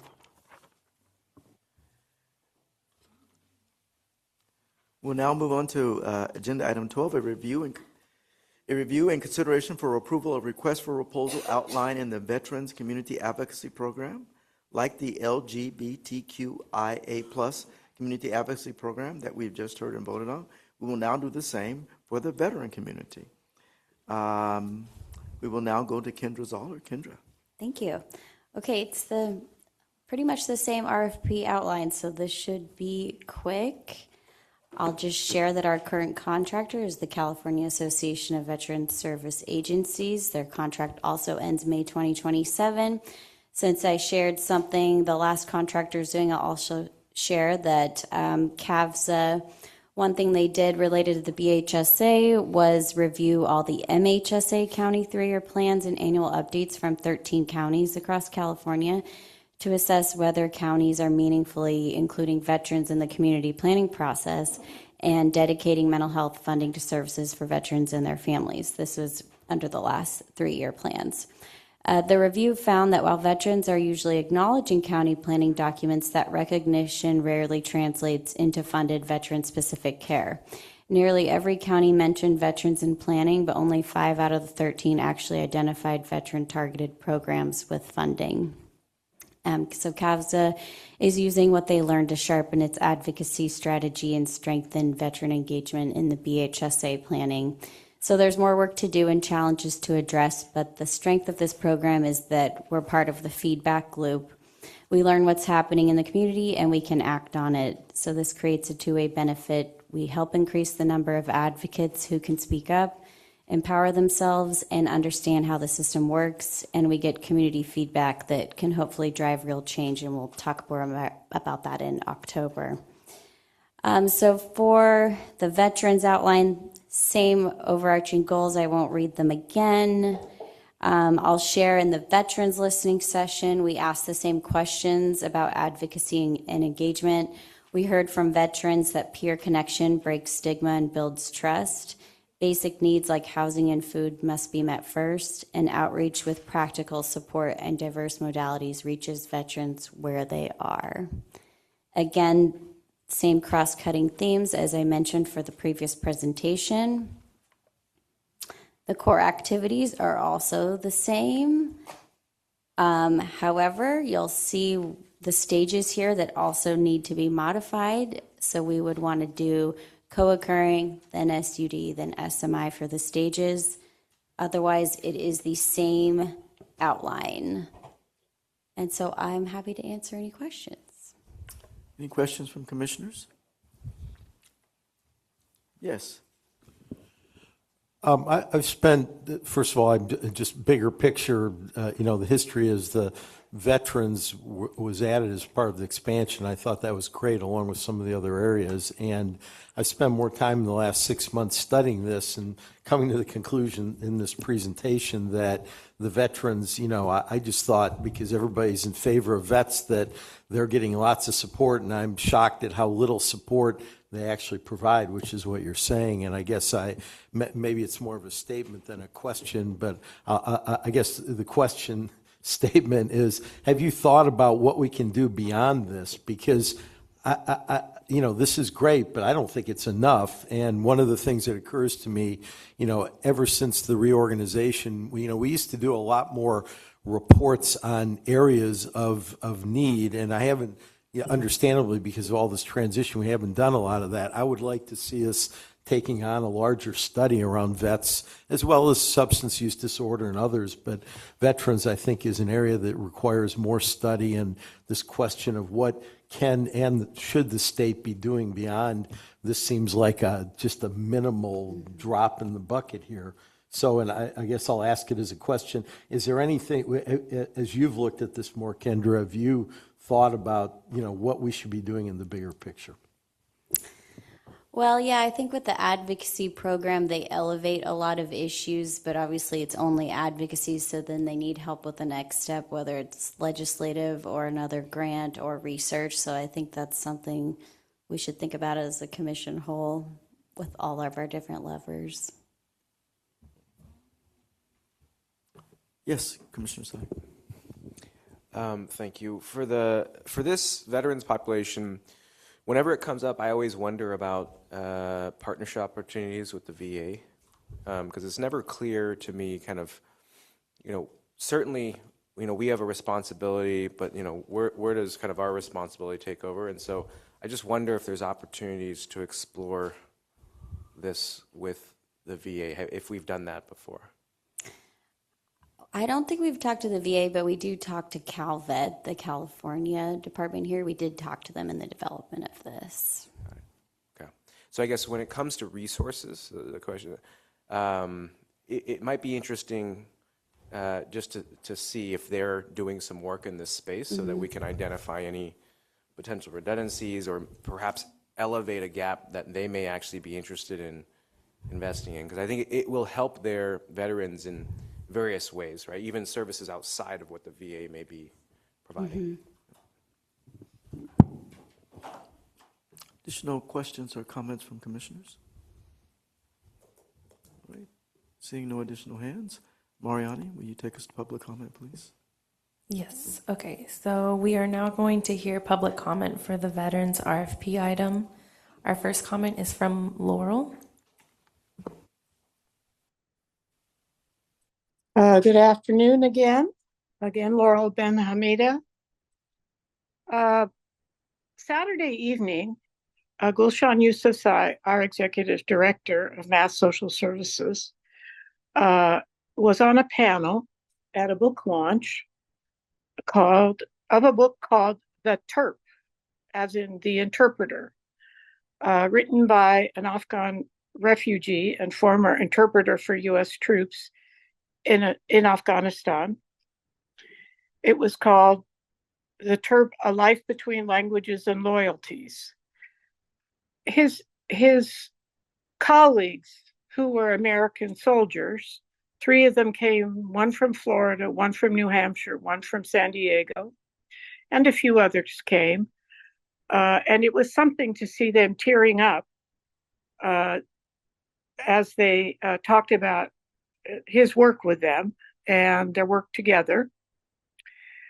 And it made me think, today, can Afghans who are interpreters be included as veterans in some way in this kind of an RFP? These people care very much for each other and may be able to help each other out. If you're interested in reading the book, there is a website, therp.us,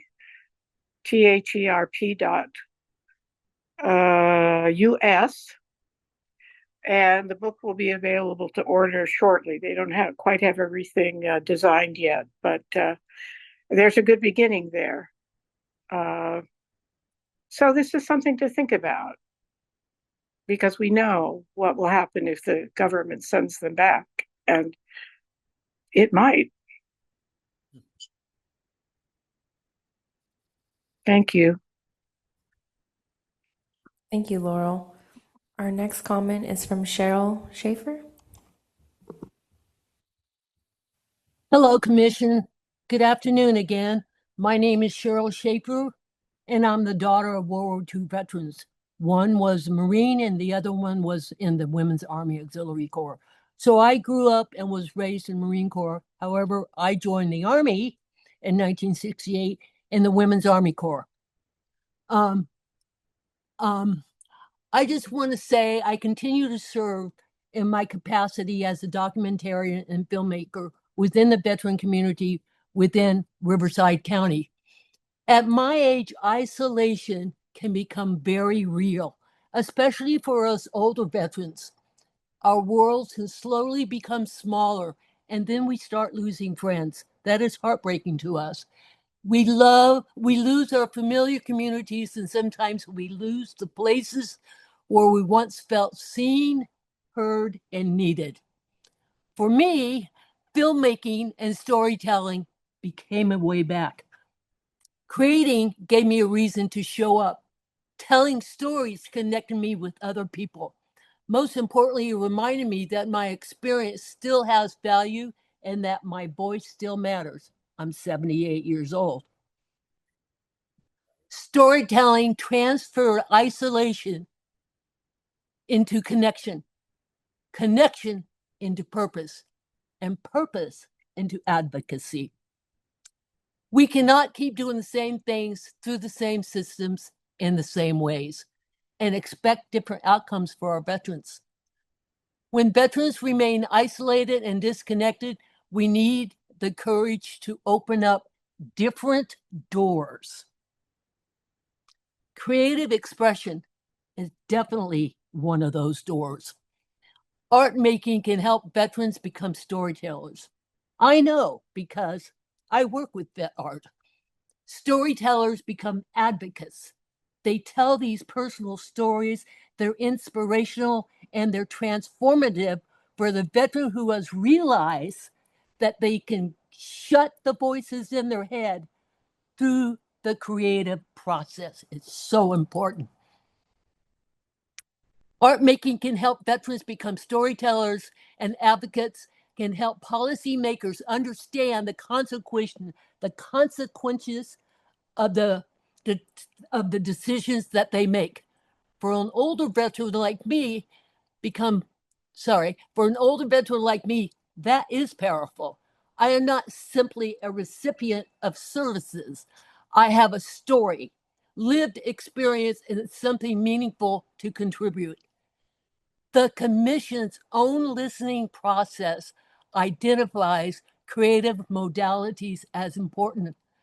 I respectfully ask that the Commission carry that finding forward by explicitly including arts-based and Sorry, creative Cheryl, your engagement. time is up. Can you wrap up, please? I'm sorry, where did you want me to start again from? Your time is up. Can you wrap up, please? Yes, okay.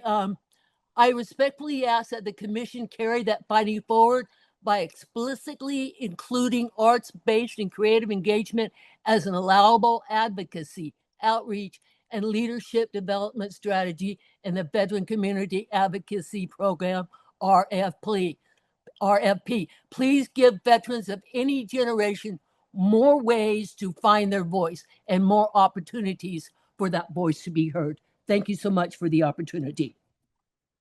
Thank you, Cheryl, and thank you for your service. Our Thank you. next comment is in person from Chuck. You can go ahead.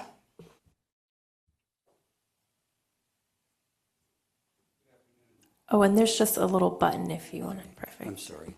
Good afternoon, members of the Commission. I had intended not to make comments because it looked like the RFP was going to be just a simple movement forward. We're your current contractors, but then a couple of very good questions popped up in the Commission. I thought I might be able to add some enlightenment to those if you don't mind. First of all, the question about other programs and doing more, we would certainly welcome that because there is a gap in veteran support at the state level. But the good news is we've had, over the past 3 years, CAVS has been actively involved in engaging the legislature, and there are two state programs that I think are significant. The first is the Veteran Support for Sulfur Services Program. It's a program designed specifically to provide benefits to aging veterans, get them to their appointments, provide transportation, those types of things. The legislature put $30 million into that for a 3-year project, so it's significant resources and a good program. It's now expiring this year, and we're advocating effectively to reinstitute the program. The legislature put $7 million into that program again this year to give us 1 more year. The other program is the California Veterans Health Initiative, CVHI. That's focused on peer support, mental health support for veterans. Another $20+ million went into that program, and that program is expiring next year. Again, it was a 3-year pilot, and we'll be advocating for continued funding for that. So those are the 2 areas where we would ask for help in helping make sure that that happens. The other question about the VA, I would remind one of the misnomers that often occurs when we appear in front of the legislature, county boards of supervisors talking about getting additional resources for veterans is that, well, the VA covers that. It doesn't. Many veterans that we deal with have fallen through the social services crack.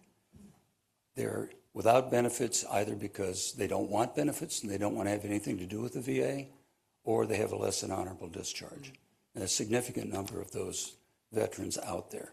So we are all constantly scrounging, looking for additional resources to provide for those veterans without benefits. Where there are benefits, the Fed provides the VASH vouchers, for example, or housing vouchers, and there are other programs that we actively advocate for at a federal level, and to make sure that that funding continues. I will say this carefully, the current administration has been a bit erratic in terms of getting those benefits, so we are working harder to make sure that veterans aren't left on the side. So thank you for your time, very much appreciated. Thank you.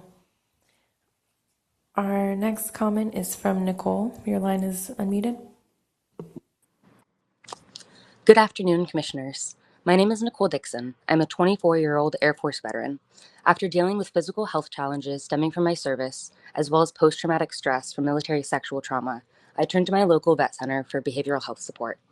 Through them, I found the Veterans Art Project, or VetArt, which reintroduced me to art and the process of creation. Through art making, I found a renewed sense of purpose and a place for myself post-military service. Today, I'm speaking about the Veterans Community Advocacy Program to emphasize the importance of carrying what veterans told you into implementation. Earlier this year, the Commission's veteran listening process identified the importance of creative modalities. However, arts-based and creative engagement are not explicitly identified in the current proposed program activities. Art making is more than activity. It can be an effective pathway into advocacy, especially for veterans who may never begin by attending a public meeting, giving testimony, or describing their experiences in traditional policy language. The outcomes of this work should be anchored to research-backed protective factors against veteran suicide: belonging, purpose, connection, and reduced isolation. Art making can help build those protective factors. A veteran may first enter through ceramics, photography, writing, or another creative practice. That shared experience can reduce isolation, build connection and belonging, and restore a sense of purpose. From that foundation, veterans can find their voice, share their lived experience, identify barriers, advocate for change, and become leaders in their communities. If we want to reach veterans who are disconnected from traditional systems, we need multiple pathways into advocacy. The Commission's own listening process identified creative modalities as important. I respectfully ask that the Commission carry that finding forward by explicitly including arts-based and creative engagement as an allowable advocacy, outreach, and leadership development strategy in the Veterans Community Advocacy Program RFP. Art making can be the doorway from isolation to connection, and from connection to advocacy. It has been for me and can be for others. Thank you. Thank you. Our next public comment is from Steve. You could go ahead.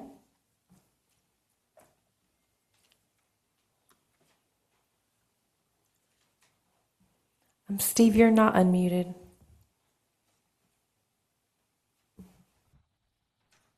Start again. Good afternoon, Commissioners. My name is Steve Dilley, and I'm the Director of the Veterans Art Project, VetArt.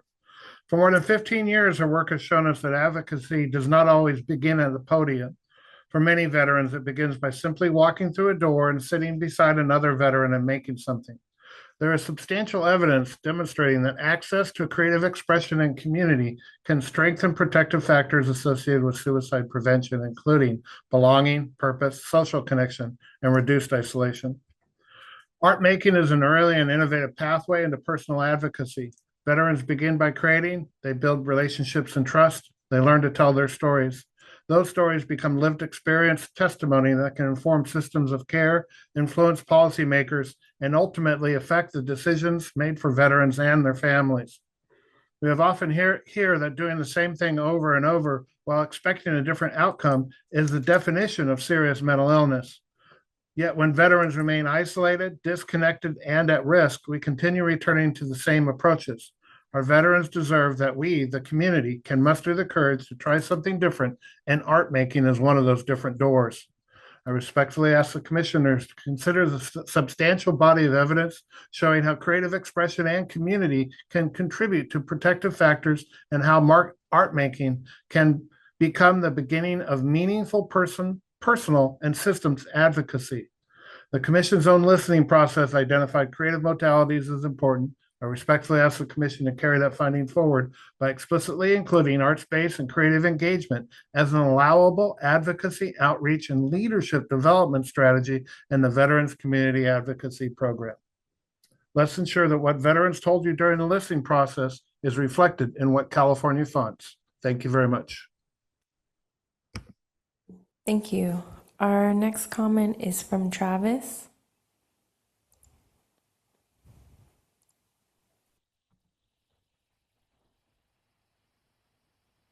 Good afternoon. My name is Travis Leonardi. I'm an 8-year Navy veteran. I was medically retired after diagnoses of schizophrenia and substance use disorder. Today, I work as a peer support specialist in a county contracted community clinic in Oceanside, and I am a participant at VetArt. I'm speaking today on agenda item 12, the Veterans Community Advocacy Program. First, I want to acknowledge the Commission for listening directly to veterans in the Commission's April 2026 listening session. One of the findings reported back was clear. Creative modalities are important. That finding appears again in the materials presented to you today. But when we move from what veterans told us to the proposed activities for this next Veterans Community Advocacy Program, art making and creative engagement are no longer explicitly identified. I'm asking you to not lose the finding between the listening and implementation. Art making is not simply recreation. It can be a pathway into leading into advocacy. For veterans who may never walk into a public meeting, testify before a commissioner, describe their experiences in traditional policy language, making something can be the first step towards telling and sharing their story. The process creates connection. Connection builds trust. Trust creates the conditions for veterans to find their voice. And that voice can become advocacy. A veteran who begins by making a ceramic cup, writing a story, creating a photograph, or working collaboratively on a public artwork can move from isolation to participation, from participation to leadership. These things are all very true for me. That is especially important when we're trying to hear from veterans who are already not represented in our systems. The Commission's own listening process identified creative modalities as important. I respectfully ask the Commission to carry that finding forward and explicitly include art-based and creative engagement as an allowable advocacy, outreach, and leadership development strategy in the Veterans Community Advocacy Program, RFP. If we truly want veterans with lived experiences shaping California behavioral health policy, we need more than one doorway into advocacy. Art making can be one of those doorways. Thank you. Thank you. Our next comment is from Omar.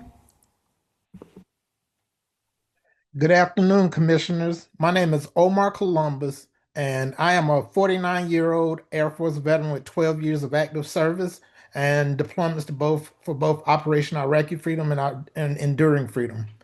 I speak here today as a veteran and a veteran advocate, not only for myself, but also for veterans who have not found their voice yet. My own journey into advocacy began with something much more basic: finding a way out of isolation and back into community. Art making gave me a place to connect with other veterans, to participate, and feel like I belonged. Through that experience, connection grew into purpose, and purpose grew into desire to use my voice and lived experience to advocate for other veterans. That is why I believe art making is more than an activity. It's a pathway into advocacy. The outcomes of this work should be anchored in research and backed by protective factors against veteran suicide. For a veteran who is isolated and disconnected, the first step may not be attending a public meeting or giving testimony or navigating a behavioral health system. The first step may be sitting down with other veterans and making something. That experience can build trust and belonging. It can help veterans rediscover purpose. And from that foundation, veterans can find their voice, share their experiences, advocate for change, and become leaders in their communities. My own journey from isolation to community to veteran advocacy is an example of why we need multiple doorways for veterans to become engaged. The Commission's own listening process identified creative modalities as important. I respectfully ask that the Commission carry that finding forward by explicitly including arts-based and creative engagement as an allowable advocacy, outreach, and leadership development strategy in the veterans community. For veterans like me, art making can be the doorway from isolation to connection, from connection to purpose, and purpose to advocacy. Thank you. Thank you. And then our last comment is from Teresa. Hi, Teresa Comstock, just representing myself this time. I have a husband who is a veteran and has a disability, and he has received so many benefits from the Veterans Administration, partly because we have a veterans officer in our county that was really proactive with him, and partly because I learned about these benefits while I was at a mental health board meeting. several years ago when the veterans officer came and spoke to us. So I just wanted to comment on the importance of just the communication between the behavioral health agency and the veterans office locally, and the ability to collaborate and integrate the programs and make sure that individuals receive the services no matter which system it's coming from, but that the employees in both areas know about the services. You've just heard a lot about, the need to have art as a program that's offered. But now with the Behavioral Health Services Act, there is individual placement and support, vocational services that are required within full service partnerships. And so within that, certainly art could be one of the offerings, but so many other areas where folks would be interested also, where there's a team that partners with them. So just having both offices, the Veterans Office, understand that, and that the Behavioral Health Agency also understand all the benefits that the Veterans Office should and could be providing to people. And as an example, my daughter's four-year college education at a UC was paid for because of my husband's status. Thanks. Thank you, Teresa. That was our last public comment for this item. Thank you, Amariani. Now that the public comment has closed, I would entertain a motion that the Commission approve the Veterans Community Advocacy Program Contract Procurement Outline Plan not to exceed $2,010,000 and to authorize the Executive Director to conduct the competitive solicitation, issue a notice of intent to award to the highest ranked proposers, and execute all resulting contract agreements in accordance with the approved outline plan and applicable procurement laws. So moved. So we have Pulmano multiple. moves. Well, let's pick anyone And I over have there. Bunch seconding. Bunch Thank second. you. Do you want to add in the little? Are we doing the same? Yep. Okay, so we'll be doing approved outline plan as amended in the commission meeting.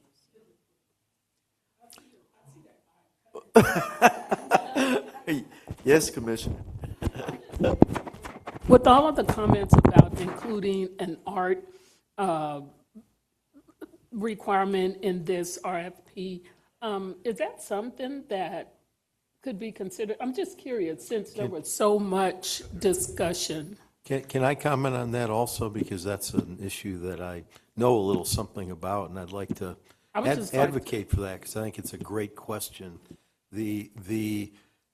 Art used to be this soft skill that we've kind of said, well, it's nice but not necessary. And what's happening now is at the speed of AI, what we're finding is that the vertical skills we're taught are all getting eaten up, but it's these durable skills that are contained in the social emotional brain, which contains a lot of the creativity in the arts that now transcends from job to job. So these are skills that are not just nice to have or good for loneliness or whatever. They're actually essential to the future workforce, and I think they need to be reincorporated in a much more serious way. My understanding is what was on the table here is an amendment to the motion to include that. Is that correct? No. What was the amendment then? To change the stages to be co-occurring SCD, SMI. But can we further amend it to include? Let me speak to that's been our contractor prior. They've won this contract before. There's nothing that says they can't use art for outreach, engagement, and advocacy, but this is not a art advocacy RFP. It's not what our budget proposal says or the statute. So I think getting so specific we can't do, but they can apply and say this is how we do it. Yeah, I would just encourage us to think about it in the evaluation process, not make it the RFP, but that it be considered as important. Yeah. So I want to confirm that the amendment is, can you say that the co-occur, can you see that, what you just said? So I want to make sure I capture it. Co-occurring is stage 1, stage 2 is moderate to severe SUD, stage 3 SMI. And I'm accepting that as an amendment. That is the amendment. Okay. Is that, everyone understood? Got it. And then because we will be, when we do as amended, we go back into the record. So that, I wanted to put that in the record. All right, we have a motion, Pomano and Bunch, second by Bunch. Is Commissioner Bunch here? She stepped out. We need her to come back in because we are, do we have? Can someone else take the, yes. Yeah. Mitchell second? And we have 14 in the room, right? Yes. 1, 2, 3, 4. Okay. Commissioner Alvarez. Okay, just before we Okay. do that, I would just want to make one other brief comment, which is I would given the comments, which I think just reaffirm my original comments, I would like to ask the staff to formally think about and come back to us with a proposal on, what would a study look like around veterans as, what is a framework, what is a landscape study maybe, what would we do to figure out what are the overlaps and the gaps in the system to take this on as a bigger project to study like we used to in other areas. Okay, we'll attend to the motion, and then certainly after we take the vote, if there, I think that the order would be that if there are Yeah, it wasn't a vote, it was just a request. Okay. Yeah. Okay. All right. Sounds good.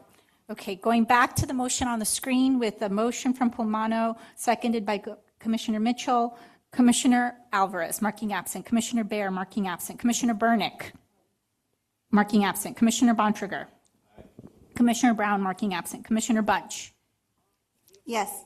Commissioner Callan, Yes. Commissioner Carnevale, Yes. Commissioner Contreras, marking absent, Commissioner Designee Swartz, Aye.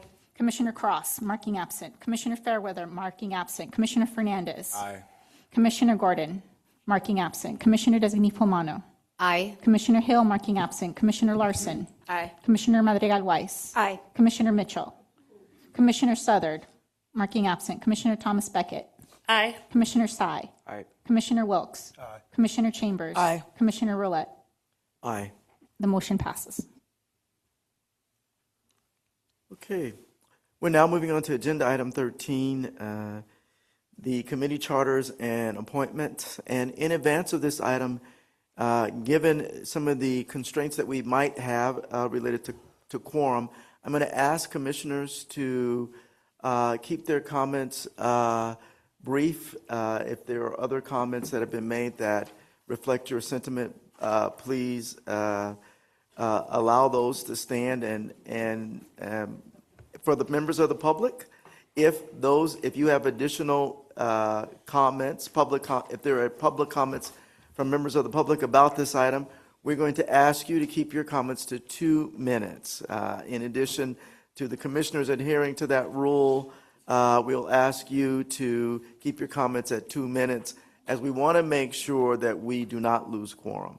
And again, in agenda item 13, as you may recall, during the March 26, 27, 2026 commission meeting, the commission voted to keep the Client and Family Leadership Committee, CFLC, and the Cultural and Linguistics Competence Committee, CLCC, separate. To keep business moving with both of these committees, we need to consider appointments of new chairs, appoint new members, and review and adopt charters. As the chair of the commission, one of my responsibilities is to appoint committee chairs.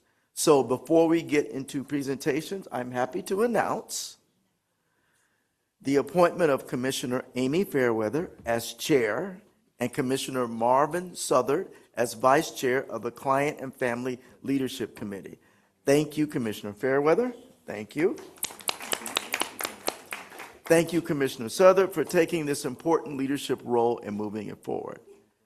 At this time, I will also appoint CFLC members who took part in an application process conducted by the commission staff that concluded in early August. Those members are, and if I mispronounce your name, please accept my humble apologies: Chanel Clark, Robin Ganswig, Katie Mayade, thank you, Larissa Owen, Keyshawn Rains, and Jason Robinson.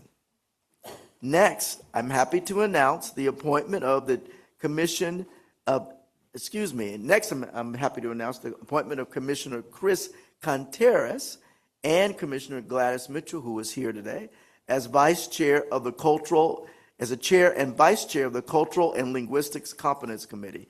Commissioner Contreras will be the Chair. Commissioner Gladys Mitchell will be the Vice Chair.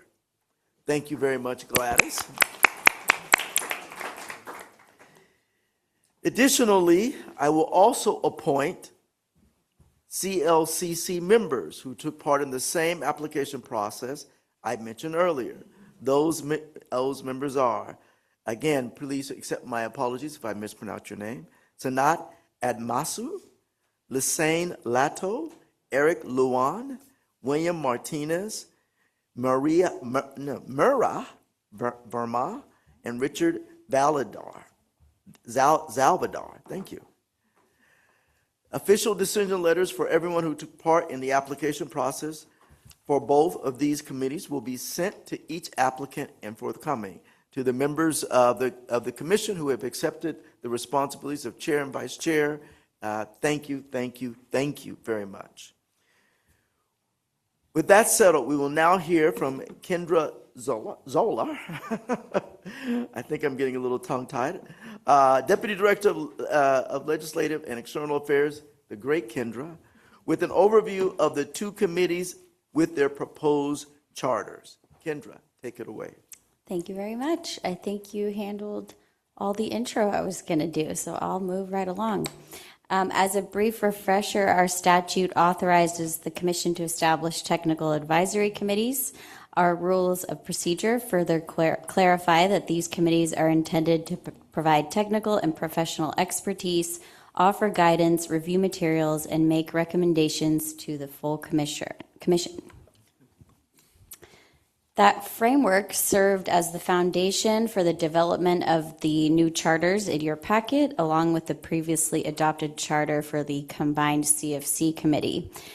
Commissioner Chambers and Commissioner Alvarez did a great job on developing that charter that more directly integrated the CFC committee into the commission's work. This was especially valuable because public members were able to provide direct feedback on proposed RFAs, such as the Innovation Partnership Fund, and that feedback was incorporated prior to the Commission's vote. So we believe that structure added meaningful value, and we're recommending that it be retained. Accordingly, both charters provide that these committees will offer input on our research projects, contracts, grant programs, legislation, advocacy, and other commission initiatives. At the same time, each committee will bring a distinct and important perspective to that work. The Client and Family Leadership Committee will elevate the voices of clients and family members with lived experience, while the Cultural and Linguistic Competency Committee will focus on ensuring equity and diverse cultural representation in commission initiatives. We're proposing both committees meet on the fourth Thursday of committee meeting months, consistent with the former schedule, but at separate times. These would occur in the months in between full commission meetings or as needed. We think this structure works well because previously it allowed items from the budget, legislative, and program committees to be brought forward for discussion and feedback before the full vote. In addition to the chair and vice chair, we recruited 6 public members for each committee. This would establish a quorum, I have the wrong number, of 5, which we believe is both manageable and achievable. The charters propose that membership reflect the BHSA priority populations, with particular emphasis on individuals with lived experience for the CFLC and members who reflect California's diverse communities for the CLCC. And that's how we focused our recruitment. So as the chair said, we're pleased to have the commissioners who joined as our chairs and vice chairs. We completed a full competitive recruitment through the month of July. We received a total of 52 applications, 17 for the CFLC and 29 for the CLCC. Candidates were asked about their knowledge and experience, and in particular of the BHSA. And thank you to everyone who took the time to apply. As the chair already read off, These are the public members of the CFLC that we also reflected their titles where they work here. They'll each serve on a 2-year term. And same thing for the CLCC, which will also serve a 2-year term. So thank you to the public members who agreed to participate and help our commission be successful. Our next step is to do some onboarding to help our new members be successful. We'll go over what our commission does, how to participate, some of the presentations Sandra gave today. If you adopt the charters today, we will have our first meetings this fall, hopefully September, after we do onboarding. So I'll pass it back to the chair. Happy to answer questions. Thank you. Questions from commissioners? Yes. I'll make it quick. On the membership, I understand the difference between CFLC and CLCC. And I see the caveat that the membership also has to include the priority populations. So does that mean every member we're appointing represents at least one of the priority populations?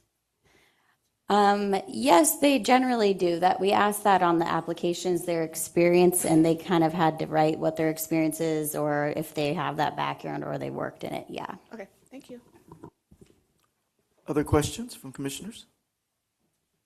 Seeing none, Mariani, you transition us to public comment, please. Yes, our first public comment. Oh, and sorry, before we move on to public comments, just a brief announcement. We want to make sure that everyone has the opportunity to be heard so because we're running a bit behind on time, we'll briefly adjust public comment to 2 minutes per speaker. And if someone shares a comment that reflects your own thoughts, or you're welcome to simply let us know that you agree or offer just a brief addition. We truly appreciate your understanding. Our first comment is from Stacy.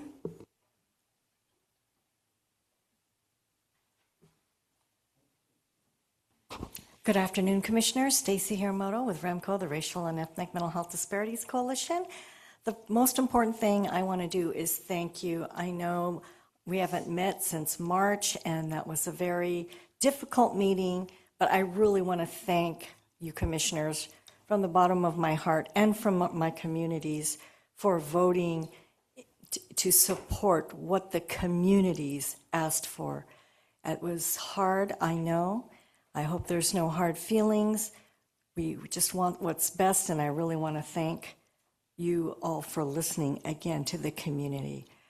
I do want to say I was hoping that there would be more than just 6 members of the new committee because they was reduced by half, but we'll take that.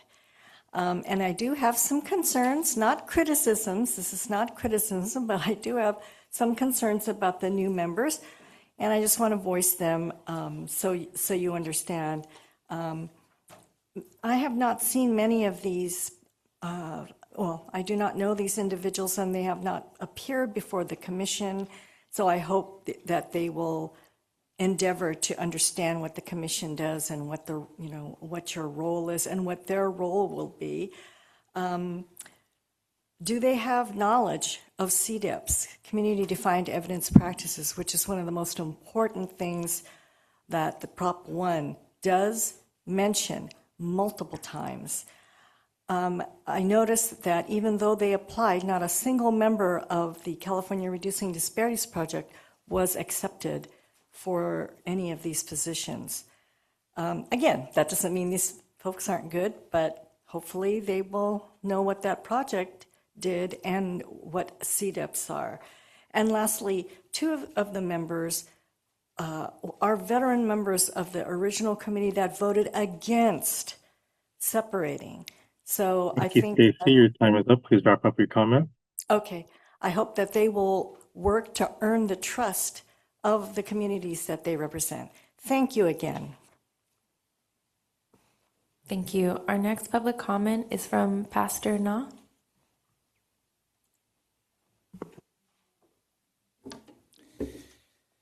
Good afternoon. I'm Pastor Na, and I come from Koreatown in Los Angeles. I'm grateful for the new perspectives and insight I have gained from today's meeting.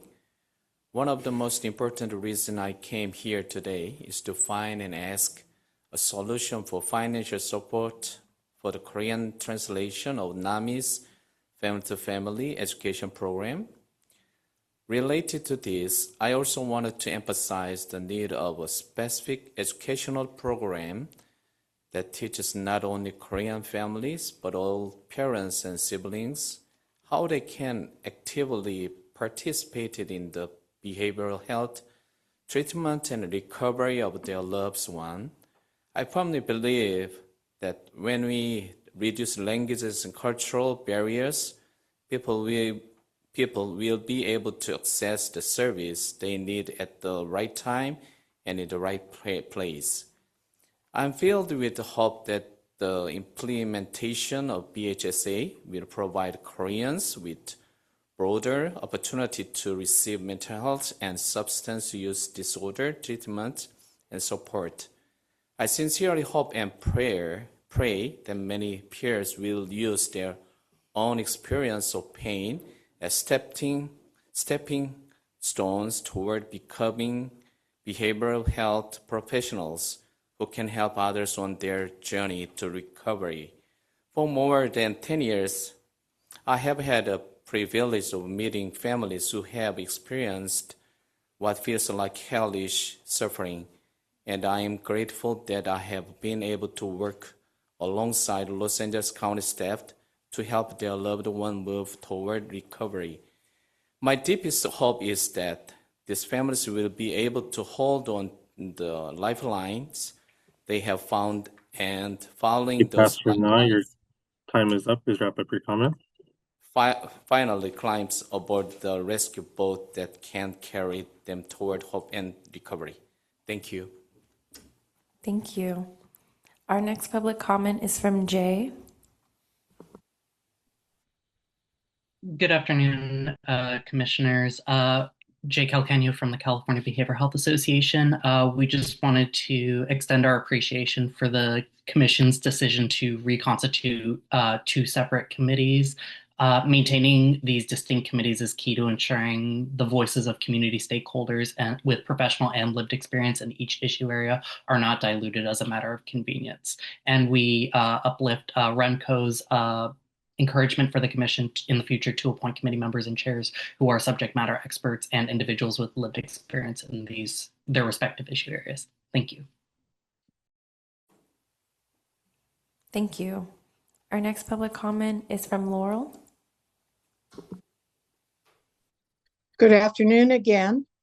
Yes, thank you very much for acknowledging and respecting community input and keeping the two separate committees.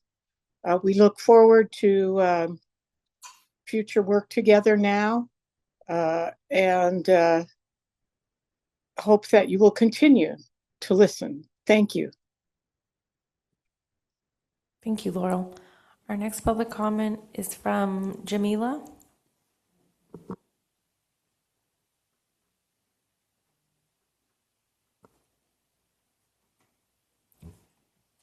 Maybe not. They put their hand down. And that was our last public comment.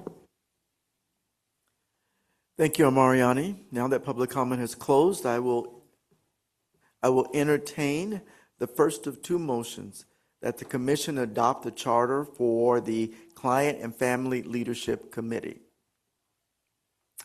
Thank you. I appreciate that. Can I have the motion on the screen? All right. So I'm sorry, who moved? Commissioner Bontrager and second by Commissioner Callan. Thank you so much. So we have a motion and a second for that the Commission adopt the charter for the Client and Family Leadership Committee. Commissioner Alvarez, marking absent. Commissioner Baer, marking absent. Commissioner Burnick, marking absent. Commissioner Bontrager. Commissioner Brown, marking absent. Commissioner Bunch. Abstain. Commissioner Callan. Aye. Commissioner Carnevale. Yes. Commissioner Contreras, marking absent. Commissioner Swartz. Aye. Commissioner Cross, marking absent. Commissioner Fairweather. Aye. Commissioner Fernandez. Aye. Commissioner Gordon, marking absent. Commissioner Designee Pomano. Aye. Commissioner Hill, marking absent. Commissioner Larson. Abstain. Commissioner Madrigal Weiss. Abstain. Commissioner Mitchell. Commissioner Southard. Marking absent. Commissioner Thomas Beckett. Abstain. Commissioner Sy. Aye. Commissioner Wilkes. Abstain. Commissioner Chambers. No. Commissioner Roulette. Abstain. Let me get the count.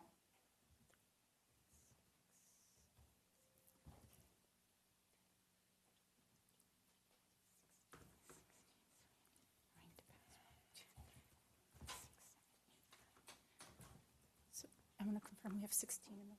3, 4,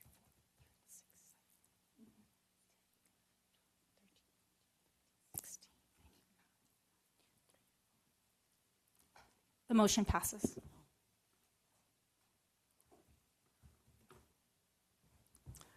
Thank you, Sandra. Next, we will entertain a second motion that the commission adopt the charter for the Cultural and Linguistic Competence Committee. So, someone take a motion, please. Thank you, Gladys. So I have Commissioner Mitchell moving. Who do I have a second? Second. Second, Commissioner Fairweather. So we have a motion on the second for the motion on the screen that the commission adopt the charter for the Cultural and Linguistic Competency Committee. Commissioner Alvarez, marking absent. Commissioner Baer, marking absent. Commissioner Burnick, marking absent. Commissioner Bontrager. Commissioner Brown, marking absent. Commissioner Bunch. Abstain. Commissioner Callan. Aye. Commissioner Carnevale. Yes. Commissioner Contreras, marking absent. Commissioner Designee Swartz. Yes. Commissioner Cross, marking absent. Commissioner Fairweather. Yes. Commissioner Fernandez. Aye. Commissioner Gordon, marking absent. Commissioner Designee Polmano. Aye. Commissioner Hill, marking absent. Commissioner Larson. Abstain. Commissioner Madrigal Weiss. Commissioner Mitchell. Commissioner Southard, marking absent. Commissioner Thomas Beckett. Abstain. Commissioner Sy. Aye. Commissioner Wilkes. Abstain. Commissioner Chambers. No. Commissioner Roulette. Abstain. Motion passes. No. Well. All right, next on the agenda is a stretch break. So, show of hands, how many of you would like to just keep moving? Okay, no.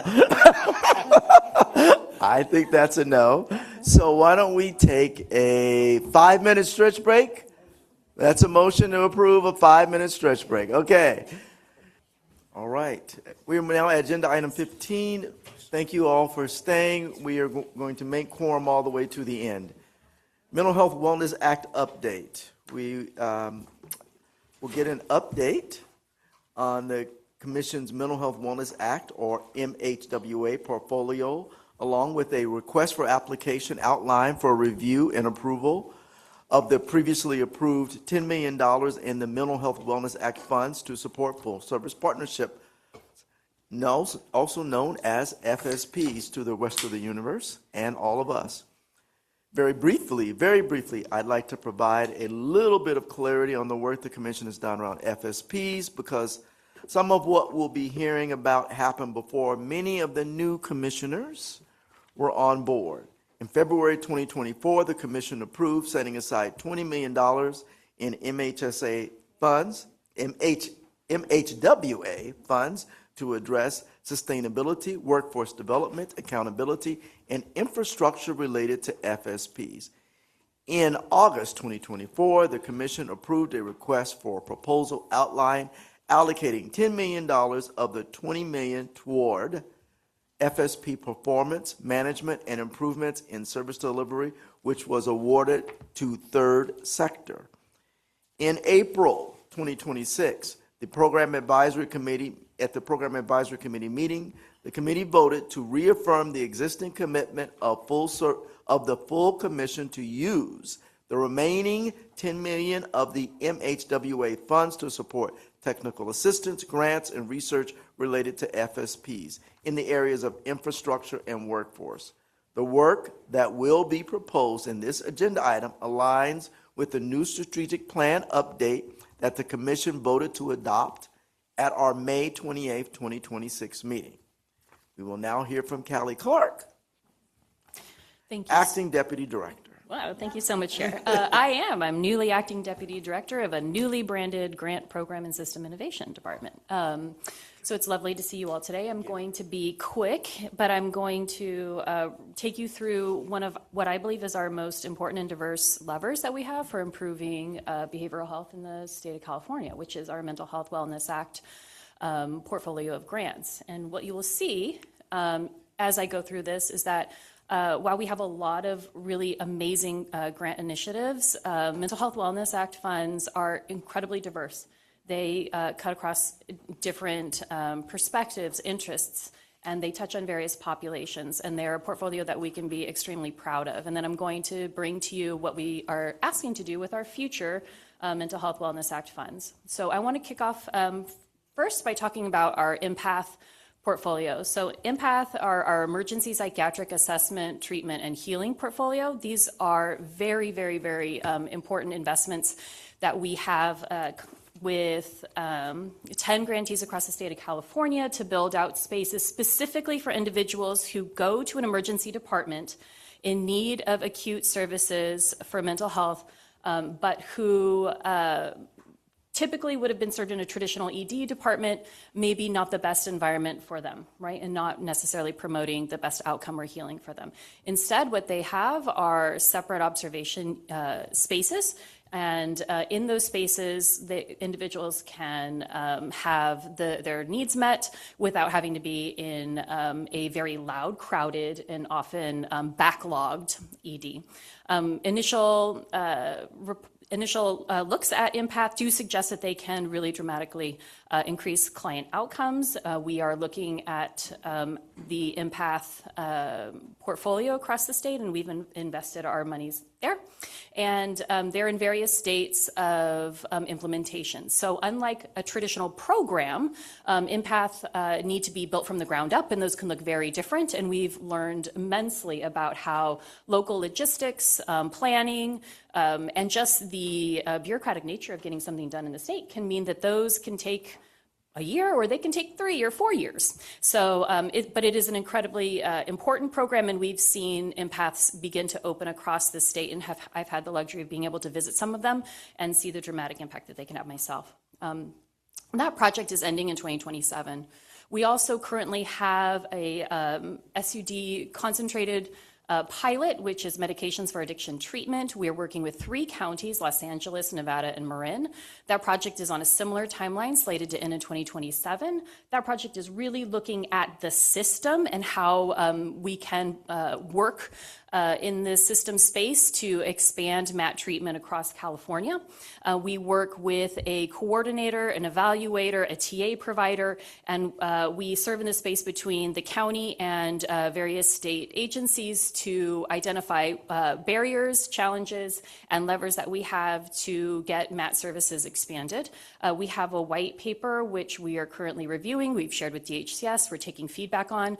We look forward to being able to share that with you as soon as we've incorporated those feedback and had a chance to make sure everyone's voices have been able to be heard in that paper. But we are in the learning phase and getting very ready to share those with you in the near future. We also have a 0 to 5 maternal behavioral health project, which is a hub and spoke model with 6 grantees across the state. These 6 grantees are partnered with a number of providers, 35 total. Each of those look different, but they are looking at providing holistic care for birthing people and their families to improve long-term outcomes for youth. That is a project that's relatively new and will be going through 2028. We also have a new project related to peer respite. So peer respites are community-based, non-clinical, short-term residential areas where we had an RFA released just recently. We're looking to fund 6 to 8 grantees. County partnership with county behavioral health is central to those because we want to ensure that those peer respites remain open, stay open, and are there for the community long-term. We are in phase 1 right now, which will end in 2028, and then we will be doing a phase 2, which we will be taking additional applications for process improvement of existing peer respites, and that will begin in the summer of 2028. We also have our full service partner initiative. We've allocated, as the chair said, already $10 million towards performance management. That will be ending in 2028, but we have a second phase, which I will talk about coming up. Our first phase, we are in the active recruitment stage right now to work with between 8 and 15 counties and 20 to 40 providers across the state. It is a large initiative. And we are working with our state agency partners and stakeholders to ensure, and counties to ensure that how we support them reflects what they need. And then, I'm jamming today. All right, looking ahead. Here we go, people. We're behind schedule. Let's go. So looking ahead, we are right now putting together how we can leverage our funds the best that we can to support new areas moving forward. We are freshly back yesterday from a tour of meeting with county behavioral health and directors and staff across the state of California, from the top to the bottom, to hear what is important to them, how can we support, where are the challenges, where are the gaps. We very much look forward to bringing you the learnings of that engagement effort this fall in a future commission meeting. But I can tell you right now that we have heard consistently that FSPs remain an area that need support, but we also know that mobile crisis and across the crisis continuum, counties are really struggling and looking for support.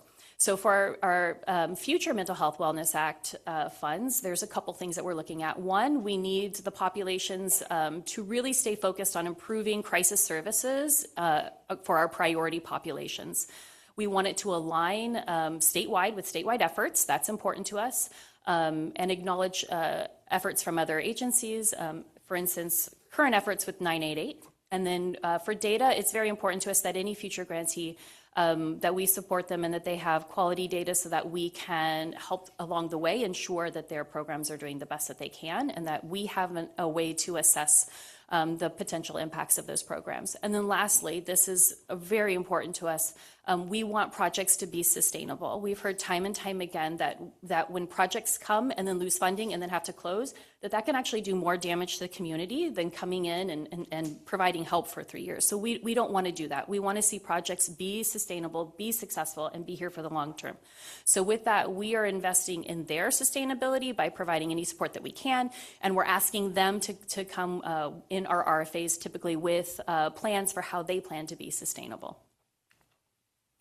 The outline of how our future Mental Health Wellness Act funds will roll out. Well, as I just mentioned, we just finished a county engagement process, and we are fielding a county behavioral health survey to county behavioral health directors across the state. September, we will draft our RFA outlines, and then we will do an internal and external review, including sharing those with our state partner agencies to ensure we aren't duplicating efforts.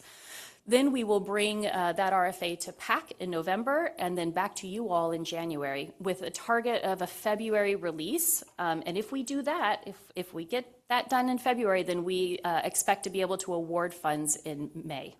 It is a tight timeline, but we feel very confident we can do it.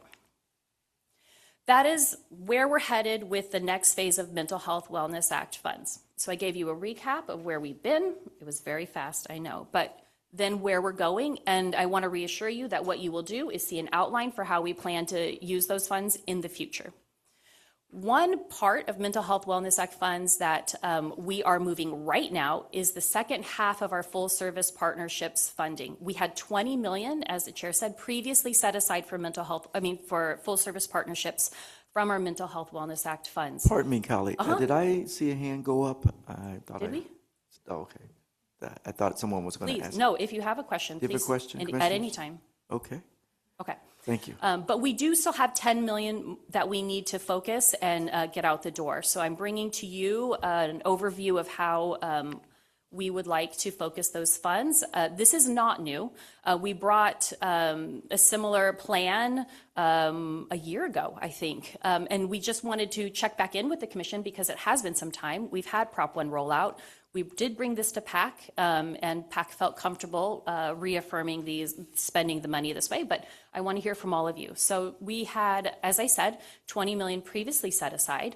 Those buckets that it was set aside for were related to sustainable funding, workforce capabilities, accountability, really about defining success, developing metrics, identifying outcomes, et cetera, and infrastructure related to strengthening current service delivery models. Those were the buckets that were approved back in February of 2024. Oh, look, my lack of time. It's been 2 years. Okay. So where are we now? As said, we've awarded $10 million already, $10 million for performance management. This came directly from what counties asked us to do. They said they needed help and assistance in the transition from MHSA to BHSA, particularly around data, how to use data to set goals, and how to track those goals over time to know if they're on track for what they're supposed to be doing in this transition. We heard them, we allocated those funds, and we are hoping to serve up to 40 FSPs across the state of California. We are in the recruitment and early implementation phase of that project. So for sustainable funding and outcome-based contracting, that's an area of focus that the Commission approved previously. We are on track for meeting that through our current work with performance management, and we will have future products that summarize those learnings and how we've supported sustainable funding and outcome-based contracting. For workforce solutions, we are also on track for supporting those areas through our RFA with peer-run organizations. For accountability and data, we are also on track for supporting that area of FSPs. We did this with our past 2024 FSP report, and we'll touch on it again in our next FSP report, which will be put out in November of this year. The area where we really have opportunity remaining is around infrastructure and service models, particularly around we have future work to do for our child FSP report, and then we have an opportunity around integrating SUD into FSPs that came up repeatedly in our engagement work. How do we do that? Can we get more support? And then opportunity around integrating learnings around housing. Yes, there's been work previously done in understanding housing across the state of California. However, we've heard specifically that the funding changes with FSP, particularly the housing flex funds that used to be under FSP now being pulled out and being a separate bucket of funding, have created some ambiguity and some challenges for our FSP providers. We want to lean in there and help in that area. I do want to highlight that, again, we've been very not only responsive to our county partners, but in communication with our state agency partners to ensure that where we are leaning in is genuinely a gap and that we are not just simply duplicating efforts. So with that being said, we have $10 million that we need to move. We need to get out the door. And we have, and I'm bringing to you the opportunity to use them in a way that we have seen previously and that we have heard continuously and just now heard again is still needed. So we would like to, again, support the aims of the BHSA by focusing on improving county programs, invest in areas that reflect our strategic plan, and invest in areas currently underdeveloped in the CBH portfolio. To remind you, again, those areas that that the Commission approved previously were around the standard of care, identifying and documenting common patterns in FSP service delivery, around SUD, so building out specifically how SUD can be integrated into existing FSPs and what that looks like at the county level. Housing, examining and documenting how housing placement decisions are made for individuals served in FSPs, including the factors, constraints, and the service considerations that influence housing. And then lastly, around workforce, leveraging peers to support current workforce challenges through local assistance and technical assistance. So before we do discussion, I actually would like to show the motion, Sandra, if that's okay, so everyone knows what I'm asking of them. Here's what I'm asking of you today. I'm asking that the Commission reaffirm its existing commitment that we've now made a few times to use $10 million in Mental Health Wellness Act funds to support the technical assistance, grants, and research related to full-service partnerships in the area of infrastructure and workforce, those two opportunity areas that we still have on the previous slide. I know I spoke quickly, and so I want to take time to answer any questions that we have related to this, and so I open it up for anyone. Yes, Commissioner Funch. My understanding is with Prop 1 and BHSA, the FSP looks really different throughout the counties when we're looking at how it's being split up and who qualifies and if it just looks very different, yes. Right? So yes. In what way does that impact this? Oh, immensely. So one thing that we've learned were that these areas were important when counties were thinking about behavioral health transformation, Prop 1 going through. We've heard that, oh yes, no, they actually are. So there's an immense amount of ambiguity between policy and actual implementation. So people understand what we're supposed to be doing, what the goals are, but the logistics and the clunks of how do we get there remain really, really elusive. So what we've heard is that people still need support in these areas, and that there's still places where the commission can help support learnings in those areas that then we can push out. A lot of that is clarifying. So taking the time to really talk to those who make policy and those implement policy and bring those together and say, here are the solutions that others have found. Here's what was meant by X, Y, and Z. But yes, there's even more need now than there was previously. It would most certainly close it a lot. I can't say it's going to close it completely because I don't think we ever get there, but it is definitely needed and it would close a lot of it, I hope. Thank you, Commissioner Dr. Bunch. It's a very great question. In line with that very great question, Commissioner Larson, I'm going to put you on the spot, if I may. If you could just speak to, again, and this is in keeping with your question, your assertion, Commissioner Bunch, about the importance of consistency around the state and recognizing that if you've seen one county in California, you've seen one. I've heard that a billion times. And that Los Angeles is a state, not a county. I've heard that a billion times. Okay, that's talk about fundamentally from your perspective what FSP is designed to do. Thanks.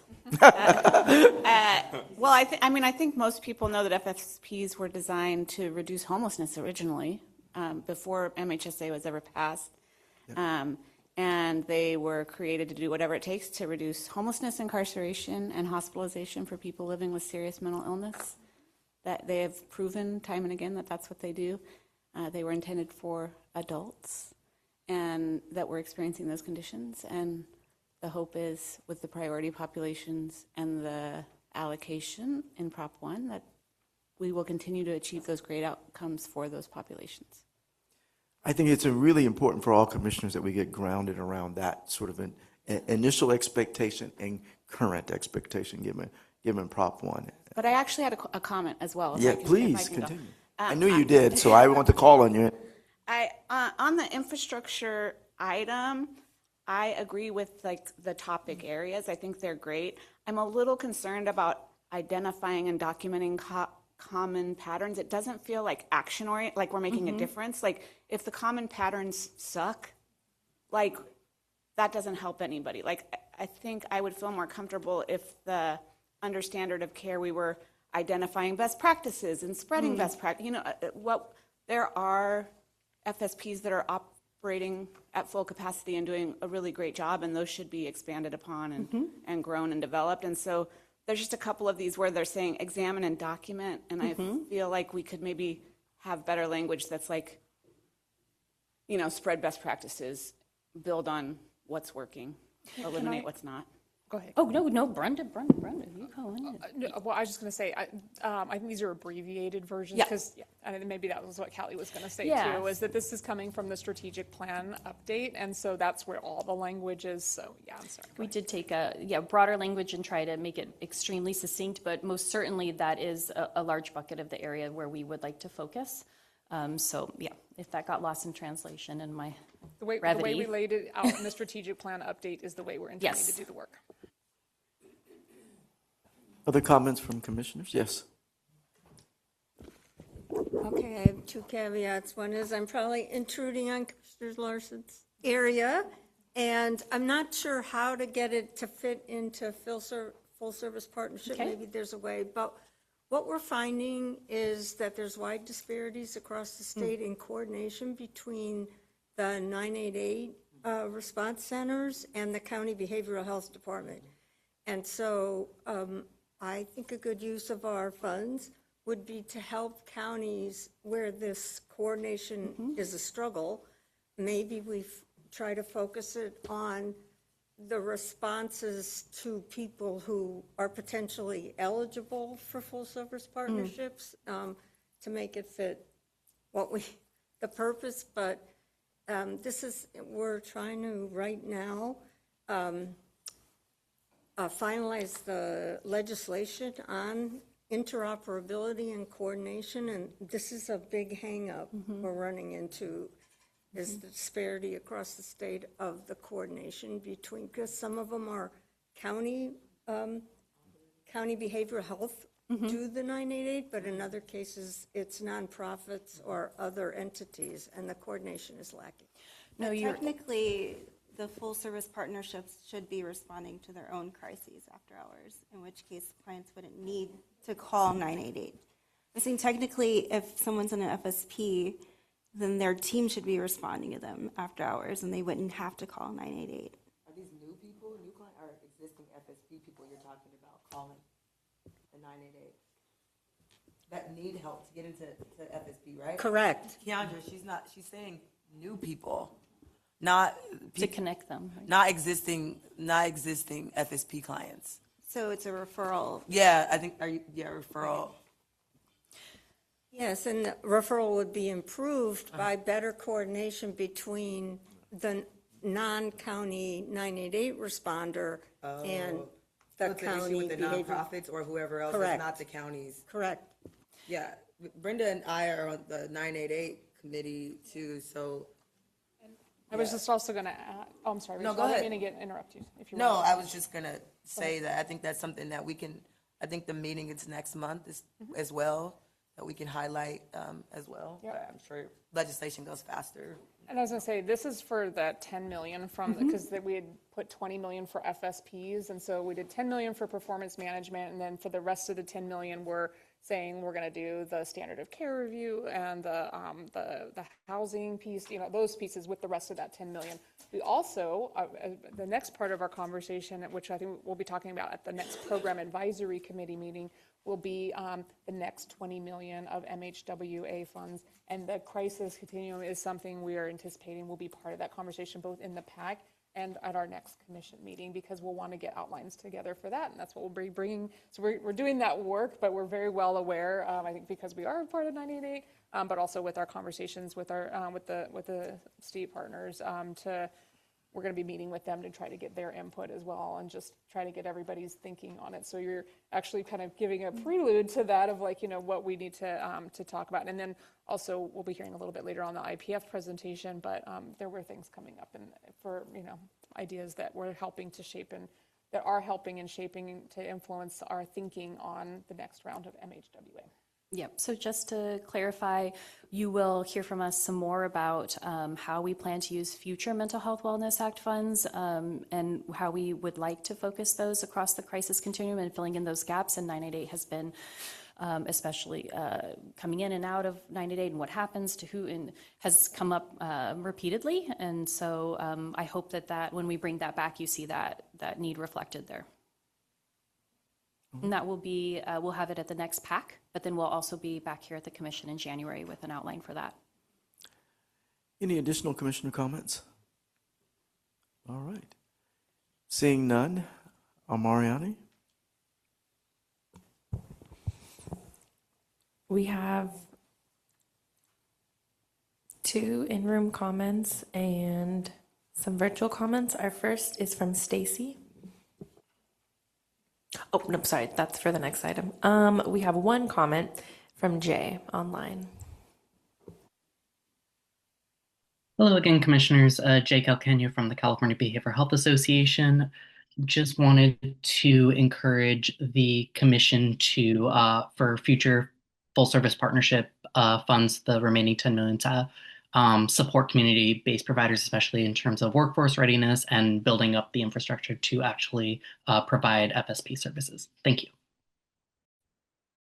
Thank you, Jay. That was our last comment. All right. As you did such an expert job at putting the motion and talking about it, thank you. The chair appreciates that. If we could have that back up, please. All right. Now the public comment is closed. I would entertain a motion.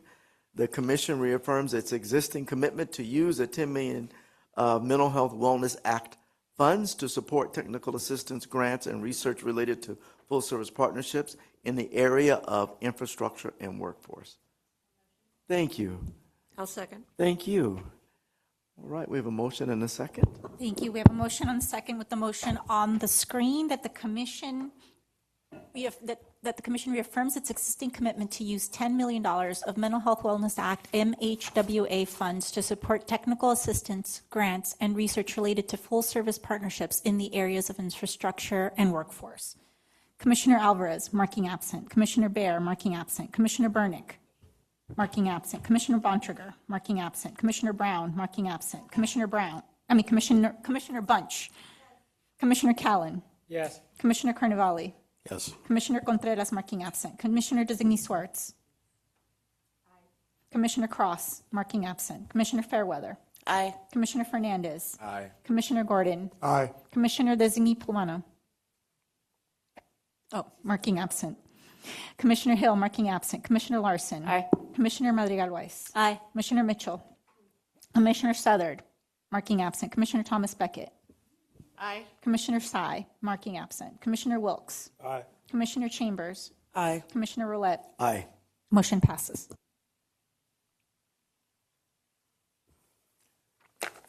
Thank you, commissioners, and thank you, Callie. Thank you. All right. Now we're going to move on to agenda item 16, Innovation Partnership Fund update.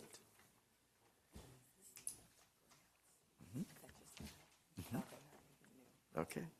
We move to agenda item 16 to hear from Melissa Martin-Millard, Deputy Director of Research and Evaluation, with an update on the first $20 million round of Innovation Partnership Fund grants, including information about the first round grantees.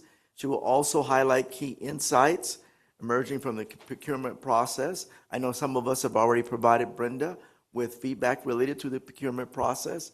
And so, again, Melissa, thank you so much. Thank you to the staff at the commission.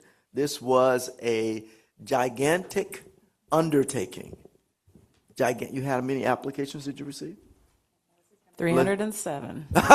She says with such enthusiasm. 307 applications to review, read, and score. That's not a small task. And again, while we are a state agency, we are not a ginormous state agency. All of these words that my granddaughter has provided for me, ginormous. So thank you, staff. Thank you, Melissa. Thank you, team. And thank you, Brenda, for the great work. Did you want to make some acknowledgments as well? Yeah, thank you. Just echoing that, I think both Melissa and Callie lead the teams, now the grant program system innovation and research and evaluation teams. They work together as one, but separate now, and all the team members are on there. So many who I can see are online, and so there was a lot of work when these it was a lot of work even just before the grant, just preparing for everything. And so, but then once all those applications hit, that was definitely a lot of work that the team did, and then and are actually still doing, because right now, we got the launch going, but the rubber hits the road now. So contracts are being written, and work will be underway soon. So big kudos to the teams for all that work. And Callie, you did such a great job with your FSP presentation. Please help me again with this one. So you did a wonderful job, Melissa. Looking forward to hearing about this from you and Callie. And what again, team, great work. 307 applications, and given everything that's happened in our country as it relates to behavioral health and behavioral health funding, this small amount of money is very important to every person in the state of California. Thank you, Callie. Thank you, Melissa. Turn it over to you. Great. Thank you, Chair Roulette, and thank you, Brenda, for your kind remarks. It really was a tremendous group effort, and we're really proud of both the process as well as the outcome for round one of our Innovation Partnership Fund.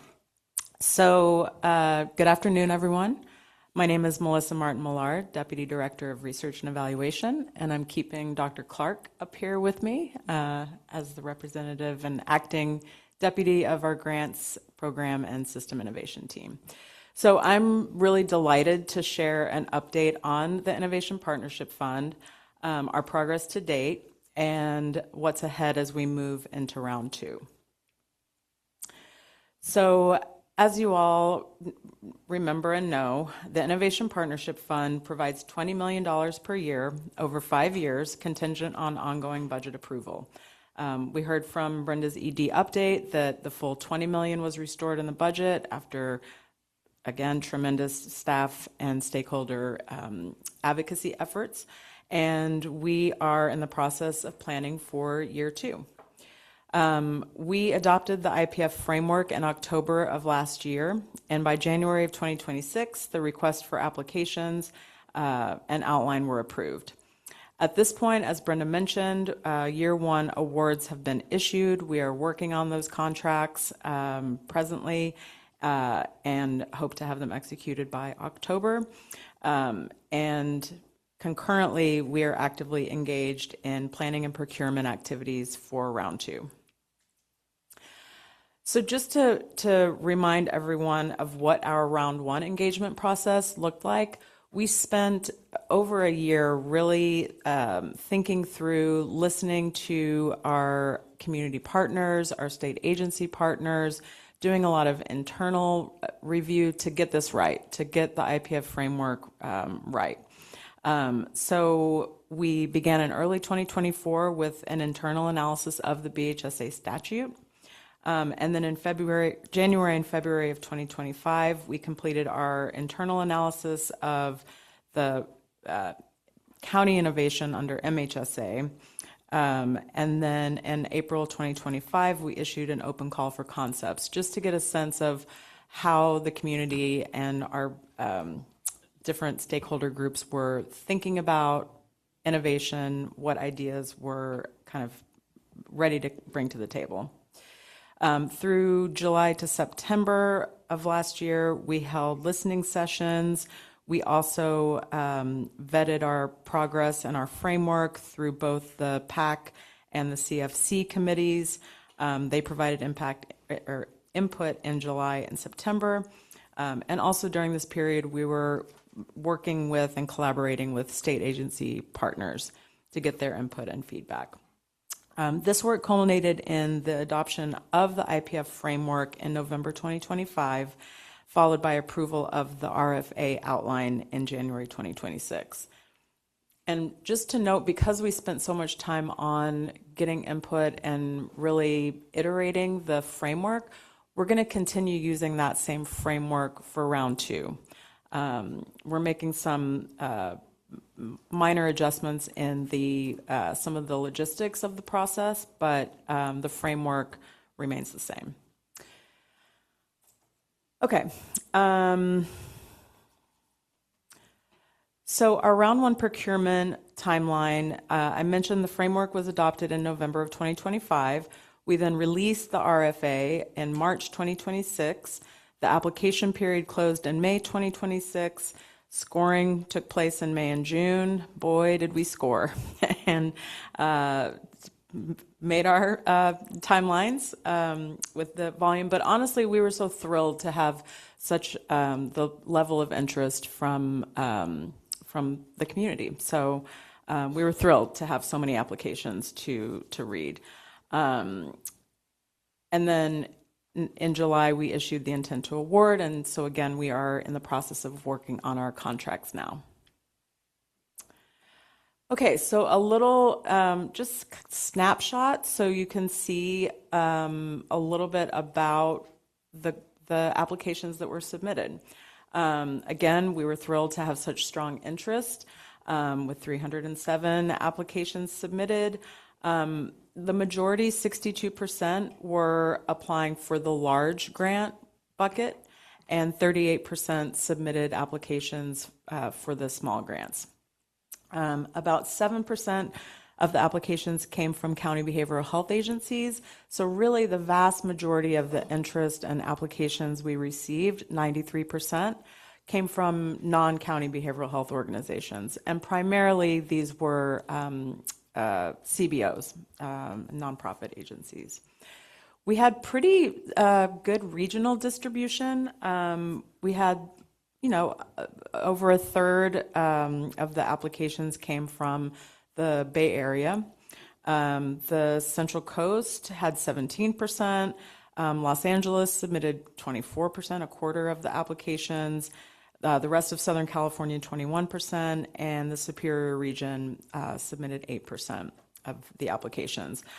We did have a handful, it was about 1%, of either statewide or more regional kinds of approaches, but the majority were focused in counties or sometimes a small cluster of counties. We've started doing some analysis of all the applications to try to get a sense of the themes.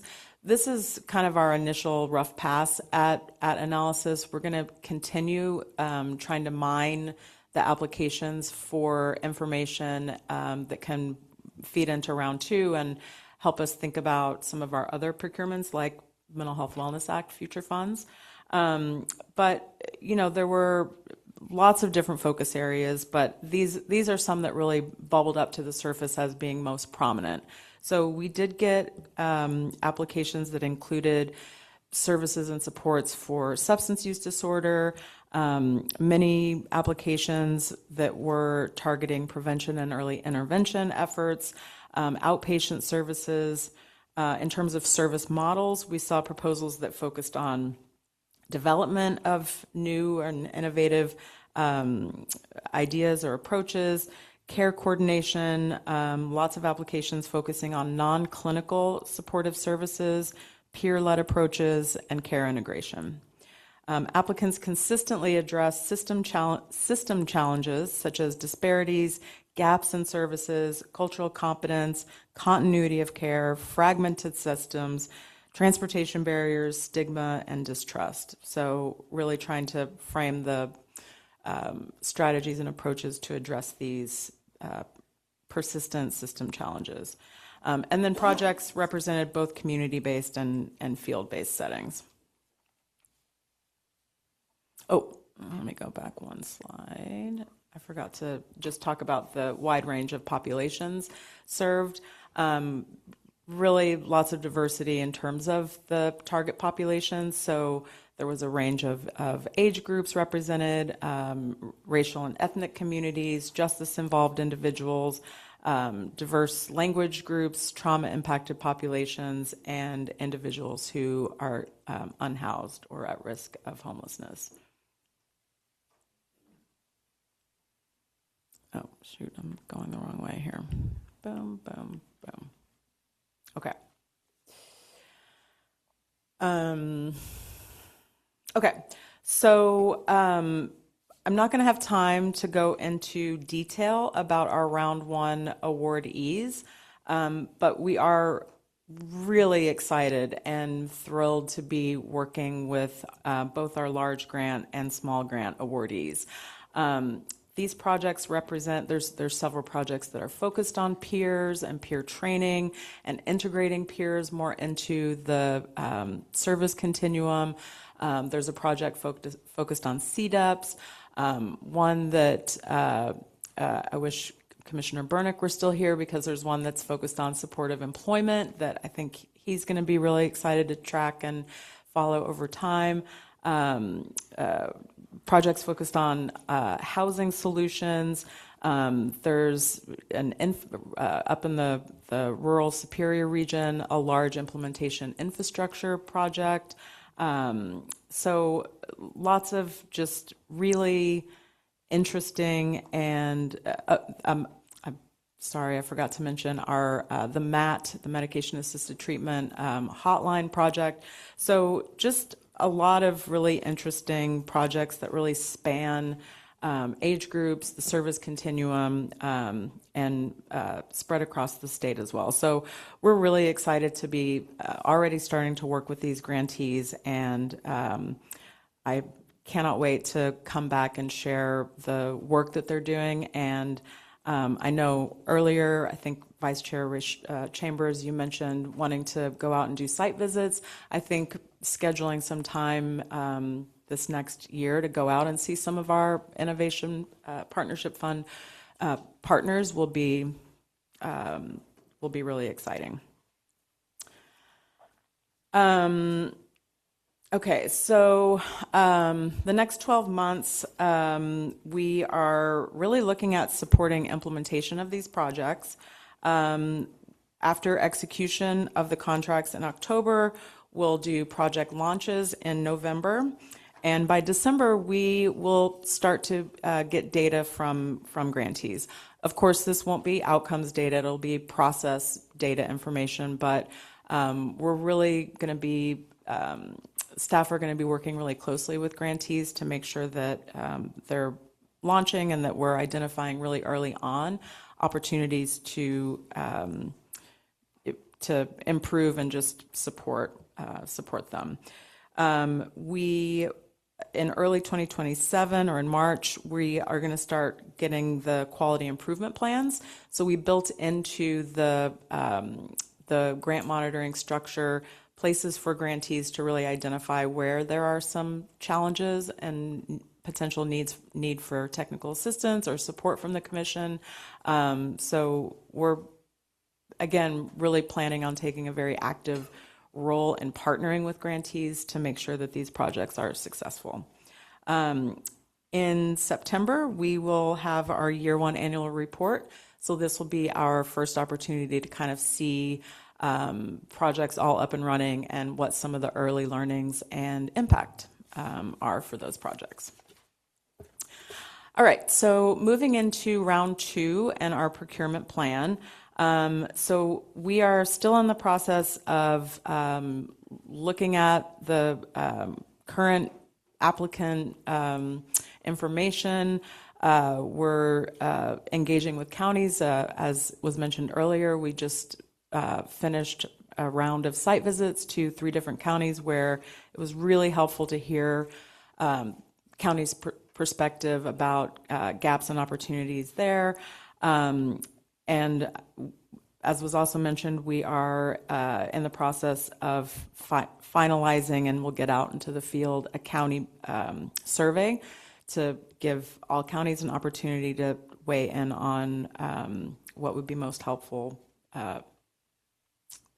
for us to do to support the transition to BHSA. We're also doing internal and external review of the RFA outline, and we'll be bringing that outline to the PAC meeting in September. And upon, pending PAC vote to move it to the full commission, we'll bring that outline to the full commission in October. Our goal is to have intent to apply submissions reviewed in November. And then the full RFA will be released in January of 2027 so that we can get an intent to award in May of next year. And again, we're using the same framework that was developed for round 1 and just adding in kind of this 2-step process so that we first get short submissions about an intent to apply. We're going to read and vet those and then invite a select group to apply to the full application. And I'm happy to answer questions about that. And with that, I'm going to open the floor for commissioner discussion and public comment, and appreciate your time and continued partnership as we advance innovation in behavioral health statewide. All right, start with Commissioner Larson. Thank you. And I just want to acknowledge what a heavy lift this has all been. I have seen it over the months, and so appreciate you guys' work on this. I'm wondering on the survey, since we haven't sent it out yet, is there any way to include CBOs in the survey rather than just county staff? So many of the services provided aren't provided by counties, they're provided by their CBOs, and they have very different perspectives oftentimes, right? And so I'm just wondering if there's a way to go through the associations that those CBOs belong to and include some of them in the county survey, if we might be able to do that. I think that's a great suggestion. Thank you, Commissioner Larson. We can also use the mic, please. We can also add into there that one of the great things that came out of getting 307 applicants, the vast majority coming from CBOs, is that we got to hear probably 300 voices tell us, here's what we think the problem is and here's what we think the solution is. So the research team is in the process right now of trying to untangle that. But so it was, a really great side effect that happened from getting so many. But yes, it would make sense to also then do it in a more strategic, intentional way. Any other comments for yes, Commissioner Gordon? Yeah, I just had a question as we roll out these grants, and thank you for all this work. How tough it is to do that. I'm curious about the relationship between these grants and the community school grants, which have they added $1 billion this year to the community school grants, which is now somewhere between $5 and $6 billion that's out there. And number one, it's not clear if those will be ongoing or they will stop. And to the point that was made earlier about something stopping after it's served well has always been a pain point in all of this work. But I guess I'm curious about DHCS working with us and working with the schools. Is there a thought about the relationship between the school grants and a lot of these grants? Because a lot of them will seemingly be working toward the same goals, and particularly if the community school grants are maintained, that's potentially a huge asset in a lot of these communities. I'll start. Well, I'm going to take the second part of your question and then turn it over to Dr. Clark. We have been coordinating with DHCS and CDPH and HCI, as well as other state agencies, to make sure our efforts are coordinated and that we are, leveraging and dovetailing in opportunities that they are working on. That's both for just maximizing impact as well as avoiding duplication. But for the community schools, it sounds like Dr. Clark is able to field that part of it. It's not often I get to talk about community schools, which I studied for my master's. So I'm like, please, can I answer? So one, I think investing in community schools is incredibly important. I don't get to talk about that enough here, but 100%. I think what's different about Innovation Partnership Fund, and this came up for a lot of programs, including sunsetting funds for reducing disparities projects, is that we're really looking for something that is going to take perhaps an existing idea or a new idea and raise it to the next level. So it would be difficult for us to justify backfilling funds, but if we receive proposals about new ways to use community schools to advance, we would 100% be open to those. And we did receive some applications which didn't come right out and say they were community schools, but sounded like they might have been to me when I was reading them. So we're not saying that it's off the table, but it is a little bit, difficult to conceptualize it, with an Innovation Partnership Fund just explicitly. Other comments, commissioners? I would be remiss if I did not, again, and Dr. Clark, you did mention the notion, and I'm paraphrasing, that great programs that get enacted for 3 years and then go away.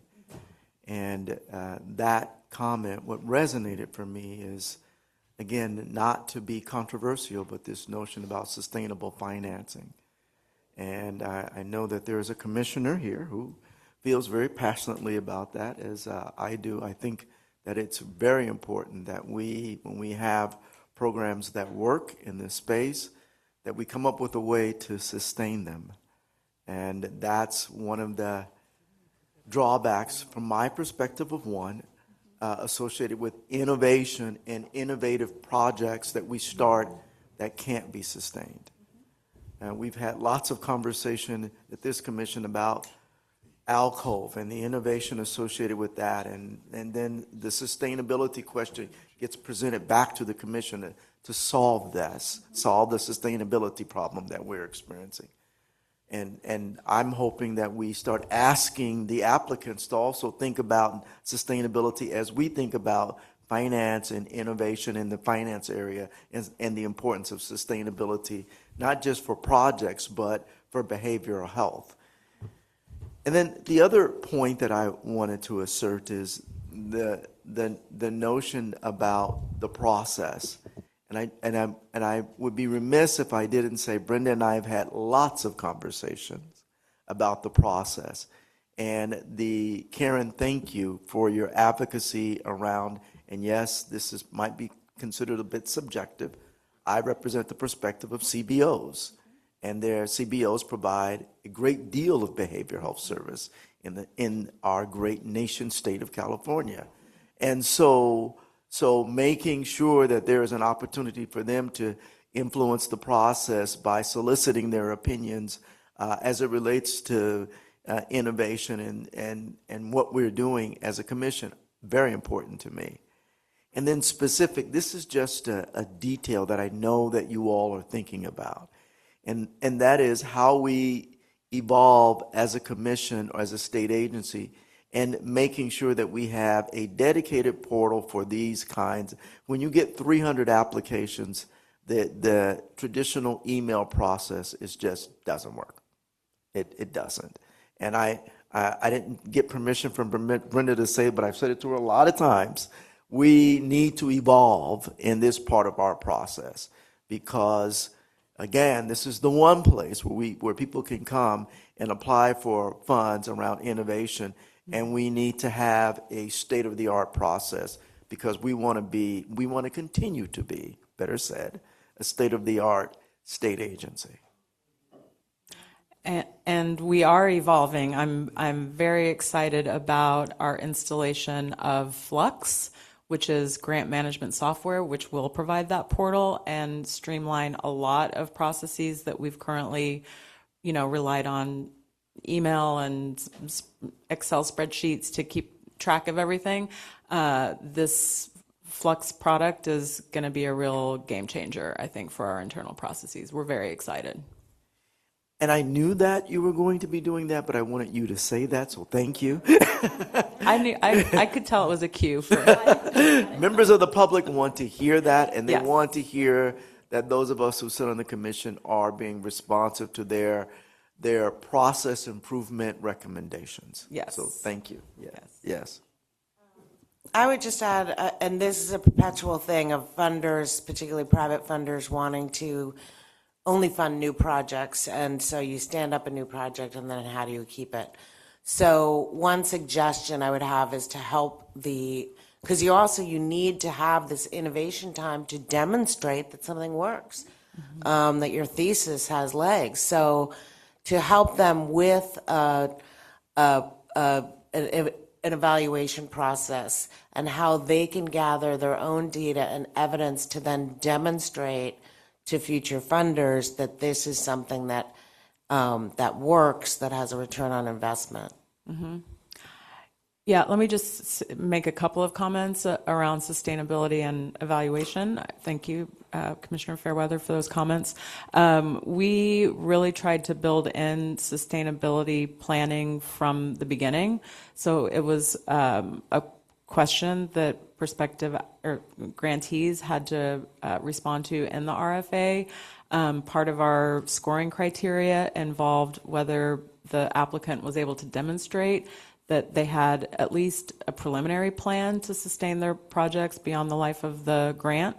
And we are also going to be working really closely with grantees throughout the process to bring technical assistance around funding and sustainability throughout.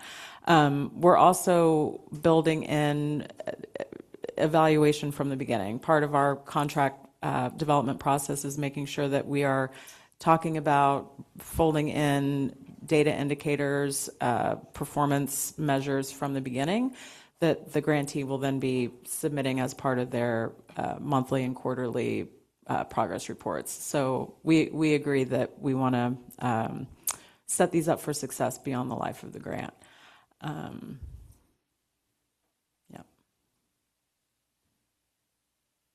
Any other comments from commissioners?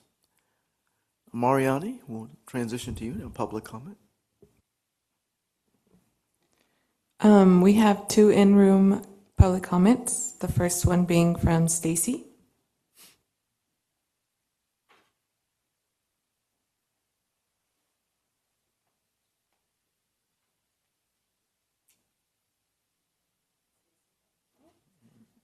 Stacy Hiramoto, REMCO, the Racial and Ethnic Mental Health Disparities Coalition. We just want to go on record and really thank the staff for doing an outstanding, thorough, comprehensive public engagement process. I can't imagine. They were getting hit, I know, by all sides because of the devastation that people felt because of the PEI grants. Prevention, not just the Prop 1, but prevention at the local level is decimated. And people were scrambling. Other people were just really worried. And they had to bear all of that angst. And people, again, very desperate. And they were always handled everything with grace, very open to the public. And I congratulate you. And I hope that you got I'm assuming you got a lot of great projects, and hopefully those that didn't get funded in the second round can get in the first. So, and thank you to Commission for this process.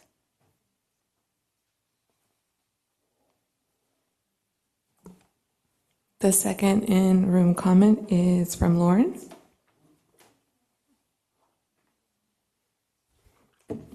Good afternoon, Commissioners. My name is Lauren, and I help lead Substance Use Disorder Voices for Change, a brand new statewide nonprofit advocacy organization for Californians with lived experience of substance use disorder. We represent that experience very broadly: people in recovery, people in treatment, and people still using who haven't yet found that open door. And we represent families, the parents, the partners, siblings, children, all of those whose lives are organized around someone else's substance use disorder, including those who have already lost that person. That last group shapes how we work. In this field, the person affected and the person who can make it into a Thursday meeting in Sacramento are often not the same. Part of our job is closing that distance and closing that gap, bringing the people who can't be in this room into rooms like this. I'm not here with a request today. I'm here because Proposition 1 made substance use disorder part of the Commission's mandate. And the people covered by that mandate should have an organized voice attached to it. We intend to be that voice, present at any meetings that you would request us to be there at, responsive when you ask for any sort of input, and honest about what members are experiencing on the ground. So consider this an introduction and an offer. If the Commission or your staff ever needs to hear from people directly, people like me who have been in treatment, and people with lived experience or their families, please, please, please think of us. I look forward to being a regular presence in these rooms, and these innovation funds, which I intend to write on and intend to be awarded on, support these efforts. Thank you.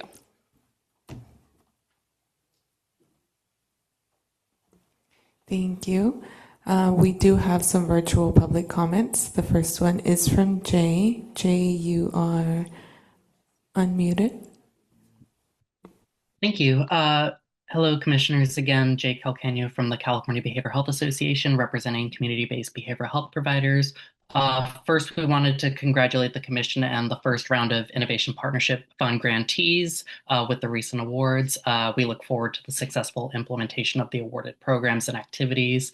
And we wanted to express appreciation for the Commission's reception to stakeholder feedback to reevaluate the RFA process for the second round. We look forward to the successful implementation of the Flux platform and its impact on improving the applicant experience.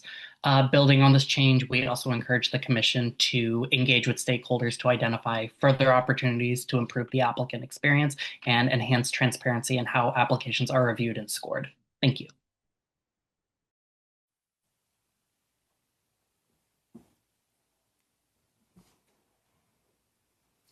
The next public comment is from Laurel.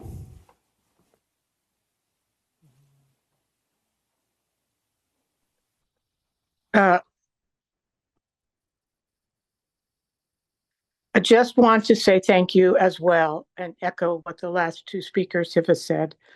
I can't imagine what 307 applications was like, but if you can do something to lessen the stress on your staff and on the applicants, more power to you, and thank you for being cognizant of how that stress may be affecting people.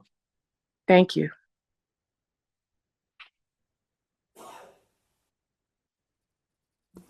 That was the last public comment.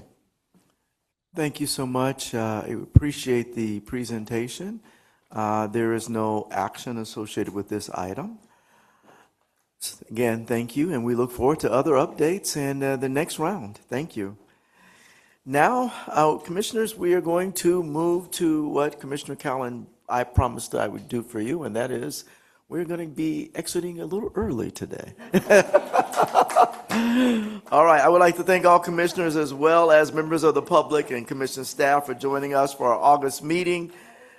I also want to thank our commissioners for completing the CBH planning survey. Give yourselves a big round of applause for doing your surveys. We will discuss that at our October meeting. Please go to our website at bhsoac.ca.gov and sign up for emails to receive information about upcoming committee meetings. Our next full commission meeting will be on Thursday, October 22nd, 2026. With that, we will now adjourn the meeting. Thank you very much. Have a great day.